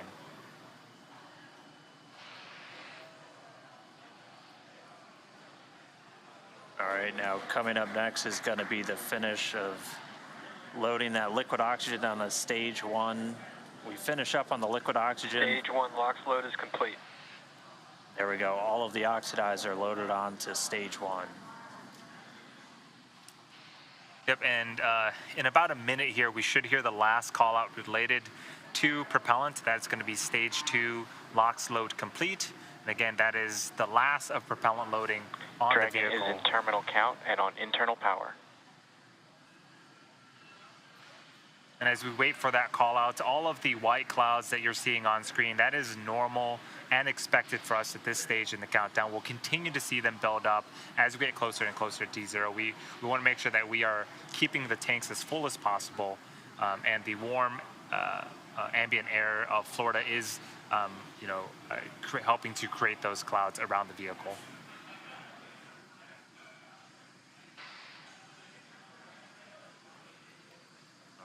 Coming up on 2 minutes until liftoff, standing by for stage 2 LOX load being completed.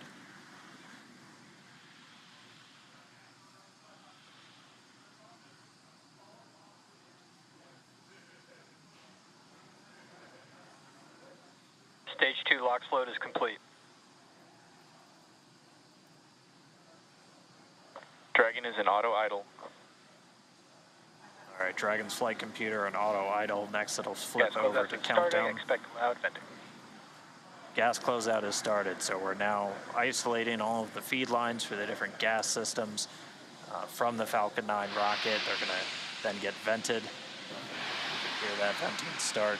They're going to get vented overboard through umbilicals and through the strong back itself. Coming up at T-minus 1 minute, we're going to hear Dragon is in countdown. Its flight computer will switch to countdown mode. We'll also hear that the flight termination system on Falcon 9 is armed. Falcon 9 will move into startup and take over control. FTS is armed. Falcon 9 is in startup and is now controlling. Dragon is in countdown. Dragon's flight computer in countdown. The FTS, that flight termination system on. Freedom, SpaceX, go for Crew-4 launch. Freedom is go for launch. SpaceX, reports go. Crew, reports T-minus go. 30 seconds. You heard it there. 30 seconds away from liftoff. T-minus 20. T-minus 15 seconds. 10, 9, 8, 7, 6, 5, 4, 3, 2, 1, 0. Ignition. And liftoff. Go Falcon. Let freedom reign. Guiding speed. Crew-4.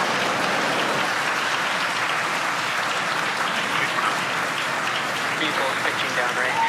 Copy 1 Alpha. Freedom soars and the Dragon flies forth. Vehicle already pitching downrange. All 9 Merlin engines have lit. Stage 1 propulsion is nominal. Getting good performance on stage 1 propulsion already.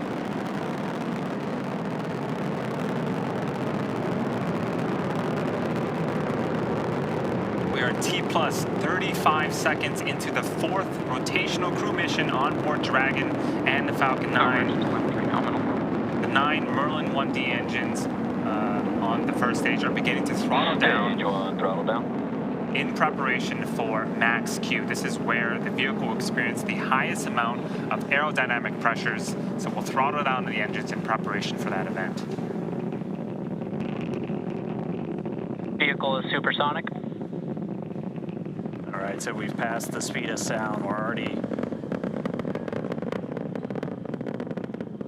Max Q. And there's our call out for max Q. Stage 1 throttle up. So right after max Q, we will begin to throttle those engines up again. Copy 1 Bravo. And 1 Bravo, so we're in the second and final abort mode for the first stage. Continuing to get good performance though. The crew already pulling in excess of 2 Gs. And coming up next is going to be a couple of events in rapid succession. Yep, in about 10 seconds here, we're going to be performing engine chill on the second stage MVAC engine.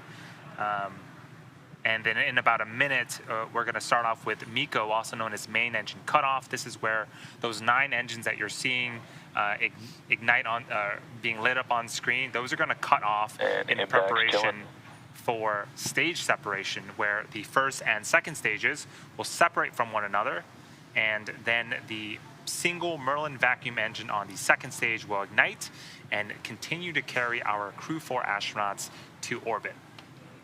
Heard that MVAC chill has started. Stage 1 throttle down. The 9 Merlin engines starting to throttle down. And standing by for MECO.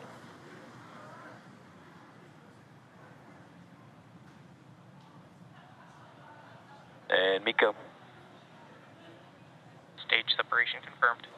So MECO, stage separations confirmed. Stage 2 Alpha. And ignition. You see that second stage engine light.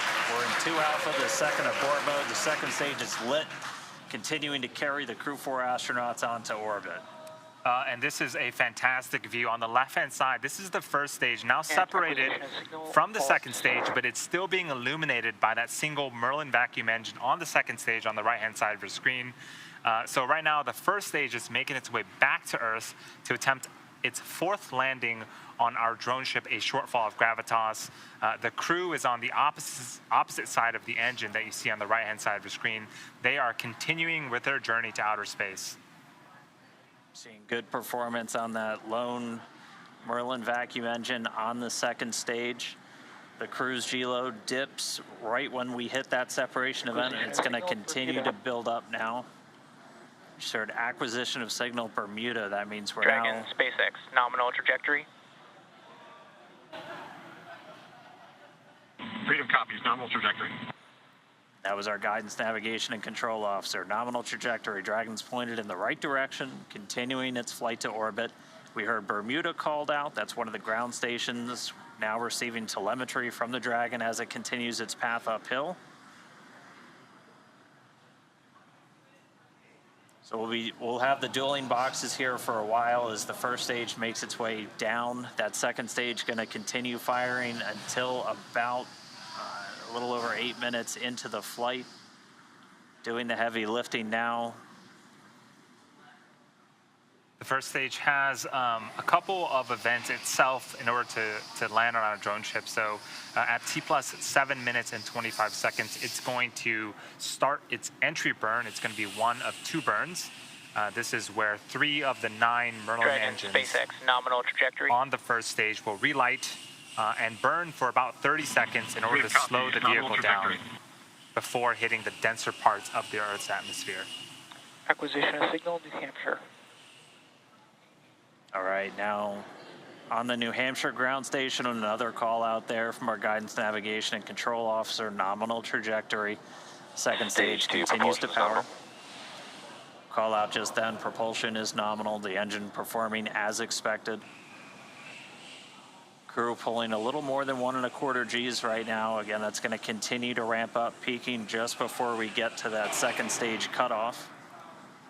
Yep, this single engine here, Dan, can produce over 220,000 pounds of thrust in the vacuum of space, so they are definitely feeling it.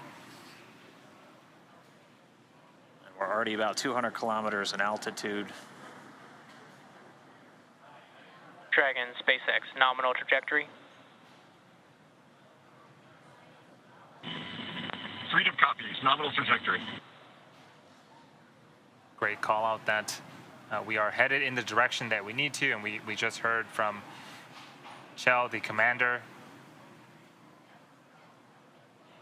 And we should get one more of those trajectory check-ins in about 30 seconds, and then we'll start to hit our events in rapid succession as the first stage continues to make its way back home. The second stage will start to wrap up its job of delivering these astronauts into orbit.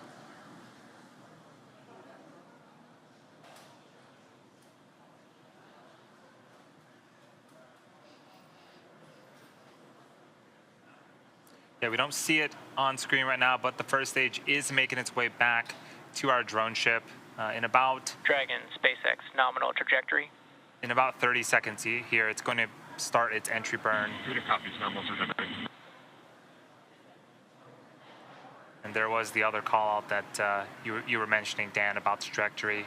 Things, again, continuing to look very, very good for the ascent portion.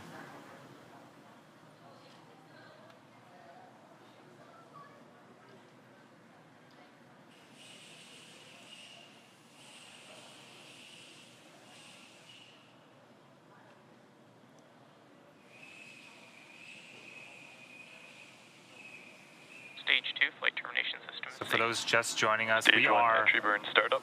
just under 8 minutes into flight. We have 4 astronauts as part of the Crew-4 operational mission. You can see on the left-hand side, this is our first stage with 3 of 9 Merlin engines reignited and slowing down the first stage before we hit the denser parts of the Earth's atmosphere. So this first stage has one more burn left. Burn shut down. That's going to happen just before the T plus 9 minute mark, and then we'll attempt a landing for the 4th time on our drone ship that's currently parked in the Atlantic Ocean.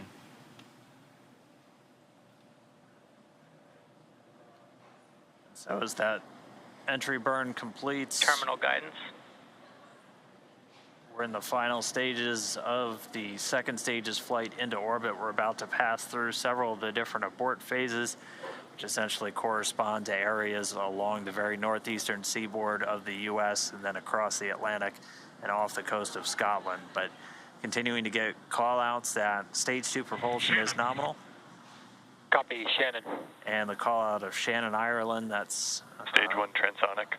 indicative of our final abort zone.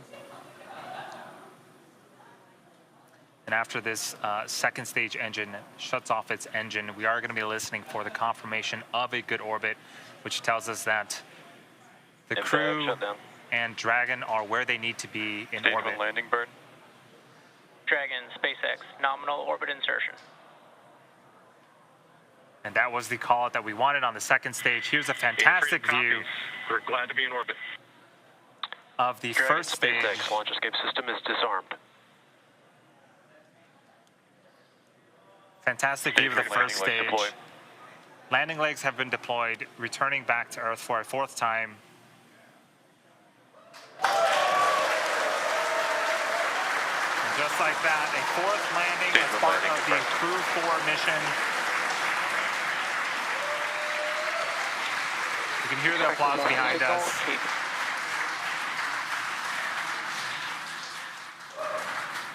But prior to this, acquisition of signal Newfoundland. We saw the crew, we heard that the crew has been successfully inserted into a good orbit, and this is them in 0G, two of them for the first time. And getting a look, it looks like we might have a couple of 0G indicators. I see a turtle in Bob Hines' hands. That is the nickname for the astronaut class from 2017, of which he and Jessica Watkins were a part. I believe we've got a monkey floating over by Samantha Cristoforetti. But first view of Crew-4 on orbit, experiencing microgravity. They're still attached to that second stage, which at this point is going to continue to coast for a couple of minutes. It's got small reaction control thrusters on the upper part of the second stage that can be used to cancel out rates, essentially making sure that they're on a stable coast before we get to that separation event, after which we'll see Dragon Freedom flying free for the first time. We've got, a couple of stowaways. The Turtle class really does seem to be taken over now with a Turtle 0G indicator. All right, we should be just about a minute away from that separation, after which a number of activation checkouts occur automatically. First, checking out 12 of those Draco maneuvering thrusters all around the service section of the Dragon capsule. We'll also start to get ready for the nose cone opening, which it stays closed for the flight uphill to help protect all of those guidance, navigation, and control sensors. It's also covering 4 of the Draco thrusters that we're going to be using for providing the majority of the thrust, the push for these different phasing burns as Dragon chases down the space station. But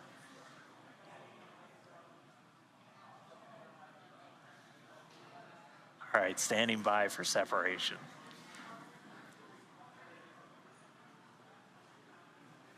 So typically we'll get a shot from the second stage looking at the unpressurized service section of the Dragon. And there it is. What a magnificent view.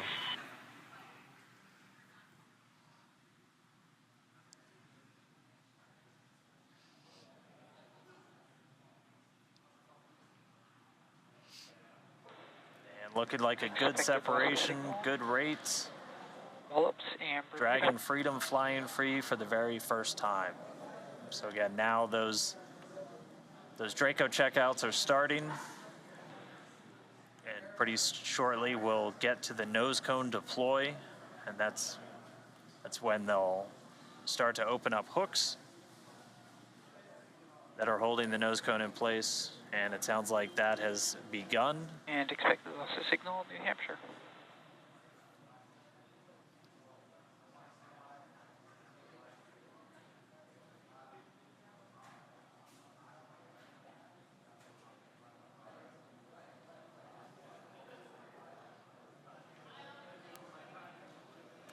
So though the crew, as we see them here inside Dragon, they have separated from the second stage, but they still have about a 16-hour journey before making it to the International Space Station and docking tomorrow, or today, later on today. But it is so great to see them flying free in space. And we did get confirmation that that nose cone deploy sequence has started. So again, those 6 hooks that hold the nose cone in place during the launch and ascent portions have to retract, and then the nose cone will be able to start to swing open and deploy, and that will uncover a number of critical systems for Dragon's flight up to the space station, not the least of which Freedom, LD, I hope you enjoyed your ride. It's been an honor flying with you, Kjell, Farmer, Samantha, Jessica. Have a safe journey to the space station. Say hi to Crew-3 for us, and we'll look forward to seeing you when you get home. Indeed, the dream is alive. Have some words from our CE. Dragon, CE, privilege having you fly with us. Good mission. We'll see you later.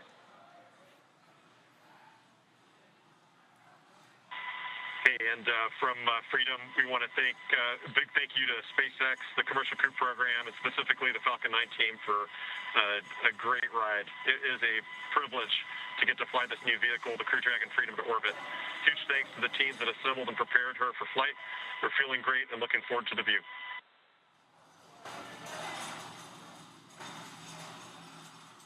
All right, so some congratulatory words from the launch director and the chief engineer up to the crew on board Freedom. Kjell radioing down their thanks for the smooth ride to orbit. So, as Andy said, we've got about 16 hours. And Freedom, SpaceX can confirm nominal dehumidifier activation and service section Draco checkouts.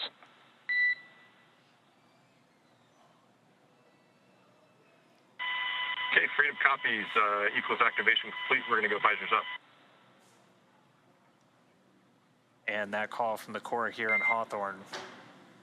Core copies, your go. Indicating that we had good checkouts of those 12 Draco thrusters around the service section. There's 4 to go after we get the nose cone open and the ECLIS, the environmental control and life support system, activated and running inside Dragon. Crew will be able to get their visors open and pretty soon get out of their suits and settle in for a 16-hour ride to the space station. So, with Crew-4 now successfully on orbit, let's head over to our counterparts at the Kennedy Space Center. It looked great on TV. I'm sure it was even better in person. Daryl, Megan, how are things over there on the ground? Well, thank you very much, Dan, and you're absolutely right. It was phenomenal here at the Kennedy Space Center watching the launch of Crew-4. Wow, Megan MacArthur, NASA astronaut, pilot for Crew-2, and she's been on the space shuttle. You got to watch that launch, and I saw you taking it in. It was spectacular. It really was wonderful to see a launch up close again, a night launch, which has been a while since I've seen one in person. Just spectacular.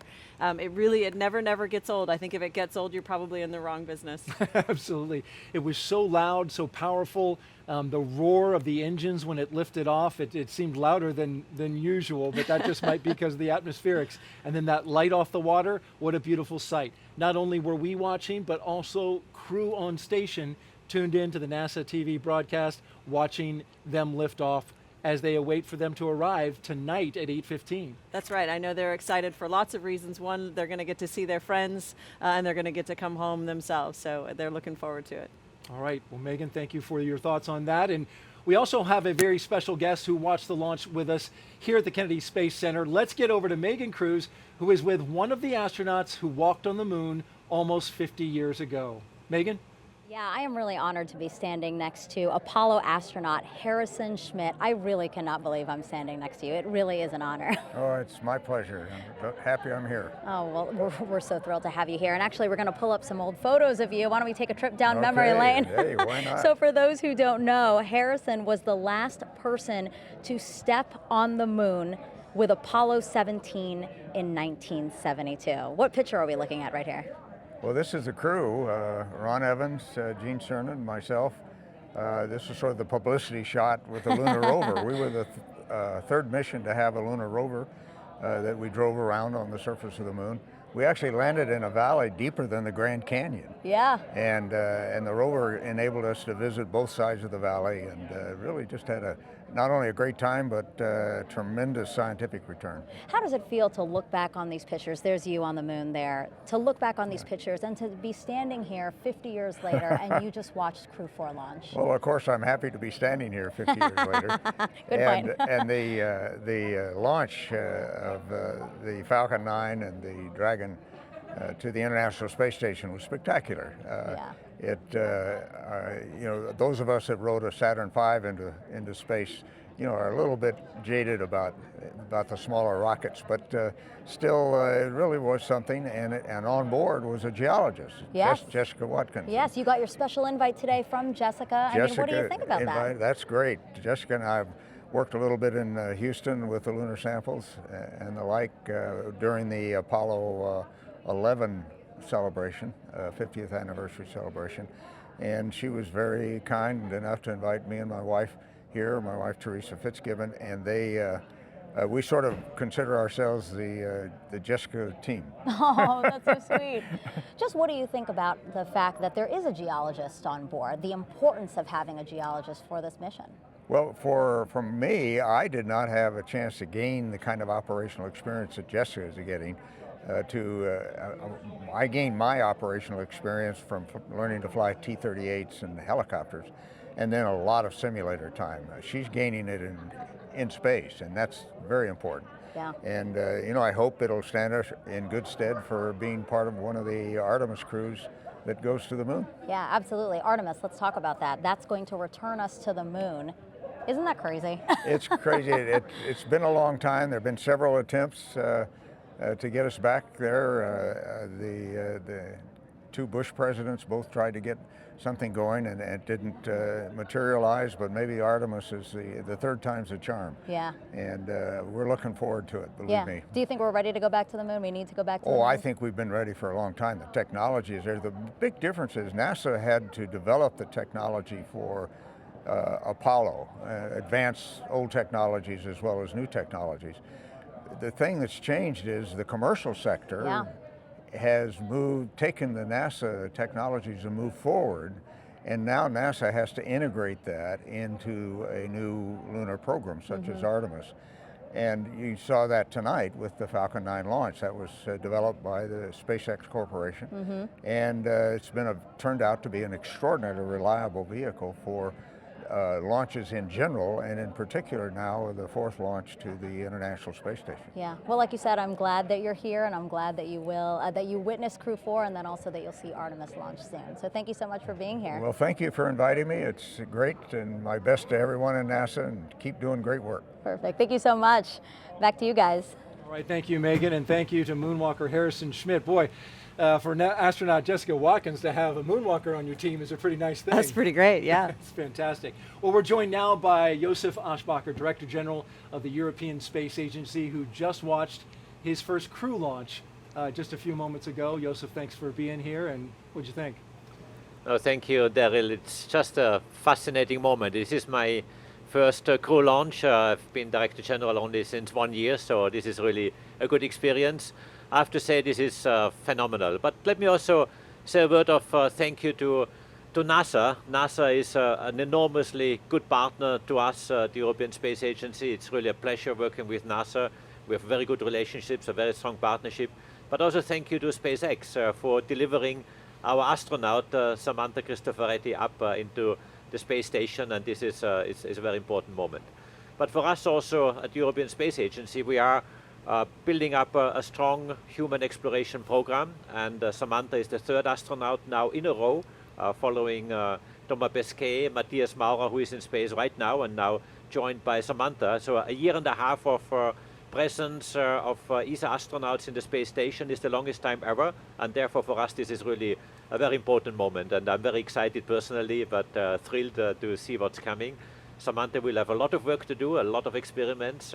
She is also a very good role model for us in Europe, but worldwide, lady, and this is also on top of all the other qualities she has. So really excited, and once more, thank you NASA, thank you SpaceX for doing this fantastic job with us together. And we appreciate all the work that ESA does as well for the NASA team and for commercial crew. And you can see Samantha, she's on the far right-hand side. Actually, you can see her boot there as she goes up into space. And a quick operational update, we have deployed the nose cone from the front of Dragon. That's an important milestone in order for Dragon to dock to the International Space Station. So we passed that milestone, and the crew continues, as you can see there, on their flight through space. You mentioned Samantha Cristoforetti. She was speaking the other day in a press conference. Not sure if she's going to get to do an EVA. It's possible. But one of the exciting technologies that you have up there right now is the European arm that's on board. This will be over on the Russian segment, but I'm fascinated by this arm, which like has hands on two ends and like crawls around on the station. It's pretty neat. It's pretty neat. Yeah. In fact, we launched it last year, and it's really neat. It has you can really move it any way you want, and it has to be commissioned. This ERA it's called, and it is on the program of Samantha's tasks among many to support the commissioning of this ERA, and this is something that is quite a unique piece of hardware. Talking of Samantha, it's probably not everyone knows, but yesterday was her birthday. Yes, and indeed. today she flies up on space, so it's a nice birthday gift to her to get into a rocket and up to the space station. So happy birthday, Samantha. It's a big We lit birthday candle. That's right. We lit a big birthday That's right. candle for Samantha. What is happening next for ESA? You mentioned today that budgets are on the top of everybody's mind. You've got the member states that are going to be seeking to fund. You're going to be looking for funding from them. What's next for you? The next big thing for ESA? I mean, I'm being here now at Kennedy Space Center. This is actually not my day job. My day job is talking to politicians, to my member states, and really put the program together for the next 3 years. And we're having a very ambitious program we are putting together. Certainly, exploration is a priority. We yesterday had a very nice, very constructive meeting with the administrator of NASA, Bill Nelson, and his team. We have many projects in the pipeline where we are working together already, and we want to intensify and come with more activities. Let me, of course, mention the space station, where we continue the operational supply of our activities, our hardware partners, which are then in exchange giving us flights of astronauts. So this is nominally proceeding, despite all the discussions you sometimes hear in the news.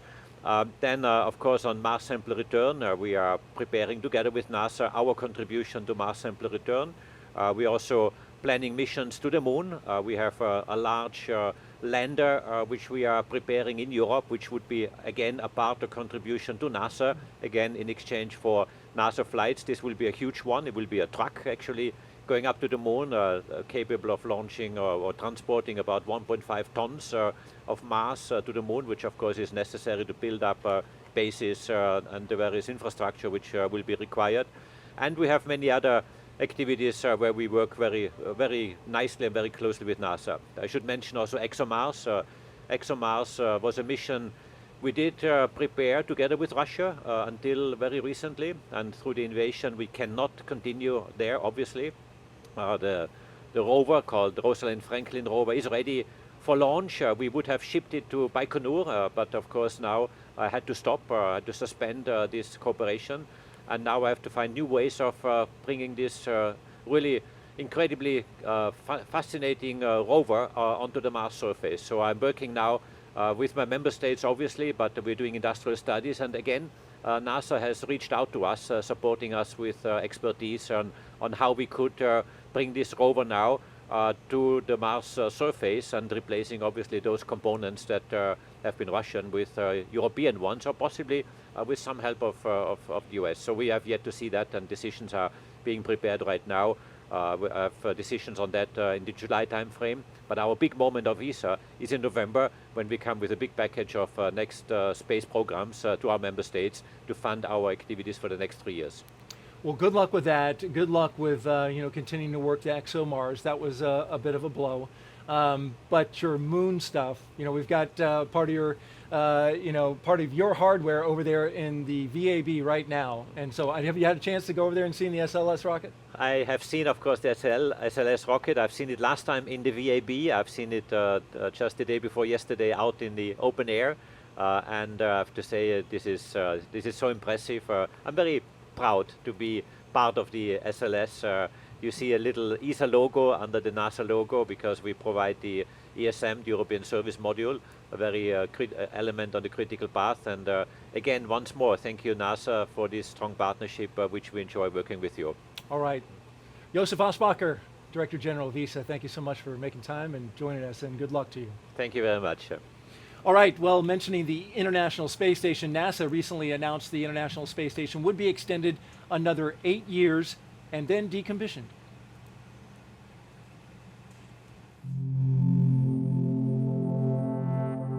The International Space Station, an unparalleled laboratory for cutting-edge research unachievable in Earth's gravity for the benefit of all humanity. An observatory for Earth's evolving climate. A beacon of international collaboration. And our home until 2030. As the station enters its third decade, it is busier than ever, developing technology for human exploration missions to the Moon and Mars, finding new ways to combat disease, and acting as a testbed for in-space manufacturing of advanced materials and new medical products.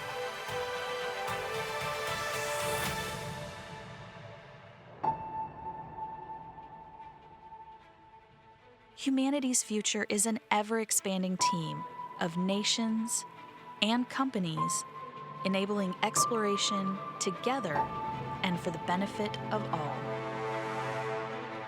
The International Space Station is a critical step on a great journey ahead to the Moon and beyond.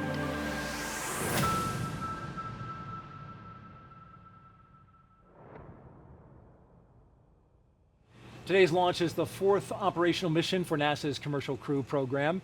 It has seen many successes in just a few short years.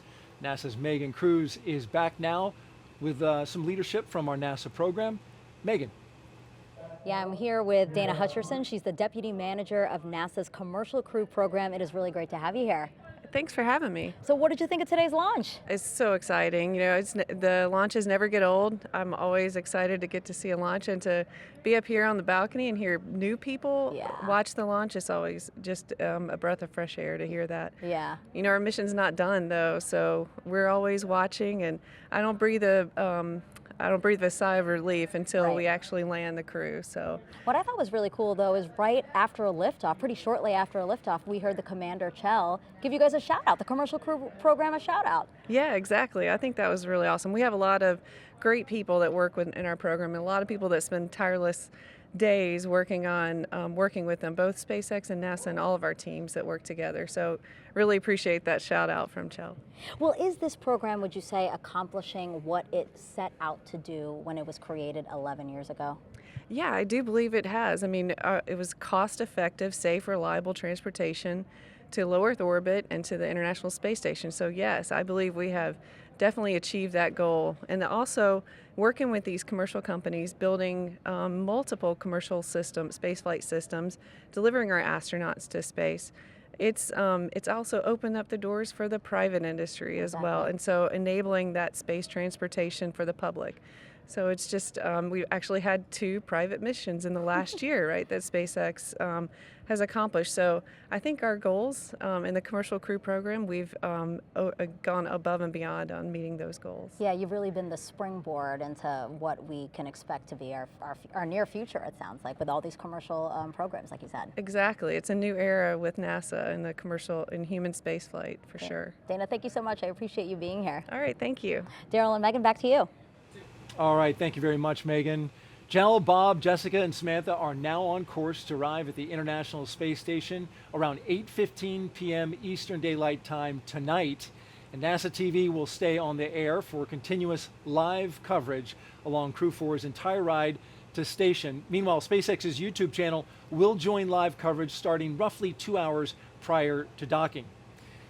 And though our coverage here at Kennedy Space Center is concluding, we will turn it over to the team in Houston to take us through the next phases of Crew-4's mission, all the way through arrival at the International Space Station.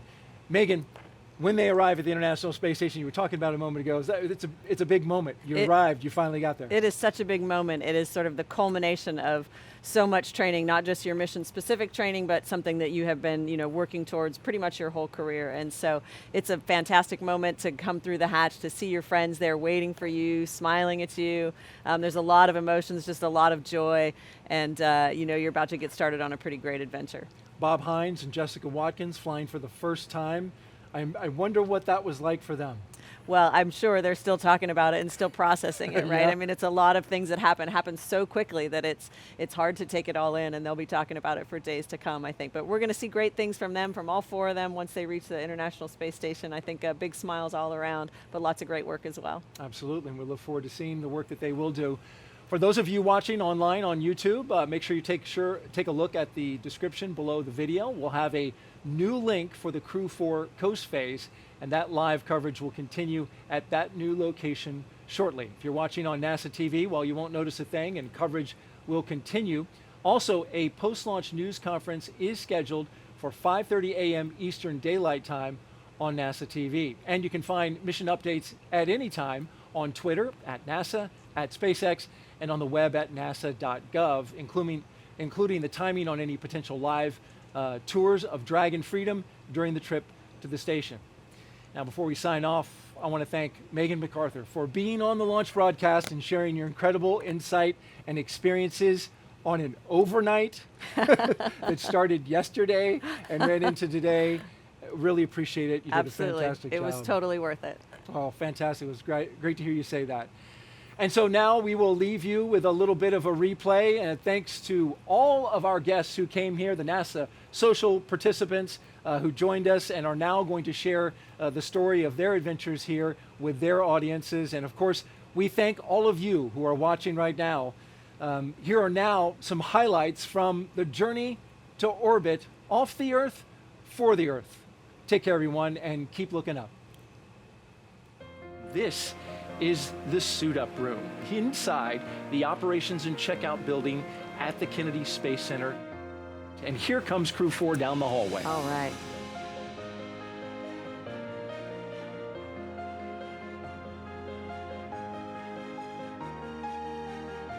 There they are. There they are. Jessica Watkins, Bob Hines, Kjell Lindgren, and Samantha Cristoforetti. Samantha and Jessica there. Bob Hines and Kjell Lindgren. And here come Jessica and Samantha.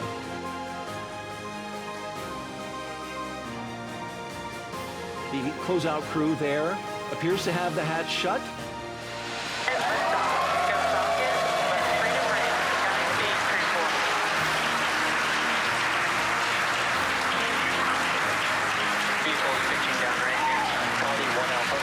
Freedom soars and the Dragon flies forth. Vehicle already pitching down range. All 9 Merlin engines have lit. Propulsion is nominal.